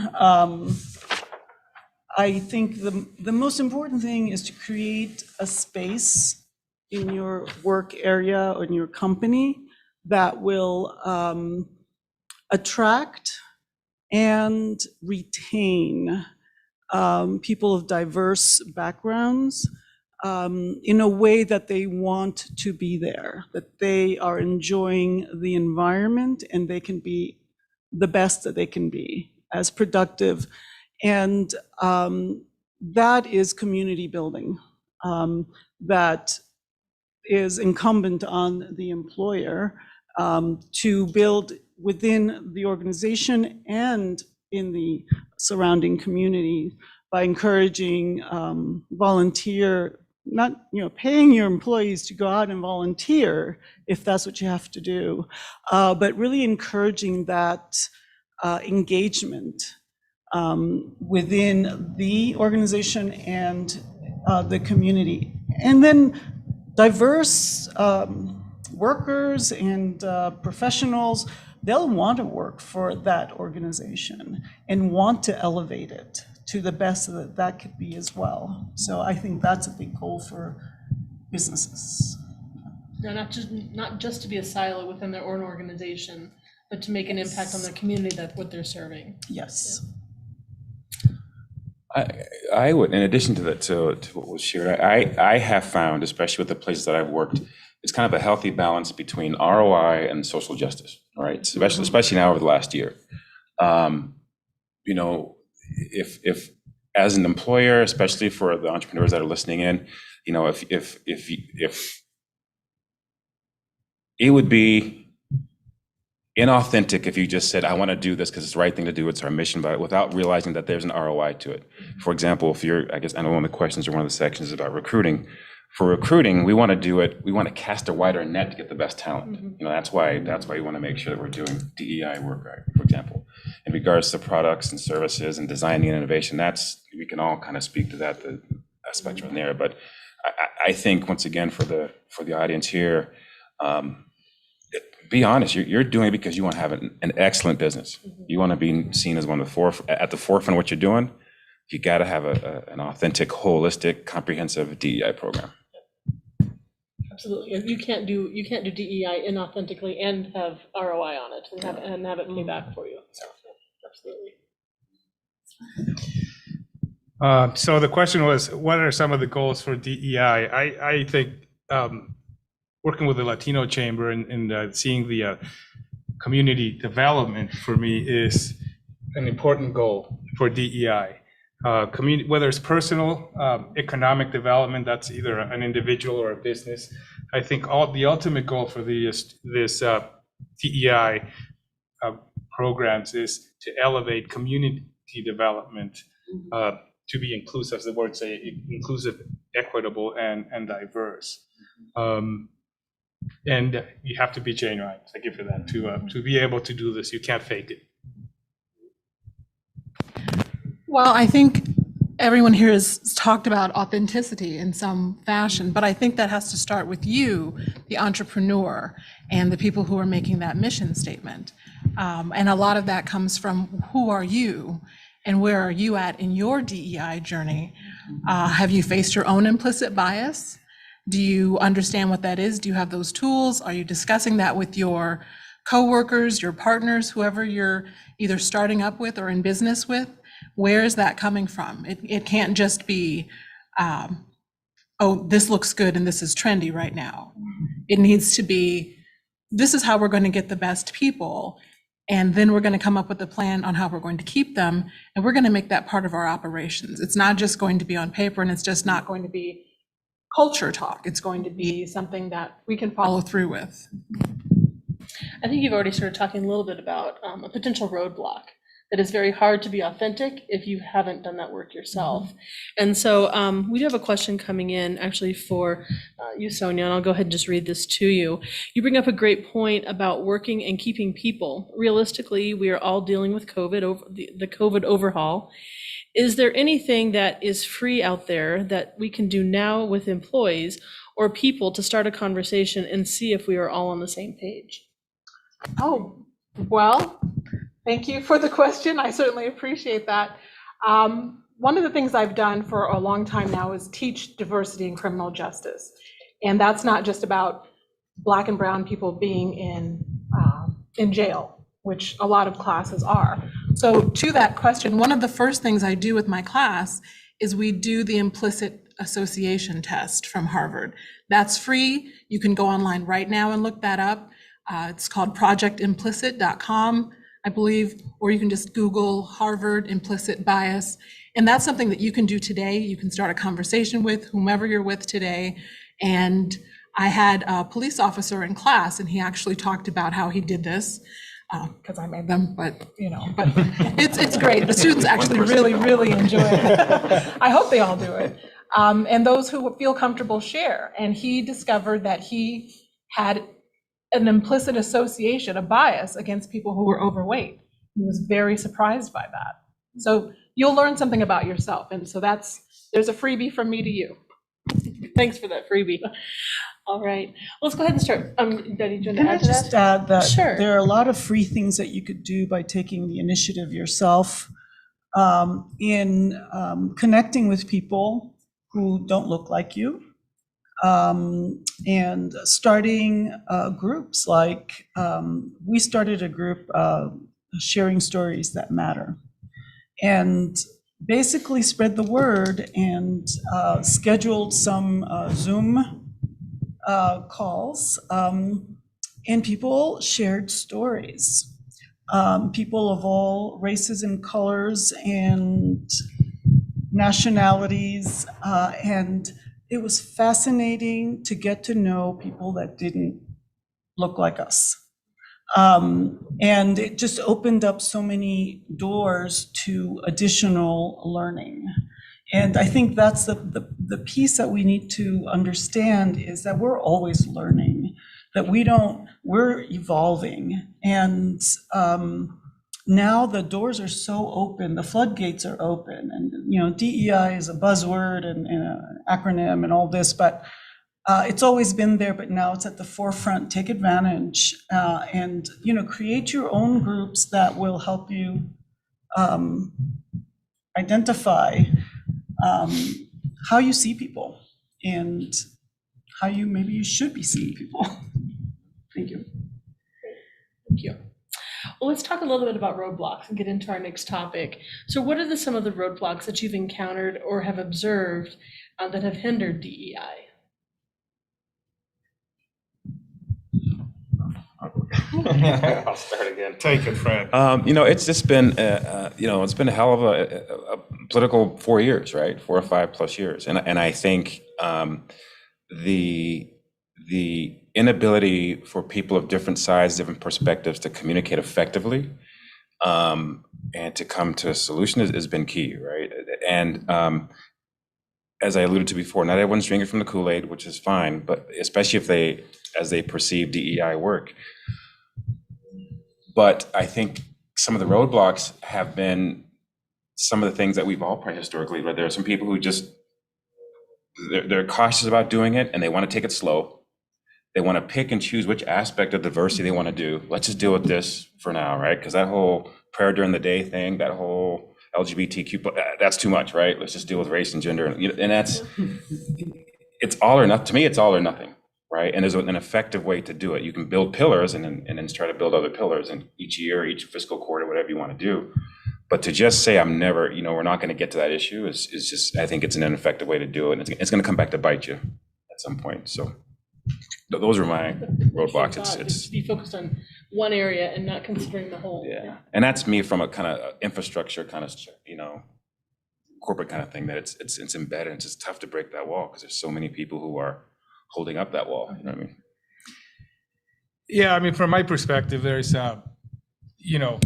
fear of trying something new. Maybe one of the assumptions, or that's not an assumption, but the point that I want to make is that assumptions always create roadblocks, and the assumption are those things that we don't know. So somebody may have all the intentions to create a inclusive, a diverse environment in their business, but because of their assumptions, they're going to create a gap unintentionally, maybe, by trying to do good. So, I'm not trying to give you an answer to how to solve it. There's always different ways to try to solve that, but it always starts with the person, right? You have to be open to understand that you don't know everything, and sometimes you may learn more than when you think. Just by trying something, get over a fear and just start a conversation, start an action, and be prepared for the reaction, because this, talking about DEI, and I can't remember who I was telling earlier, is let's see what comes out of this, because it's like talking about religion or politics.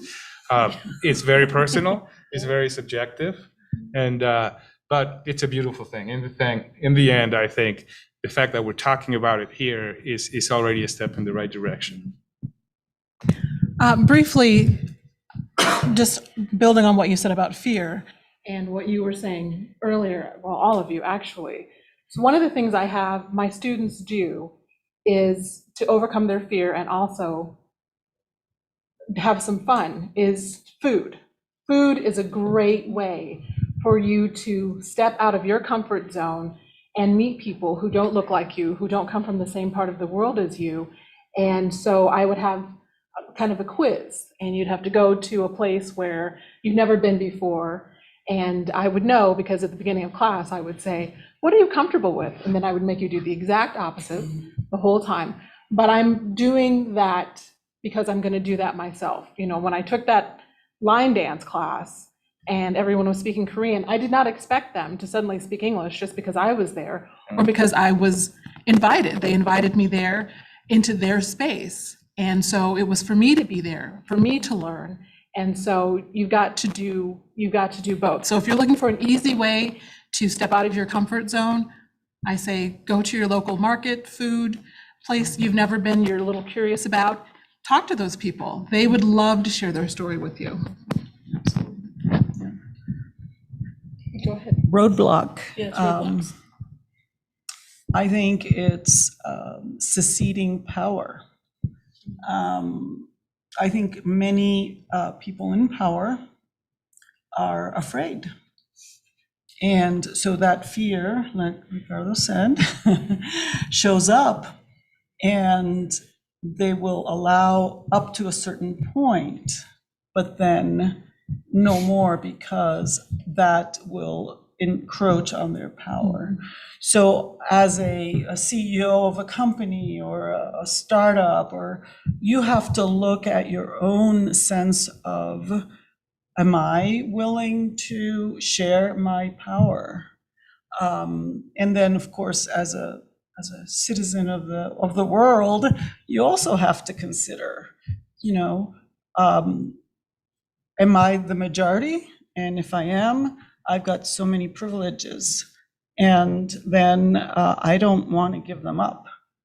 So what do I do to hold on to my privileges? So I think that, like we've all been saying, it starts with the person. You need to do that work and see how much you're willing to give up to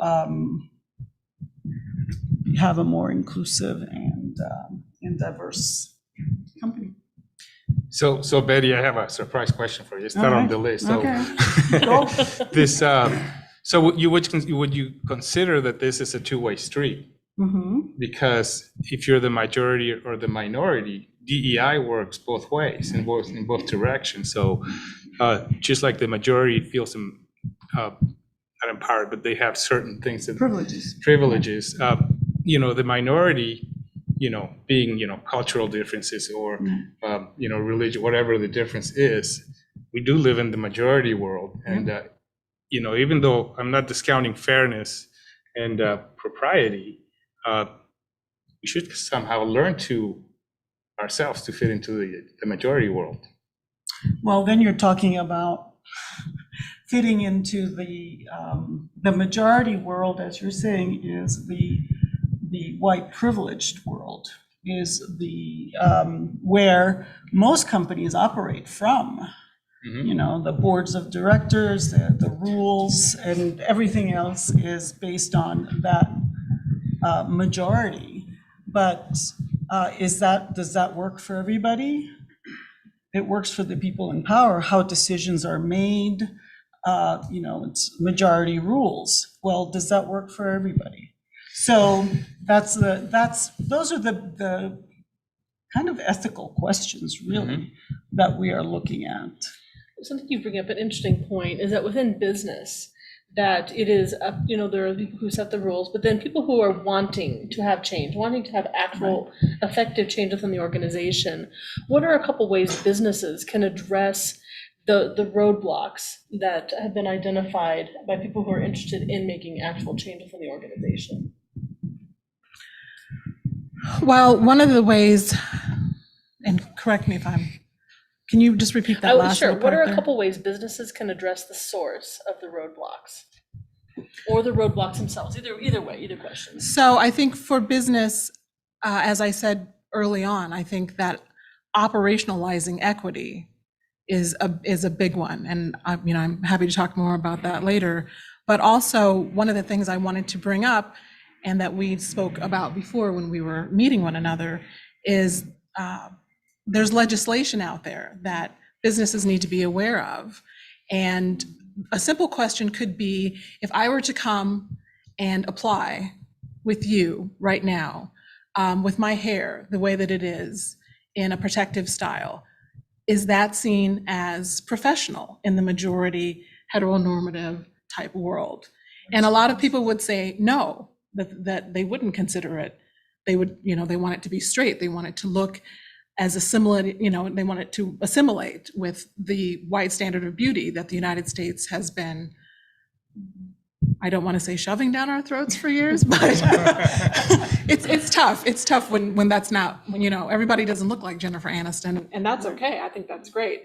So that's something I think businesses need to ask themselves. The first roadblock is obviously you, as we've discussed. So if I come in and I look like this, are you looking at this, or do you want to look at my resume that says that I have a law degree? Do you want to look at my resume that says that I've had classes with these, Supreme Court justices, that sort of thing? Or are you concerned that I'm going to be front of the place, and what are your customers going to think? So to me, that's a major roadblock. And there is legislation, the Crown Act. Add anything to that? I would, to add to that, I would just say collaboration. I think sometimes one of the things that hinders roadblocks is not having that voice at the table.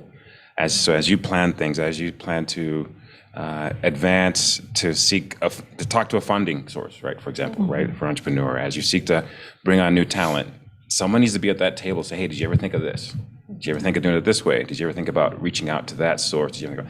So I think just having that eclectic set of voices at the table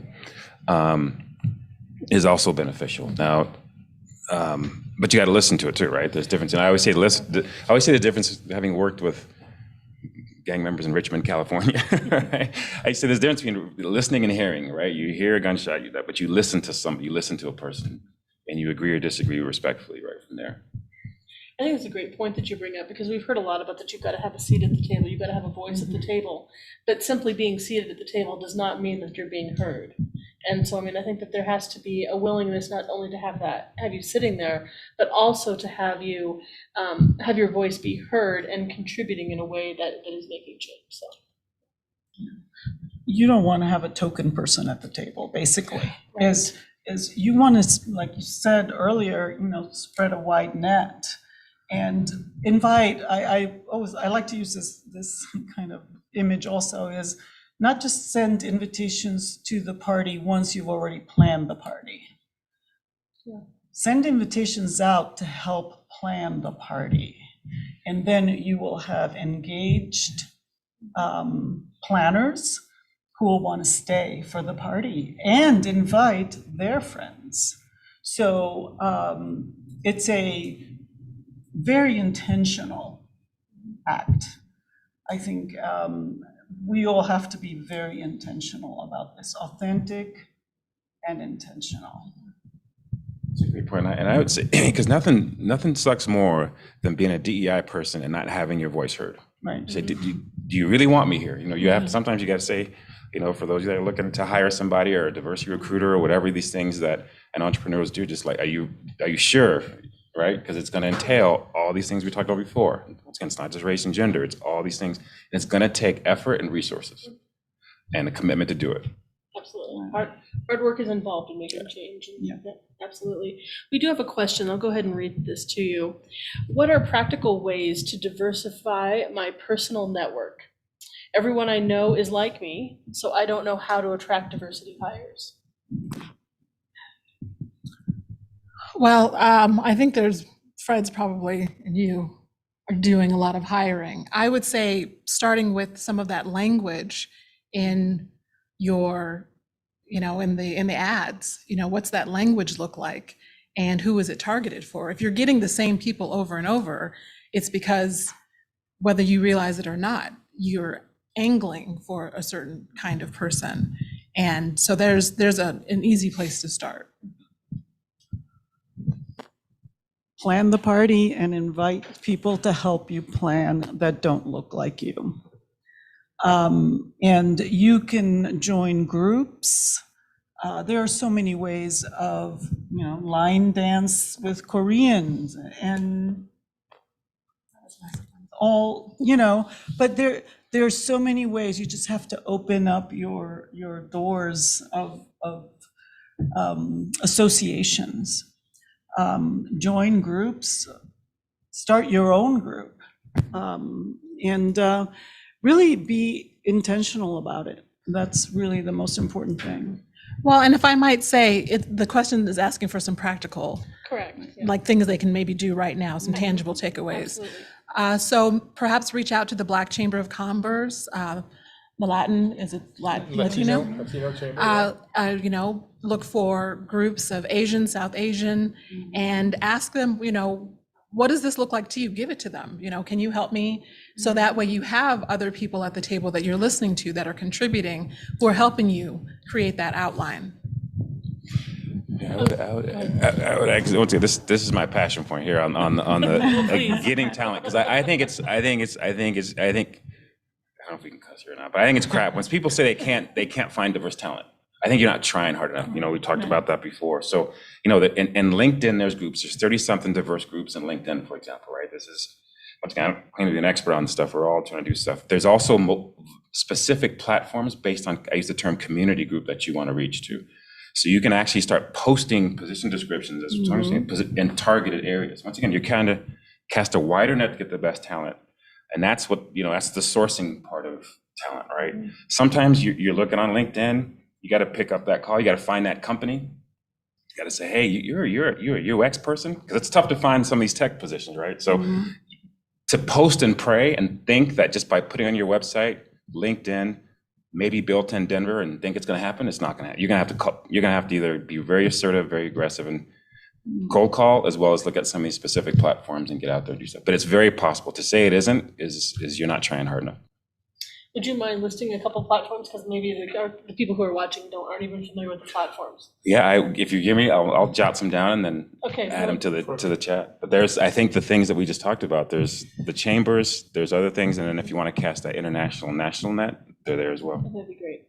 Yeah. So business networks, you have all sorts of chambers. Have Latino, Black, LGBTQ. This is all Boulder County. You have Asian. You have.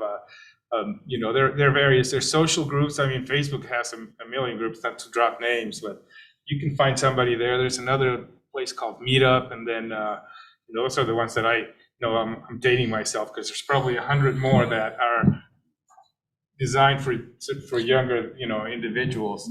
So, go play soccer if you want to meet brown people or, whatnot. And, so I love the keyword that you used there, that is that you have to be intentional. It's just like anything else. If you want to do it, you can make it happen. The internet is ubiquitous, is ginormous, and all you have to do is pick up your phone and speak what you want, and you're going to have 100 options come up to you on your screen. Great, thank you for that. I think we're going to move on to our next topic. I think we've covered roadblocks. The next one is, and we started this a bit, about how to increase awareness within your organization. So before we get into that, let's start out with kind of the legal requirements. And Sonia, you already talked about this, about the legislation that we should be aware. Is there any other legislation that we should be aware of out there that either helps or directly hinders DEI?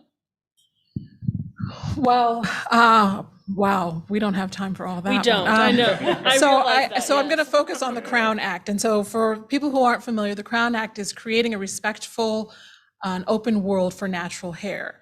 And the reason this is necessary, because many people will say, oh my goodness, now they're legislating their hair. The reason this is necessary is because I myself, as a professional woman, have had my hair grabbed at work.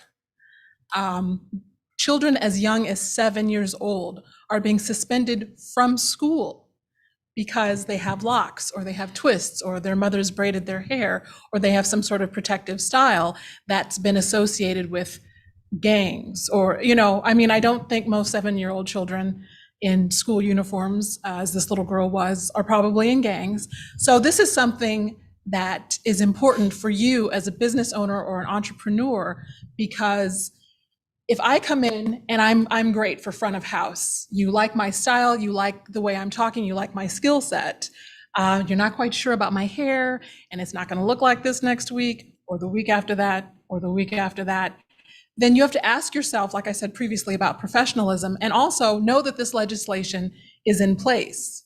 So it's not enough just to teach about the microaggressions, just coming up behind me and grabbing a swath of hair and walking away. That's not okay. I don't know if anyone told you, but you should not touch other people's children. That's what my grandmother always said.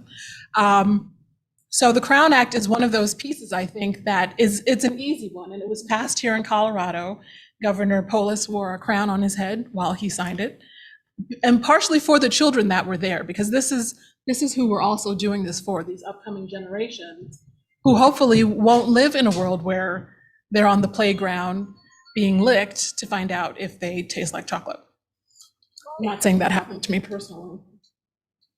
Oh my goodness. Does that answer? That answers, yes. The question? Yeah. Okay, and then, That's great. and with the Crown Act, that's something that you can put together when you're talking about operations. Does that make sense? So if you create operations, and let's say that one of your workforce imperatives is let people be themselves, then you've got the Crown Act backing you up.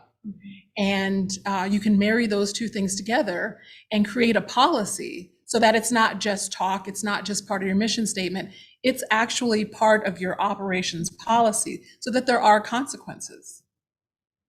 Let's talk about some really practical things. I think, Betty, this probably applies to you, but what are some actions that you've taken to change the culture within your organization to be more diverse, equitable, and inclusive? Put you on the spot. There's other people can answer that too, That's a good one. Well, I've had several different kinds of businesses. I want to say the restaurant, which was the one that tested us the most. What was the question again? What's the what have you done? What have we done? What have you done to create this type of culture within your organization? Well, I think really because, I'm an immigrant, so, and I grew up in New York City, which is like the place where there's people of every language and color and race and ethnicity. So it was not hard for me because as kind of like seeing, feeling comfortable around different people. So really in the hiring practices, and that business was in Boulder. Boulder is not the most diverse city. So I know it's a surprise. But we really encouraged the use of different languages. We created really an environment where people felt welcome from every walk of life also. I was actually thinking about this today, and one big mistake I made one time, hiring mistake, was, we had a Mexican restaurant, and this woman applied, and she was a little older, but had a lot of experience, and I was like, well, again, you can't, age is another, implicit bias, but it was, But she had a lot of experience and presented herself well and spoke well and all of that. So I said, okay, let's, we always had a little trial period, and she was good. So about a couple of months into her employment, I had a customer complain to me because they told me that she said that she didn't know what a jalapeno was. And that just it was like this bell of, wow, I made an assumption that because this was a Mexican restaurant, she would know what this was. And, the training was pretty simple. So, but it was like a kind of a reverse discrimination kind of thing, because I didn't push the envelope further as far as her cultural capability. So at that point, I realized we need to have all of our staff be totally culturally competent. So, and so we sponsored a softball team, and we also sponsored a soccer team. We really created that synergy within the organization so that people felt comfortable. And I think that's what you have to do. It has to come from you. You have to work on yourself, and then you create that space where people from all walks of life can contribute to your business and contribute positively, because they love being there. Our customers used to say, I love walking in here because everybody's smiling and they love what they're doing. It was like, yeah, we do. So creating that space. Yeah. Thank you for sharing that. Any other thoughts on that, around how to, either what you've done to build awareness or create that culture or change the culture in your place of employment? Well, I'm not an expert in all of that. I mean, I'm more of an experiential guy, right? I've lived it, and that's a key word for me. That's one of those KPIs in DEI. Cultural awareness is an experiential learning thing. I can't go tell you to be, equitable and understand my culture unless you've lived it. Mm-hmm. So, I like to think of, okay, so the assumption here is that we're in the United States talking about, the majority being the Anglo population, then we're the minority here. But what if a white guy goes to Brazil? Okay. It's all the same thing, but in reverse. Mm-hmm. He's going to learn a lot and come back and be a different individual when he's back. And then he'll really understand all of this that we're talking about. So, being intentional in education, there are professionals out there. This question came up a couple of times. There are people that do this for a living that can teach us all in different ways how to understand cultural differences, cultural communications. The spoken word is also an assumption, loophole, if you want to call it that. And if you're afraid of it, go hire somebody. They'll be happy to help you out in educating your minority. You may be a small business, it's nice if we have a large company that can afford this, but what if you're a company of 5, a small restaurant of 7 employees?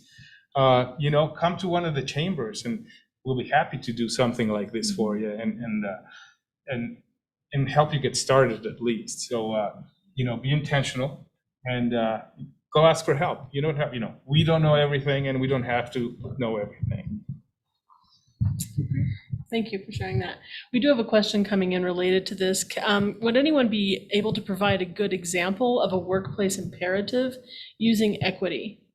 I am in the construction business that brings in many cultures. I'm not Howard Smith, our expert. So what's the first part of the question? Can anyone provide a good example of a workplace imperative using equity? Okay, well, I will try, Howard, to help and hopefully Fred will jump in here. I think, so if you look at places that have great cultures, for example, it's controversial sometimes, but Google supposedly has great workplace culture. And one of their workplace imperatives is let people be themselves, magnify people's strengths. So that's something that you can use perhaps as one of your workplace imperatives.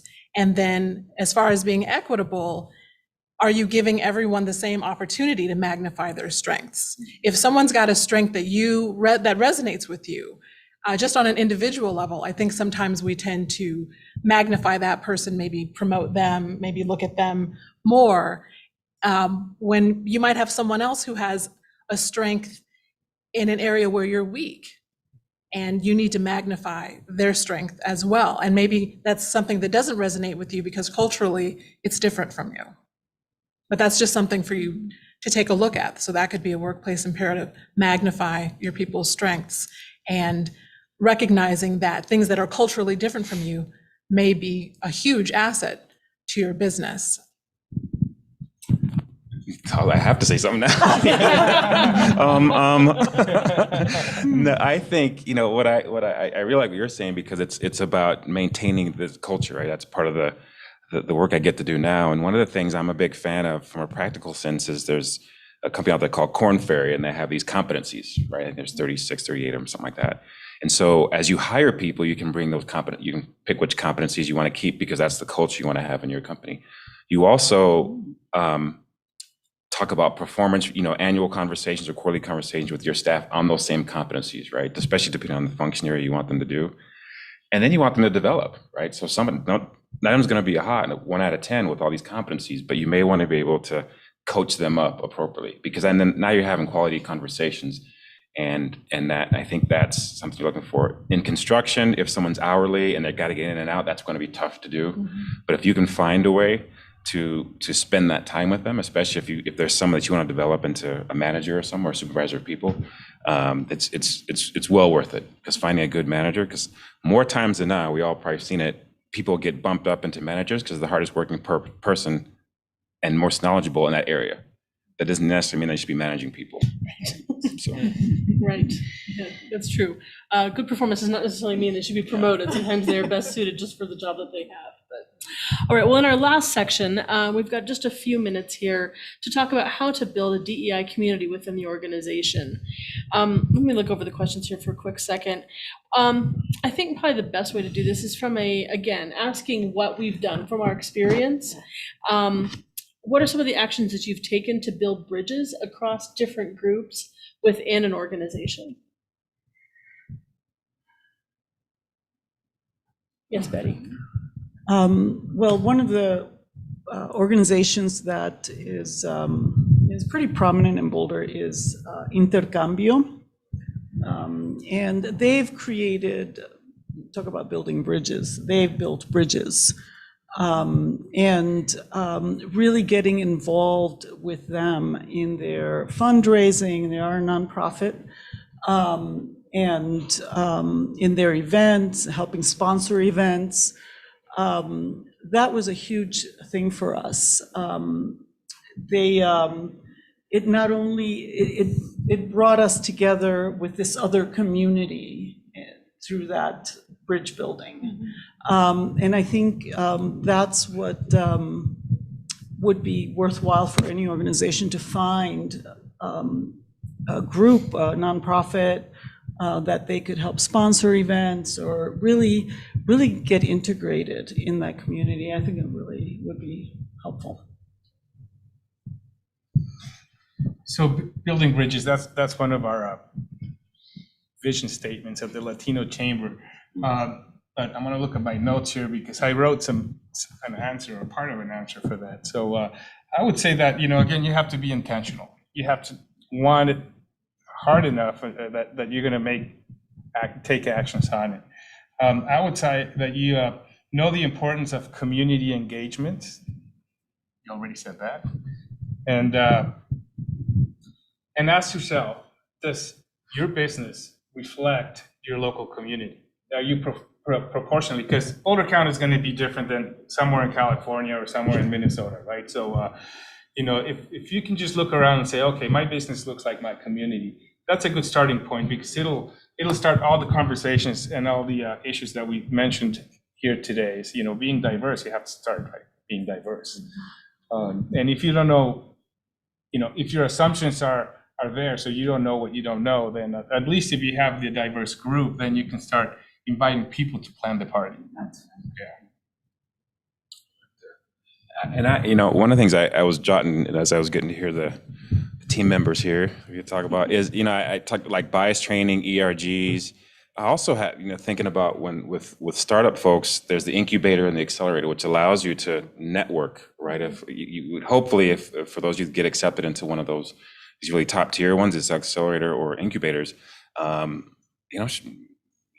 you may want to check their diversity, right? You want to, what their mission is. They're going to help you get started. There might be some funding involved, but if you really want to make sure your work represents the diverse client base that you want, as well as maybe a staff, you may want to check that out. But I think, sometimes low-hanging fruit, we see a lot of job descriptions now that talk about bias training and ERGs without really taking the time to do the other things that folks have talked about here. So there's no easy way to do this stuff. You commit, and you got to make it part of your business, your overall business plan. Absolutely. We've got about 30 seconds left, or 15 seconds left, and I'm going to ask a question. But is there any final thought that any of you that we didn't cover all of the questions that we laid out there? So is there any topic you're passionate about that you want to try and share in about 30 seconds? I want to say, be okay with being uncomfortable. I think that's the most important thing. If you are in your comfort zone all the time, then you're not doing the work that needs to be done to get where you want to go, especially when it comes to EDI. All right. I'd like to just offer a question for you guys, and it's this: what does DEI utopia look like to you? And once, we don't have time to talk about this, but once you can answer that question for yourself, it'll give you a good path forward on what to do next. I think that's a great way to wrap it up. I think we've talked a lot about, if we want to have DEI, we have to start internally first, and we need to be genuine. And then I think a great way to think about it is that, okay, what does it look like when we get there? What does the end result look like? So thank you all for being on the panel today. I think it's been a good discussion. Thank you, everybody. And I can get those resources. I'll get that to the organizers. Yes, and however you guys share it with the participants. Yeah, we'll put up in chat. I think is what we'll do. So yeah, I think Dan, you had asked the question about some resources, and so we'll get those up in chat. Looking at the next session that we have coming up here is an introduction to employee ownership. We're going to be looking at what is it, and why would you choose to do it for your business? Ashley Ortiz of the Rocky Mountain Employee Ownership Center will teach us a little bit about how to learn about the different types of EO models, as well as the benefits they have for owners and employees, and then how you can start down the path of ownership towards that shared ownership in your own business. I will mention that there are a couple happy hours this afternoon, and so one of the great things about Longmont Startup Week is being able to connect with other people. And so the happy hours are from 4 to 7 p.m. at the Roost and Gross and Bart Brewery. So hopefully we'll be able to see you all there, and I don't know if any of the panelists are able to join us, but you might be able to connect with them as well. With that, thank you all for us today. Thank you. Why do chopped salads taste better? Chop 5 uses fresh from the farm ingredients and chops them into our salads to enhance their natural flavor.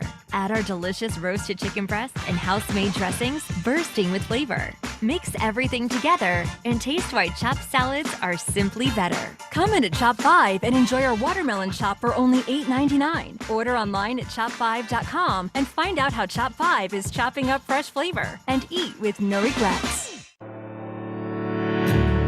What if the end is a beginning? What if flowers never bloomed? What if the cure to all this heartache is inside of you? We're all so full of questions. Where we gonna go when this life ends? What if every moment matters, or this is all pretend? What if we're not supposed to know what the future holds? Sunshine above and roots below. What if we're just here to grow? There's just one thing we're looking for. In a world so big with hearts so small. What if we loved like we were children, not afraid to fall? We don't know where we're going.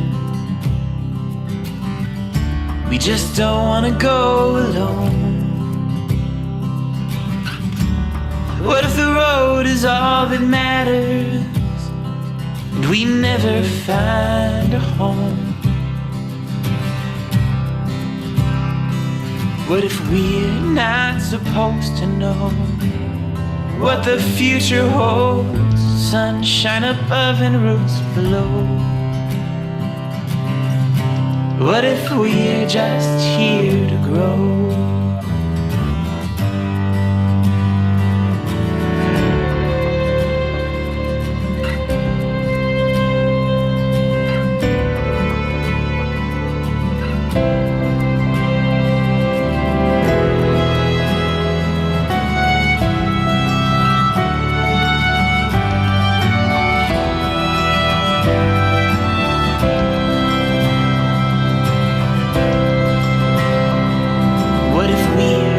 Supposed to know what the future holds.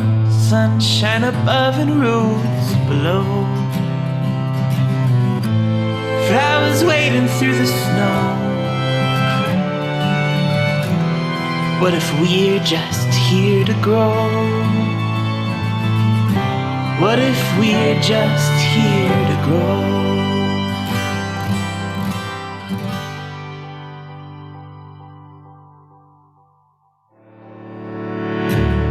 What if the end is a beginning? What if flowers never bloomed? What if the cure to all this heartache is inside of you? We're all so full of questions. Where are we gonna go when this life ends? What if every moment matters, or this is all pretend? What if we're not supposed to know what the future holds? Sunshine above and roots below. What if we're just here to grow?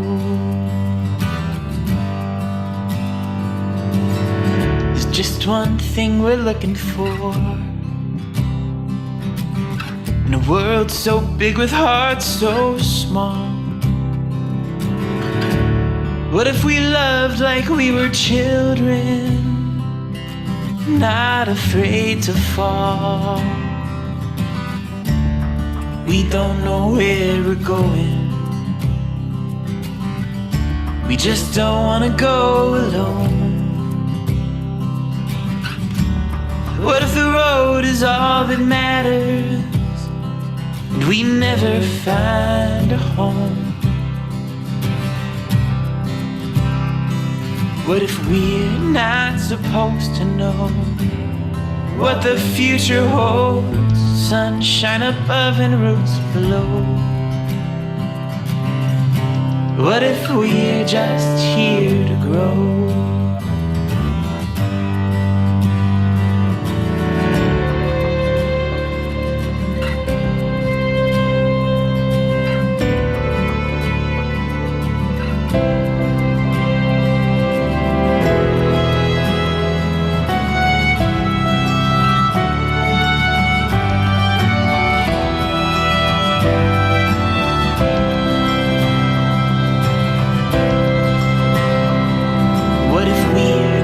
Supposed to know what the future holds.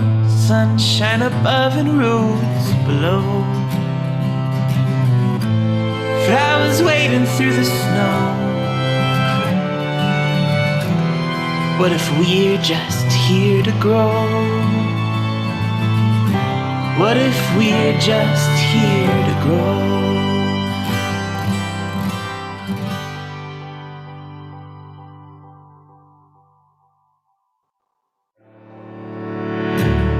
What if the end is a beginning?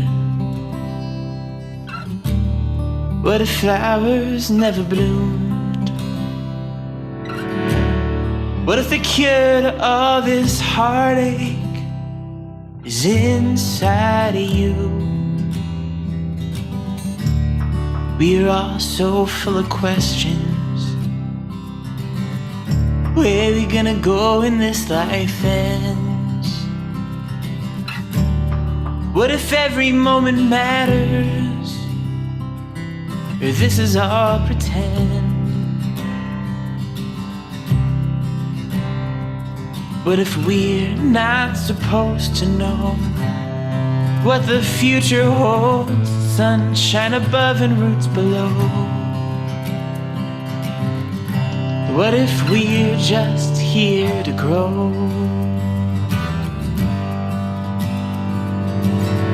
There's just one thing we're looking for.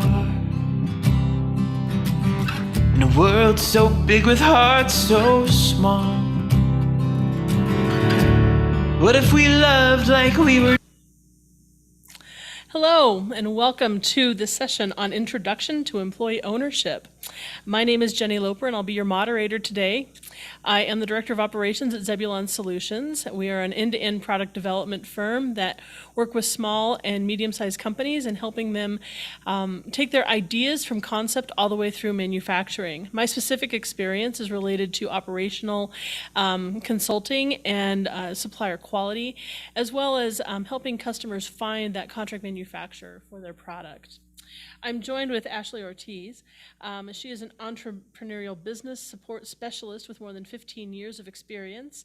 She has a passion for equitable economy and is the technical assistant specialist at the Rocky Mountain Employee Ownership Center. Previously worked for the Bay Area's Arizmendi Association. So Ashley, welcome, and thank you for joining us today. As we get into this, I think I will hand this over to you and let you talk through the first couple slides, and then I'll interrupt you again. Great, thank you.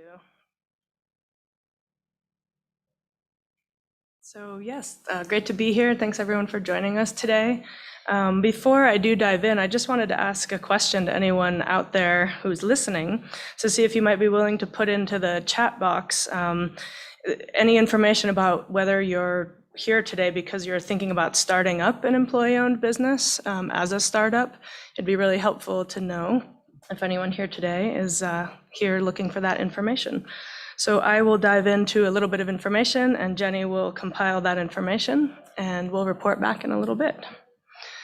So a little bit about the Rocky Mountain Employee Ownership Center, where I work. Our main mission is to build a more just and sustainable economy through employee ownership. And we do that by supporting businesses through technical assistance, helping businesses convert to employee ownership or support them through startup of these types of models. We also provide education on employee ownership, on different models, benefits of those businesses, and best practices. And then we also work to create connections between employee-owned businesses to help strengthen the whole sector. And a little bit about me, Jenny gave a great background, just a little bit more. I started focusing on worker-owned cooperatives, a specific kind of employee-owned business in grad school, and ended up focusing my thesis on supporting worker-owned businesses in Los Angeles, and then ended up working for the Arizmendi Association of Cooperatives in the Bay Area, which is a network of 9 worker-owned businesses. And I did support work behind the scenes, so to speak, for all of those businesses. Was also a working owner of one of the bakeries of that network, and then moved to work with the Rocky Mountain Employee Ownership Center last year. So really quick, I'll just pause for a second and see if we got any feedback. No, I don't think we have any feedback, but if you are online and able to engage with us, go ahead and click on that Q&A button. I think you have to ask the question, but you can just put in your answers in there, not as real questions, and that's fine. The question that I guess I will ask, if you want to go ahead and try and answer this in the Q&A, is what interest brought you here to listen to an intro about employee ownership? So I think with that, we'll see if anyone answers on that. Great, and I'll keep going. So I just wanted to start with a really quick overview. What is employee ownership? At its simplest level, it's a proven business concept which has really been around back to the mid-1800s. And it just means that a broad base of the staff members who work in a specific business own a financial share in the company where they work. And I wanted to place today's talk a little bit in the current crisis that I know all of us in the business world have been going through, not only with the pandemic, but also you might have heard of a movement within the business community now that a lot of people are calling the silver tsunami, which is that many, many baby boomers are retiring, and lots of those businesses are at risk of closure because they're not finding buyers and there's no one to transfer those businesses to. And as we know, when that happens, local jobs are lost. And then just overall, right now in our economy, many working people are not economically secure. As I mentioned, the pandemic has made that worse. There's long-term unemployment happening at really high levels. Many companies are switching roles to contract positions because of crunches in finances, and BIPOC businesses, workers, and communities have been disproportionately affected by these challenges. So within this, we feel like there's a great potential of employee ownership. And we've seen this historically happen in several iterations. Most recently, after the 2008 crash, the number of worker co-ops, which is one type of employee ownership, actually doubled in the US. And that's because oftentimes, in times of crises and in challenges, people look to come together often to find something new and to explore all the options they can before they shut down a business or decide whether or not to start one. And one of the great potentials too of employee ownership is that you do get to share the benefits in good times, but also the burdens in hard times, but at least you're doing that collectively with more people. So I'll stop for one more second and check in. Sure. We did get one question from Dan, or comment from Dan, about he's interested in EO business in the tech space and is curious if there's anyone doing this because he hasn't come across anybody in the tech space doing an EO. So there's that. One thing that I will say to our audience that like I said, we will pause kind of at the end of each section. So if you do have questions, go ahead and type them in and I will interrupt Ashley and ask her. So I think I'll let you talk about the tech space or your next comments. Great, thanks. Yeah, there is a lot happening, and I'm not going to touch too much on it today, but the direction I would recommend looking is called platform cooperatives for tech startups. It's a way that the cooperative model and the employee ownership concept is being manifested in a digital way and across large platforms. One resource you could also look to is called start.coop. Start.coop is actually an incubator for cooperative businesses that is being modeled very closely after a lot of the venture startups around tech. So just a little note about that. We can definitely talk more about that at the end. So one great thing in the context of the challenging climate that we're in for business is that you can make a difference simply by becoming employee owned. It allows you to become more resilient in times of economic downturn. There's solutions within these models that have been time tested over multiple iterations of businesses and the different waves that have gone through the economies. And it's a really great way to help revitalize not only the local economy where the business is, but also the larger economy that the workers and the owners are contributing to. So some benefits for the EO for your company.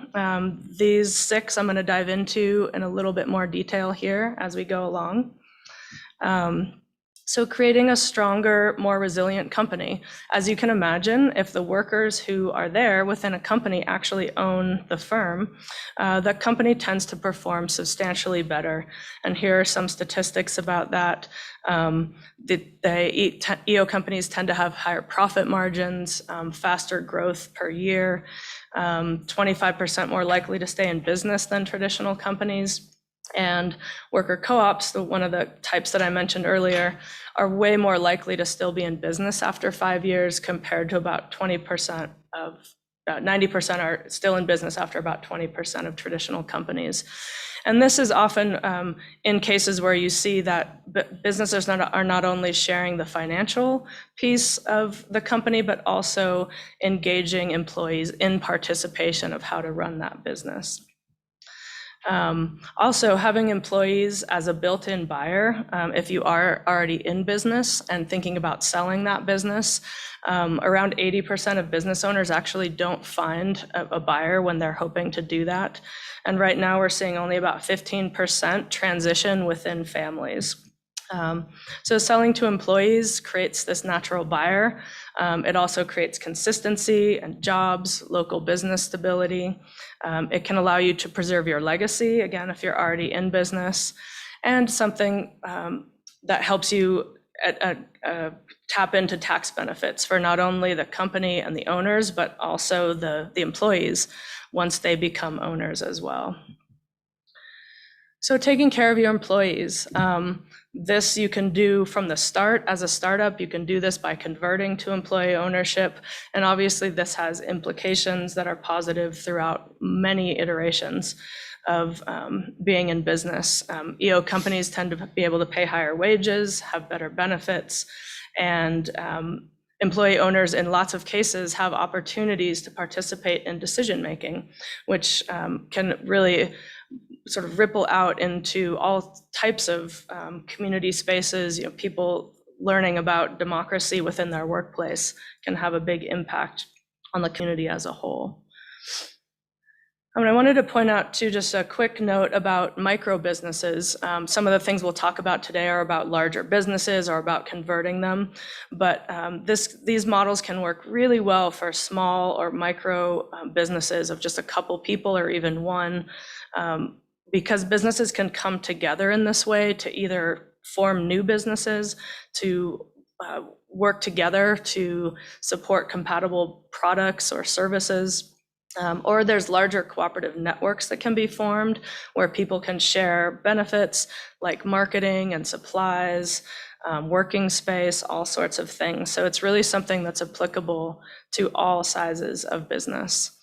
And then just a quick note about the tax incentives. I won't go into too much detail today, but just know that no matter what path you go down, there are great benefits. An ESOP, one kind of employee ownership that I'll talk about, allows owners to avoid double taxation on corporate earnings and their percentage of ownership that's held by the ESOP. And then there's a code 1042, which applies to the worker co-ops, another type of EO that has resulting favorable tax treatment. So there's lots of stuff to research on this front. So I'll just pause for a minute before we switch gears into the types of employee ownership and see if there's any questions. Yeah, so please do put some questions. If you have questions, put them up and we'll cover them here.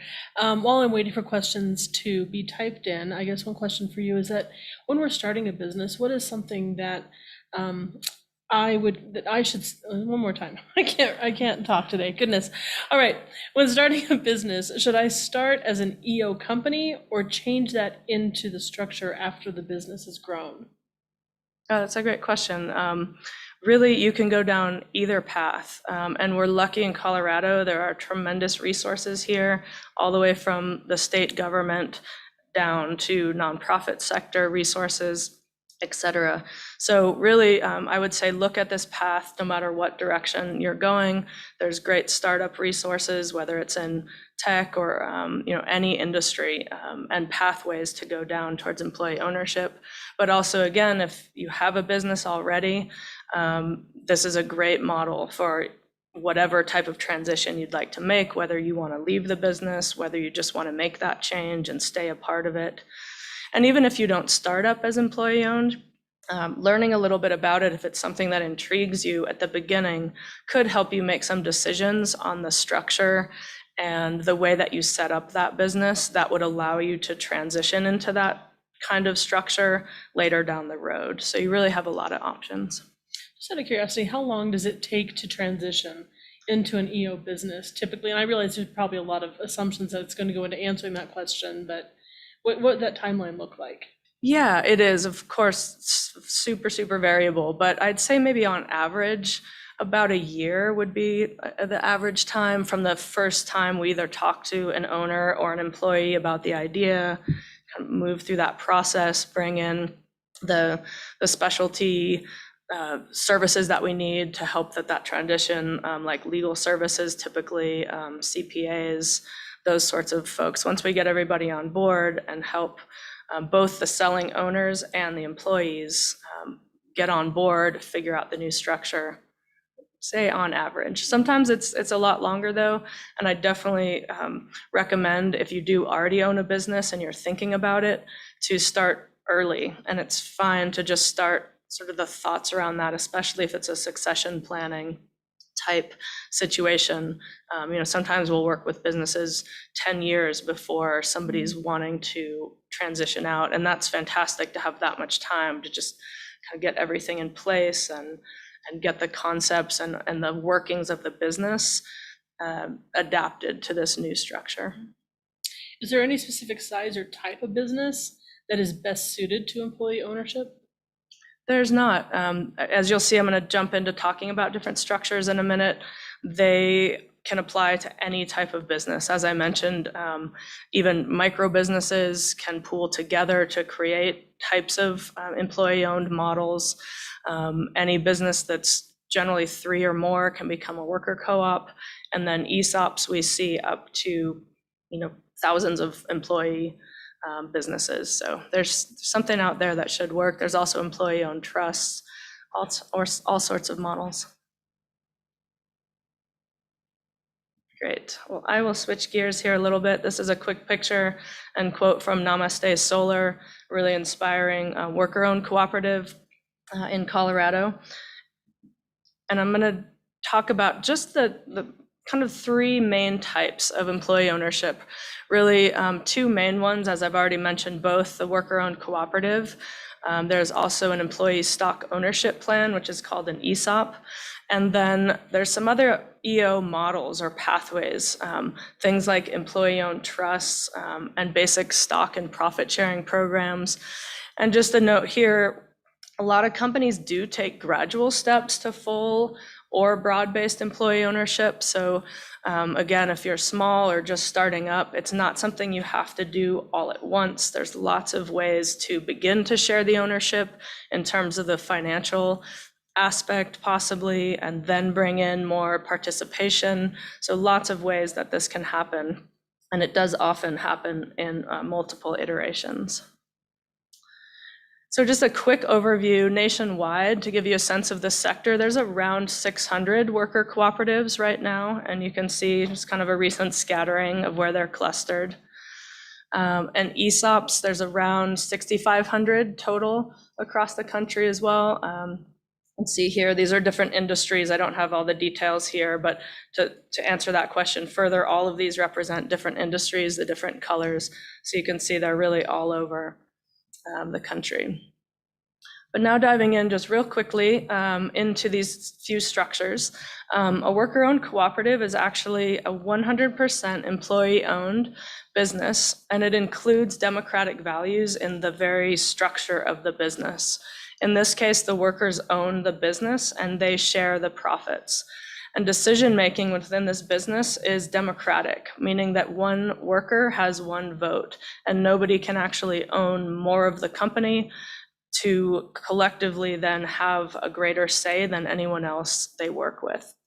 And this one really is appropriate for any size company. It's great for very small businesses, startups with just a few people. You can start from this form. The state of Colorado has tremendous resources. As I said earlier, the state is supporting this. We have actually 2 different types of structures within the statute of the state, which is not universal across the country right now. We're lucky to have it here. So you can actually start up as this type of business within that path towards starting up a new entity. And this is a pretty popular option for a lot of companies because it only costs around $10,000 to $15,000 to set up as a conversion. And so I just wanted to point that out. That would be for companies that are already in business. If you're thinking of starting it up from scratch, it really doesn't cost any more to actually go down that path from the very beginning than starting any other type of company.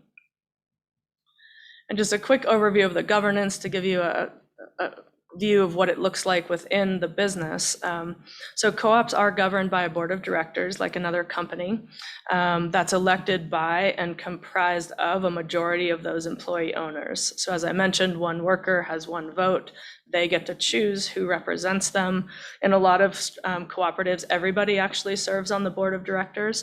So there isn't even a split between who's running the board and the business itself.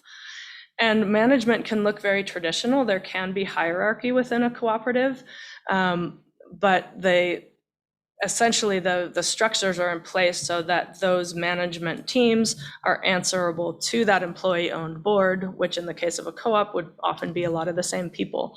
So you start to see in this case, people are just wearing different hats. They're not only doing the work of the company, they might be on the board, and they might also be a shareholder of the company.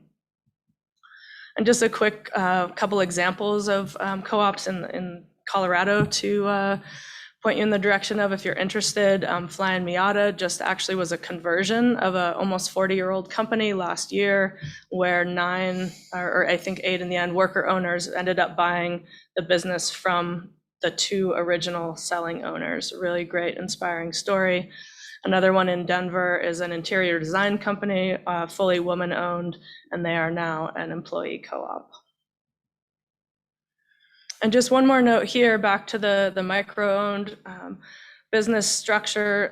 As I mentioned, the cooperative structure can be a really great fit if you are starting up. It's very low cost, similar to other businesses. And it really has so much flexibility built into it for you to form your own entity and/or then bring together other cooperatives or even other types of businesses to pool together. So definitely a great thing to research if that's where you're at right now. ESOPs are employee stock ownership plans. And basically in this type of format, the employees own shares of the company through a trust. So as opposed to the worker-owned co-op where they own the whole business, in this case, they're owning a portion of the company that's similar to a 401k retirement plan. So basically the company is making contributions into that plan, typically based on a % of wages.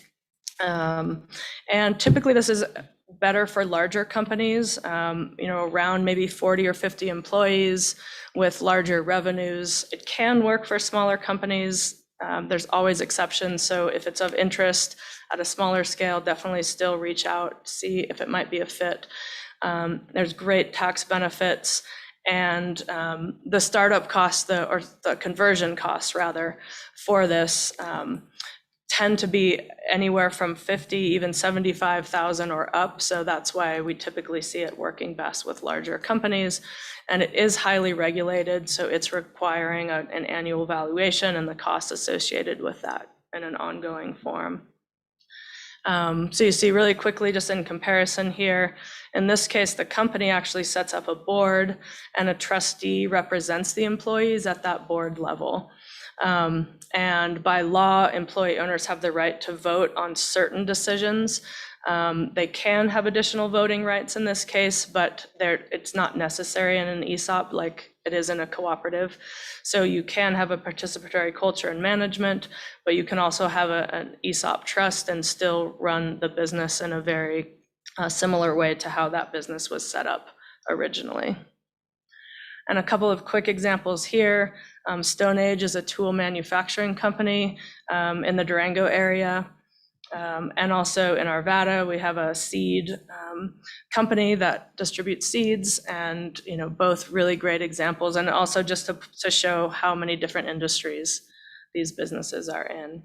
And then, as I mentioned, there's a whole other realm of businesses that we often refer to sort of as the in-between.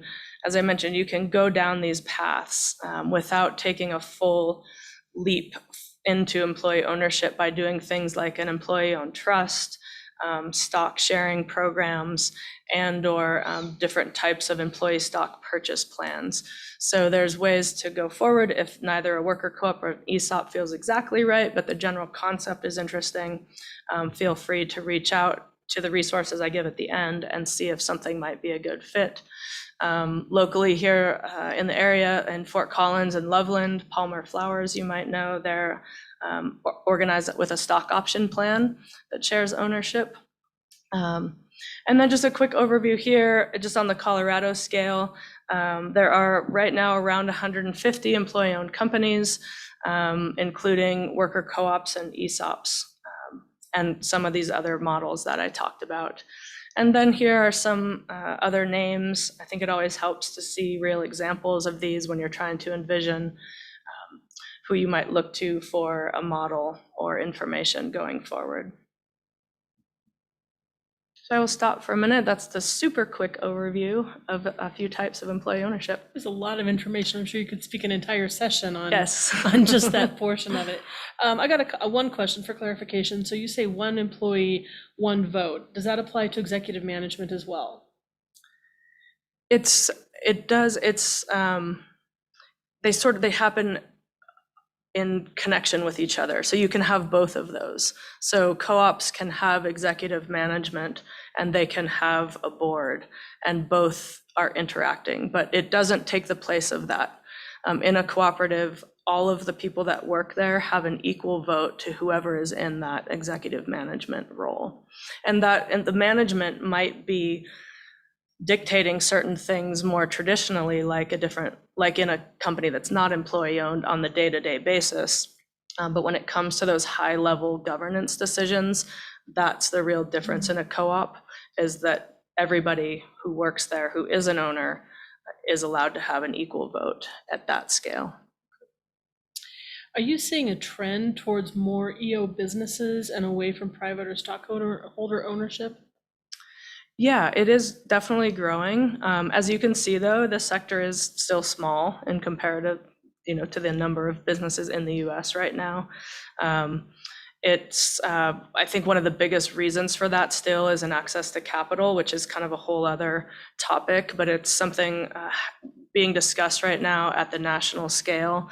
Like, how do you help grow these types of companies and get the capital in there if it's the employees that are the ones trying to buy the companies? The federal government has tried to start mandating some of these things all the way back to the Main Street Act, really putting their support behind it, but so far there's still a gap around how the lending and the capital can get into the hands of the people that would like to buy the businesses. So I think that's probably still one of the largest hurdles to growing the sector. In a worker cooperative, how are people hired or fired?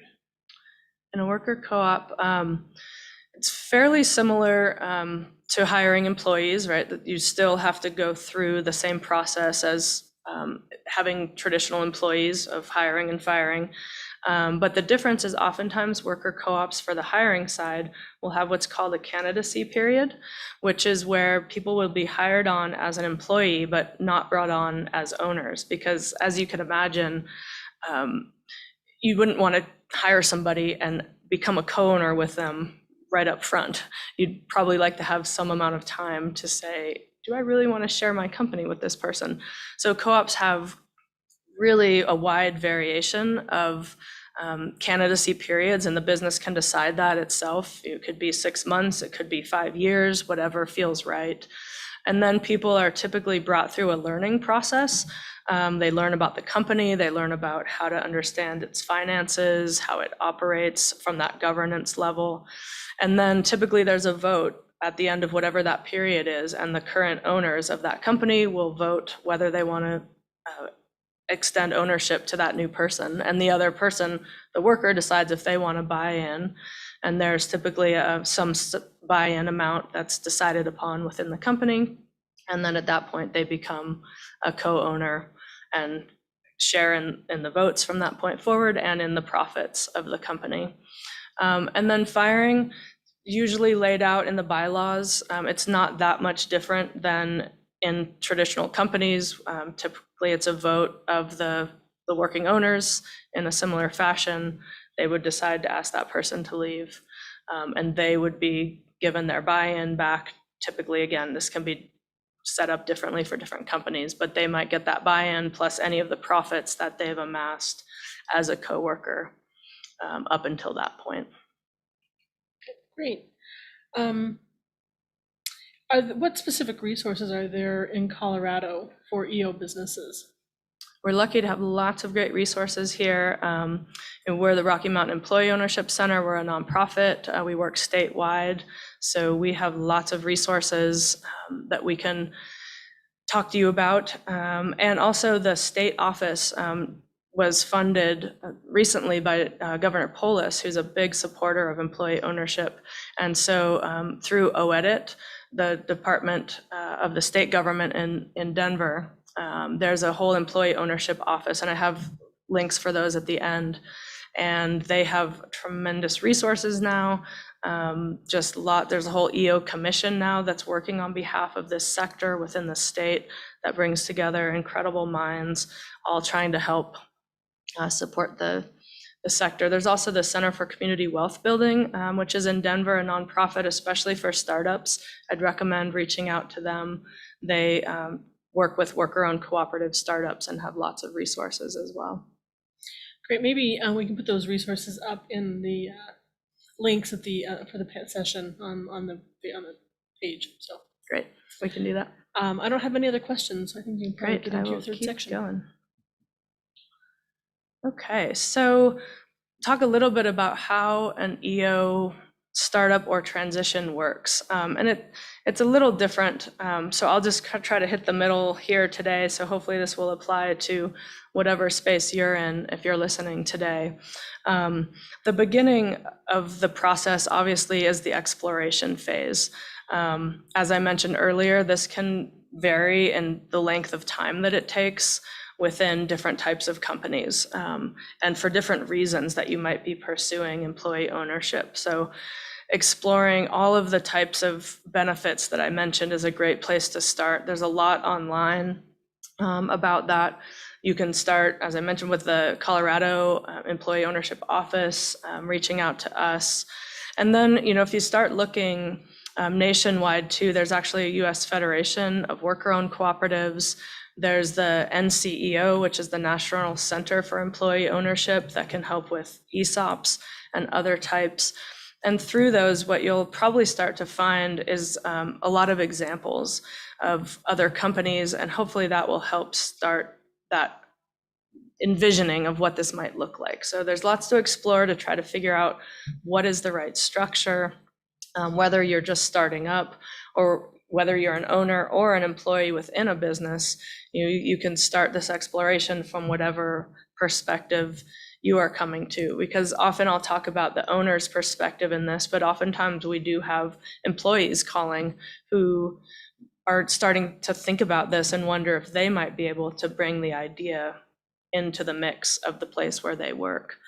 The second phase is the assessment phase, and this is where we can help the other organizations I mentioned. And this is where you're really starting to look at the details of your company. This would be, for startups, starting to look at how these models might work from the get-go, depending on your size, or possibly how you might build into the core of the structure the the pathways that would make that transition even easier and less costly if you wanted to go there, and how you could start bringing people in, especially if it's one of those in-between type models of sharing stock or things like that. All of that you can start to assess. And this is where you'd really start to get into the details of, what size company are we? What model do we want to look at? How many people are we? What industry are we in? And starting to look at, is this viable right now? Might it be more viable later? So at the end of this phase, then you would move into the structure phase. And that's where you've really made the decision, what makes the most sense. And typically this is the part where you'd want to connect with lawyers who are knowledgeable about employee ownership, often CPAs, because as you can imagine, how the books are set up differs with different types of employee ownership. So that's the phase where everything is literally put into place. Whether it's a corporation with bylaws, those would be drafted. An operating agreement, if it's an LLC, different types of companies can be employee owned.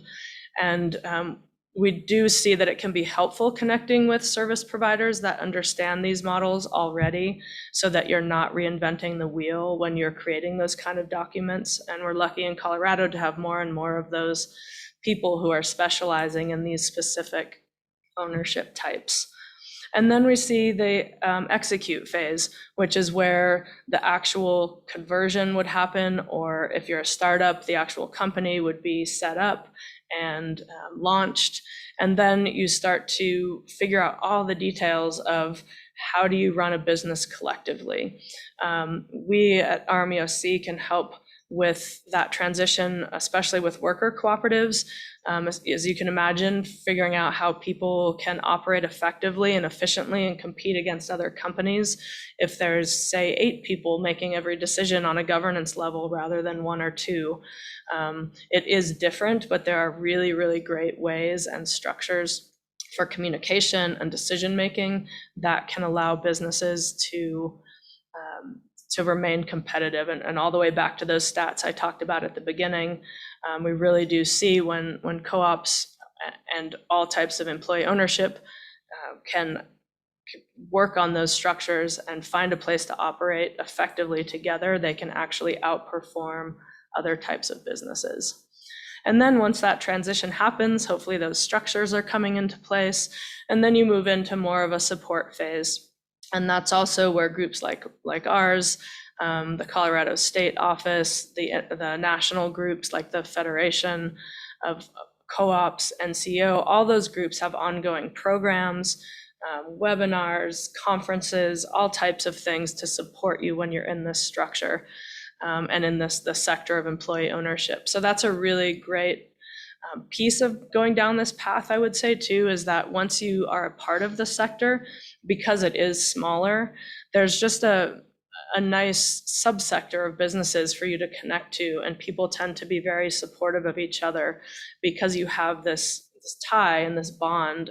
We're starting to see some great peer networks manifest in Colorado, one specifically for ESOPs, another for worker co-ops, and businesses are coming together for happy hours and different breakfast meetups specifically to share ideas and support each other as they move forward. So it's not only support within the sector itself between businesses, but there's all of us here within the state and nationally who are here then to help once you actually convert or set up as an employee-owned business.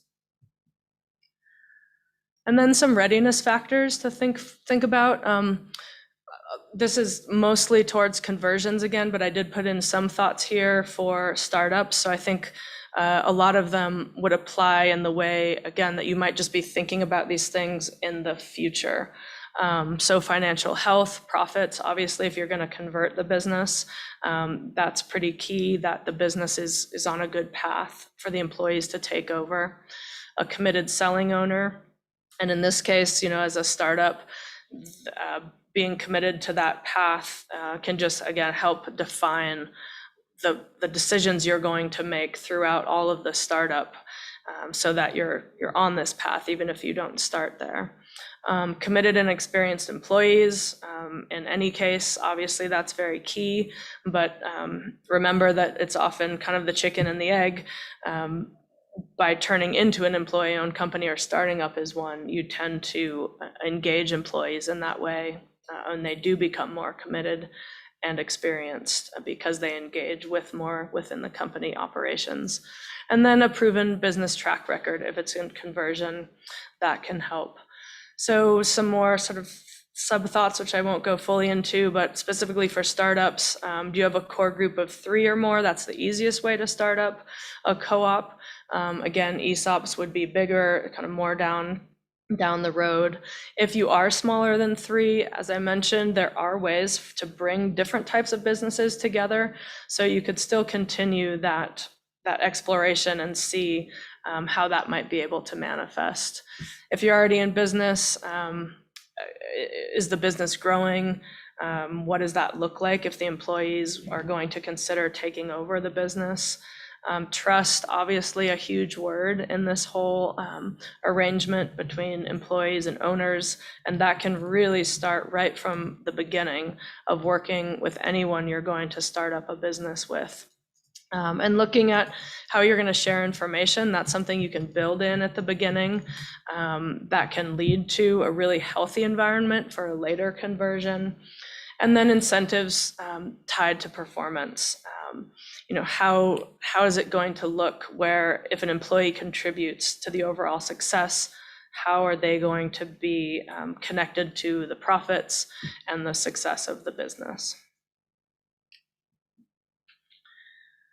One quick note I wanted to throw in here specifically for startups. I'm sure many of you have heard of this if you are pursuing a startup. There's a thing called the business model canvas, which is a way to vision for business planning. And it can often take the place or be a starting point anyway for a larger business plan. And I just wanted to note this specifically here as a tool that can really lend itself to working collectively, because it's a very visual way to envision how a business will start up. This is often a poster. You can either do it digitally or literally on the wall with sticky notes. And in those sorts of times, it's really great if you have multiple people all want to contribute ideas, as opposed to sitting down and having to write a traditional business plan. Check this out. There's a lot online. There's some books that go into it. And companies of all types use this. It's not specifically for employee-owned businesses, but I just think it's specifically a really neat tool that has this collective leaning, because it's visual, it's quick, it's designed to be populated with lots of smaller ideas that pool together to form basically the way your business is going to make money. So here's just a kind of summary of what I've been talking about in terms of the support for the whole transition to this concept, whether you're just starting out and switching your mindset to this, or you're literally switching a business. We're here to help. And there's other entities here to help doing all these things. So we can help you source solutions, help you explore the different models, help implement it, and then help get that education that I was talking about. So here are a few resources. Colorado Employee Ownership Office, the U.S. Federation I already mentioned, the National Center on Employee Ownership. There's also the Democracy at Work Institute. I'd recommend looking them up. They have a ton of resources. They're doing a lot of advocacy for the whole sector across the country. And also the Workers to Owners Collaborative, the website Becoming Employee Owned. They actually have a whole section of case studies, which I think can be really helpful. You can break it down by either the geographic region or by sector type, and try to see some companies that might be in the sector that you are in, and read about how they became employee owned. The other ones I've mentioned, so they will be here as resources. And that's it for my full content. I'd love to switch to any questions, and just thanks again for listening, everyone. Great, thank you, Ashley. One question, where can we find the vision template that you shared a few slides back? The business model, the canvas? Yeah, if you go back like 2 or 3 slides, Yeah, I think. That This one one? right there, yeah. Where do you? Yeah, it is open source online. So if you just do a web search for the business model canvas, I've found PDFs that you can download. As I mentioned, I've even used ones where we've blown it up to a big poster size where we've wanted to do visioning for employee-owned businesses from the beginning. And you can put those up on the wall, read a little bit about these different, they call them the building blocks. So there's 9 building blocks, and what you do is go through collectively to brainstorm everything you can think about of what would your customer segment be. Or one of their unique pieces is called a value proposition. What value are you going to bring to your customers? There's actually a whole sub book about that. So there's a book about the business model canvas, but a whole thing that dives into value propositions. And then you can see, you go into everything else here. Where do you think the money is going to come from? And they recommend brainstorming with sticky notes, as I mentioned, because it's meant to be a very light and quick way to envision and be able to change ideas over time. So as you can see, it's just a nice way, if you picture a group, say, of 6 people starting up a business together, to be able to do that over time. You can leave it up, you can change the ideas as things iterate. Also, larger companies, I think it was the iPod actually for Apple, they have an example where they use this. So you can use it later on just to set up ideas for new products and how the revenue is going to come in for that product and how you'll specifically tap into a segment of your customer base. So it really just has lots of applicability. It's a neat model. But again, it's nice. There's tons online that's open and free to download. Great. Someone is, Janine is asking if she can get a copy of your slide deck. Will you be willing to make that available? Sure, yes. Okay, great. In terms of setting up a new company, does deciding to go in the EO direction have any impact on the type of business that is looking to be set up? So like an LLC versus an S Corp, or are those an EO, like, is that another option, or can you talk a little bit about how those would work together? Yeah, there's really, I wouldn't call it an impact. It will look different, which is why I was recommending trying to find legal experts or CPAs that have that knowledge built in, because there are aspects of the bylaws that the statutes dictate need to be there, kind of like the guardrails that make it different than, say, starting up an LLC. There will be things built into those structures if you decide to set up that way. For the in-between models and ESOPs, it's a little bit different because it's not built into the very core of the company, but those things would get written into whatever agreements there are around profit sharing, et cetera.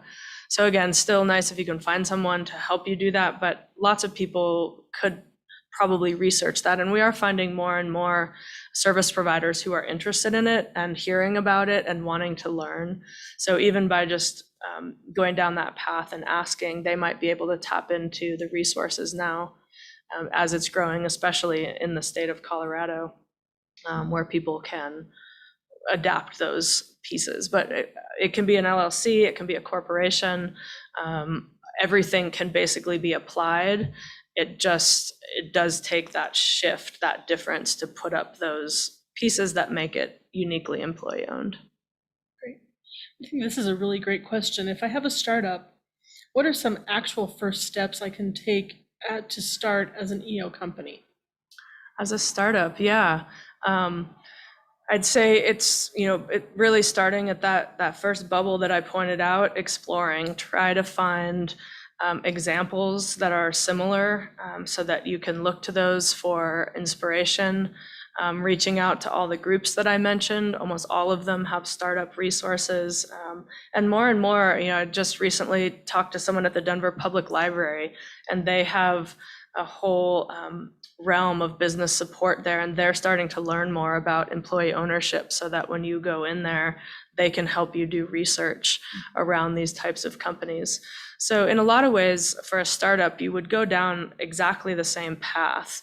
as any startup, because at the end of the day, a business that's employee owned has to be a business and has to be successful. So these things get put into the mix along with the traditional path to employee ownership. So first and foremost, going down the road of making sure, like using the business model canvas, those types of tools, knowing that the business can be successful, and then looking to these resources either statewide or nationally to figure out how the specifics need to be set up for whatever type you choose or whatever type you might want to reach later down the road. Say if you're starting up, but 5 to 10 years out, you want to switch to this, you can start to find that information to build it in to the core of that business.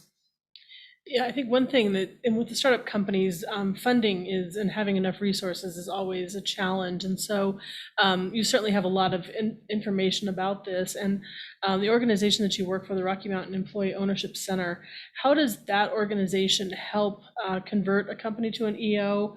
Are you guys funded by the state? Are you funded by the company you're doing that? Like how does that work, just as we're trying to plan for what type of cost might be involved in this? Yeah. So I guess to answer the first part, we are funded not only in partnership with some state funding, but also by nonprofit funders, grant funding. So we can work a lot of times without having to charge clients. We do a lot of introductory work and a lot of ongoing support and things. If we do engage more deeply with a client to go down a worker cooperative path, then we do have a small technical advising contract that typically spans about a year, as I mentioned, walking through the company, with the company through that whole process. And then, yeah, it is the part of the startup challenge, right? Where does that funding come from? It's a challenge for EO companies or other ones. For conversions, I think in the slides, I mentioned some ballpark planning. For startups, I don't think you'd have to plan for much different. Again, if you're already decided on that path, you'll be going down a very similar path. So there's not much of a difference there, but the conversions are where the costs come in, where some planning has to happen. And oftentimes there is, in a conversion situation, the selling owners are willing to finance some of that cost for the employees and get paid back over time for the value of the company. And then we oftentimes also look to some national lenders who specifically will support employee ownership, and through a merger of those two sources, the employees can get enough funding to buy the business and then pay that off over time. So a lot of times those costs for the conversion get lumped into that larger sale and paid off slowly. Great. Thank you so much for your time today and for sharing this information about employee ownership. I know that it's not something that probably comes to the forefront of one's mind when they're starting a company, but I think this is very helpful today. So thank you so much for doing that. This actually wraps up our sessions for today, so the end of day 2. Looking forward into day 3 tomorrow. The theme tomorrow is going to be Reimagine, and there's several panels and sessions on DEI, the heart of leadership, and the Great Resignation. So that sounds like a great lineup tomorrow. Again, a reminder this afternoon, I've said this the last couple of sessions, one of the best things about Longmont Startup Week is meeting other people in the community. And so there's 2 happy hours that start in about an hour at 4 o'clock and go until 7. There's the Roost, and then also the Gross and Bart Brewery.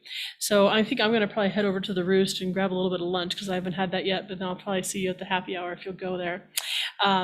Again, thank you so much for attending today, and I'm looking forward to your participation tomorrow. As I do wrap up, I do want to thank our sponsors, because without our sponsors, Longmont Startup Week would not be what it is. So thank you to the ARC Thrift Stores, Avocet Communications, Ward Electric Company, and the Longmont Economic Development Partnership as our platinum sponsors. For our gold sponsors, we have Biz West, Left Hand Brewery, and Docketly. The connected sponsors are Downtown Longmont and High Plains Bank. And then also we have some in-kind sponsors. And if you go out to the networking events, you'll see Handprint Inc., Circle Graphics, Sticker Giant, and Chop 5. And I know that Sticker Giant has provided some really fun stickers this year that you can pick up at the networking events and happy hours. So thank you so much, and hopefully we'll see you in the happy hours.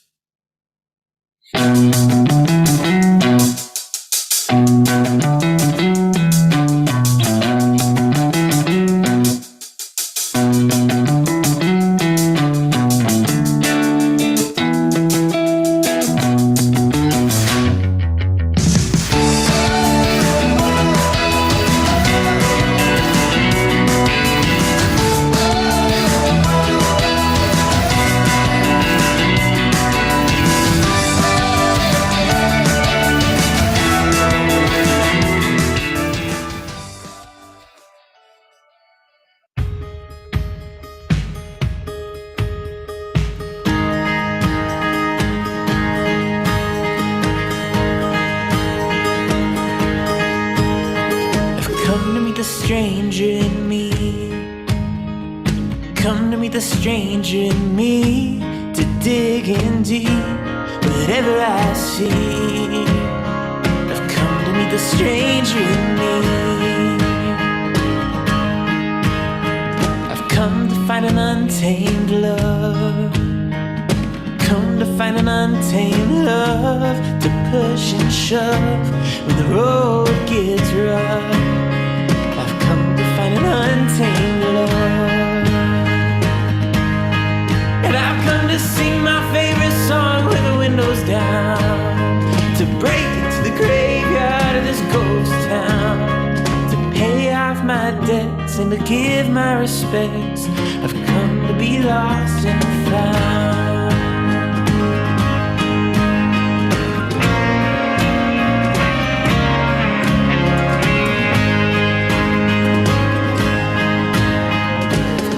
Tear my old house down. Come to tear my old house down. To break new ground and love the life I've found. I've come to tear my old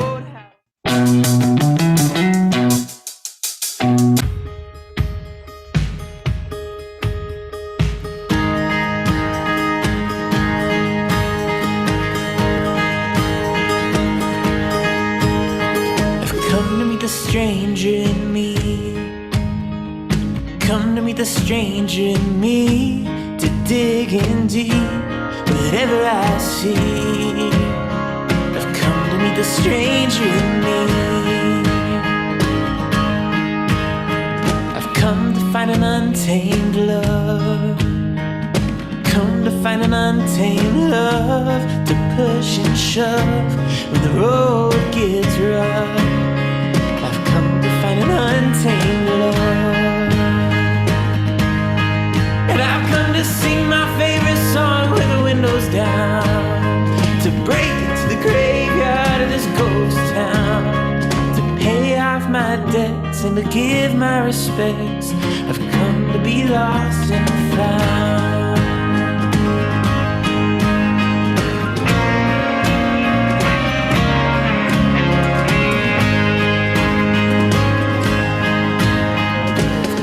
Tear my old house down. Come to tear my old house down. To break new ground and love the life I've found. I've come to tear my old house down. Come to rip up my heart. I've come to rip up my heart. Unmask my scars. Turn pain into art. To rip up my heart.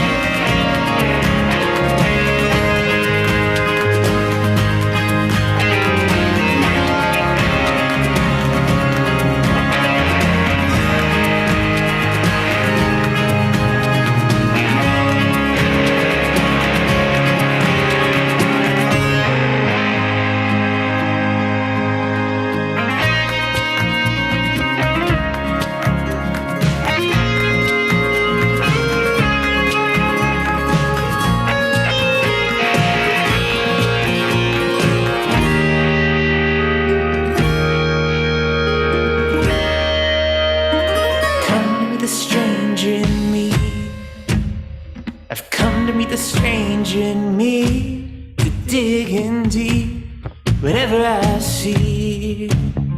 I've come to meet the stranger in me, the stranger in me, the stranger in me.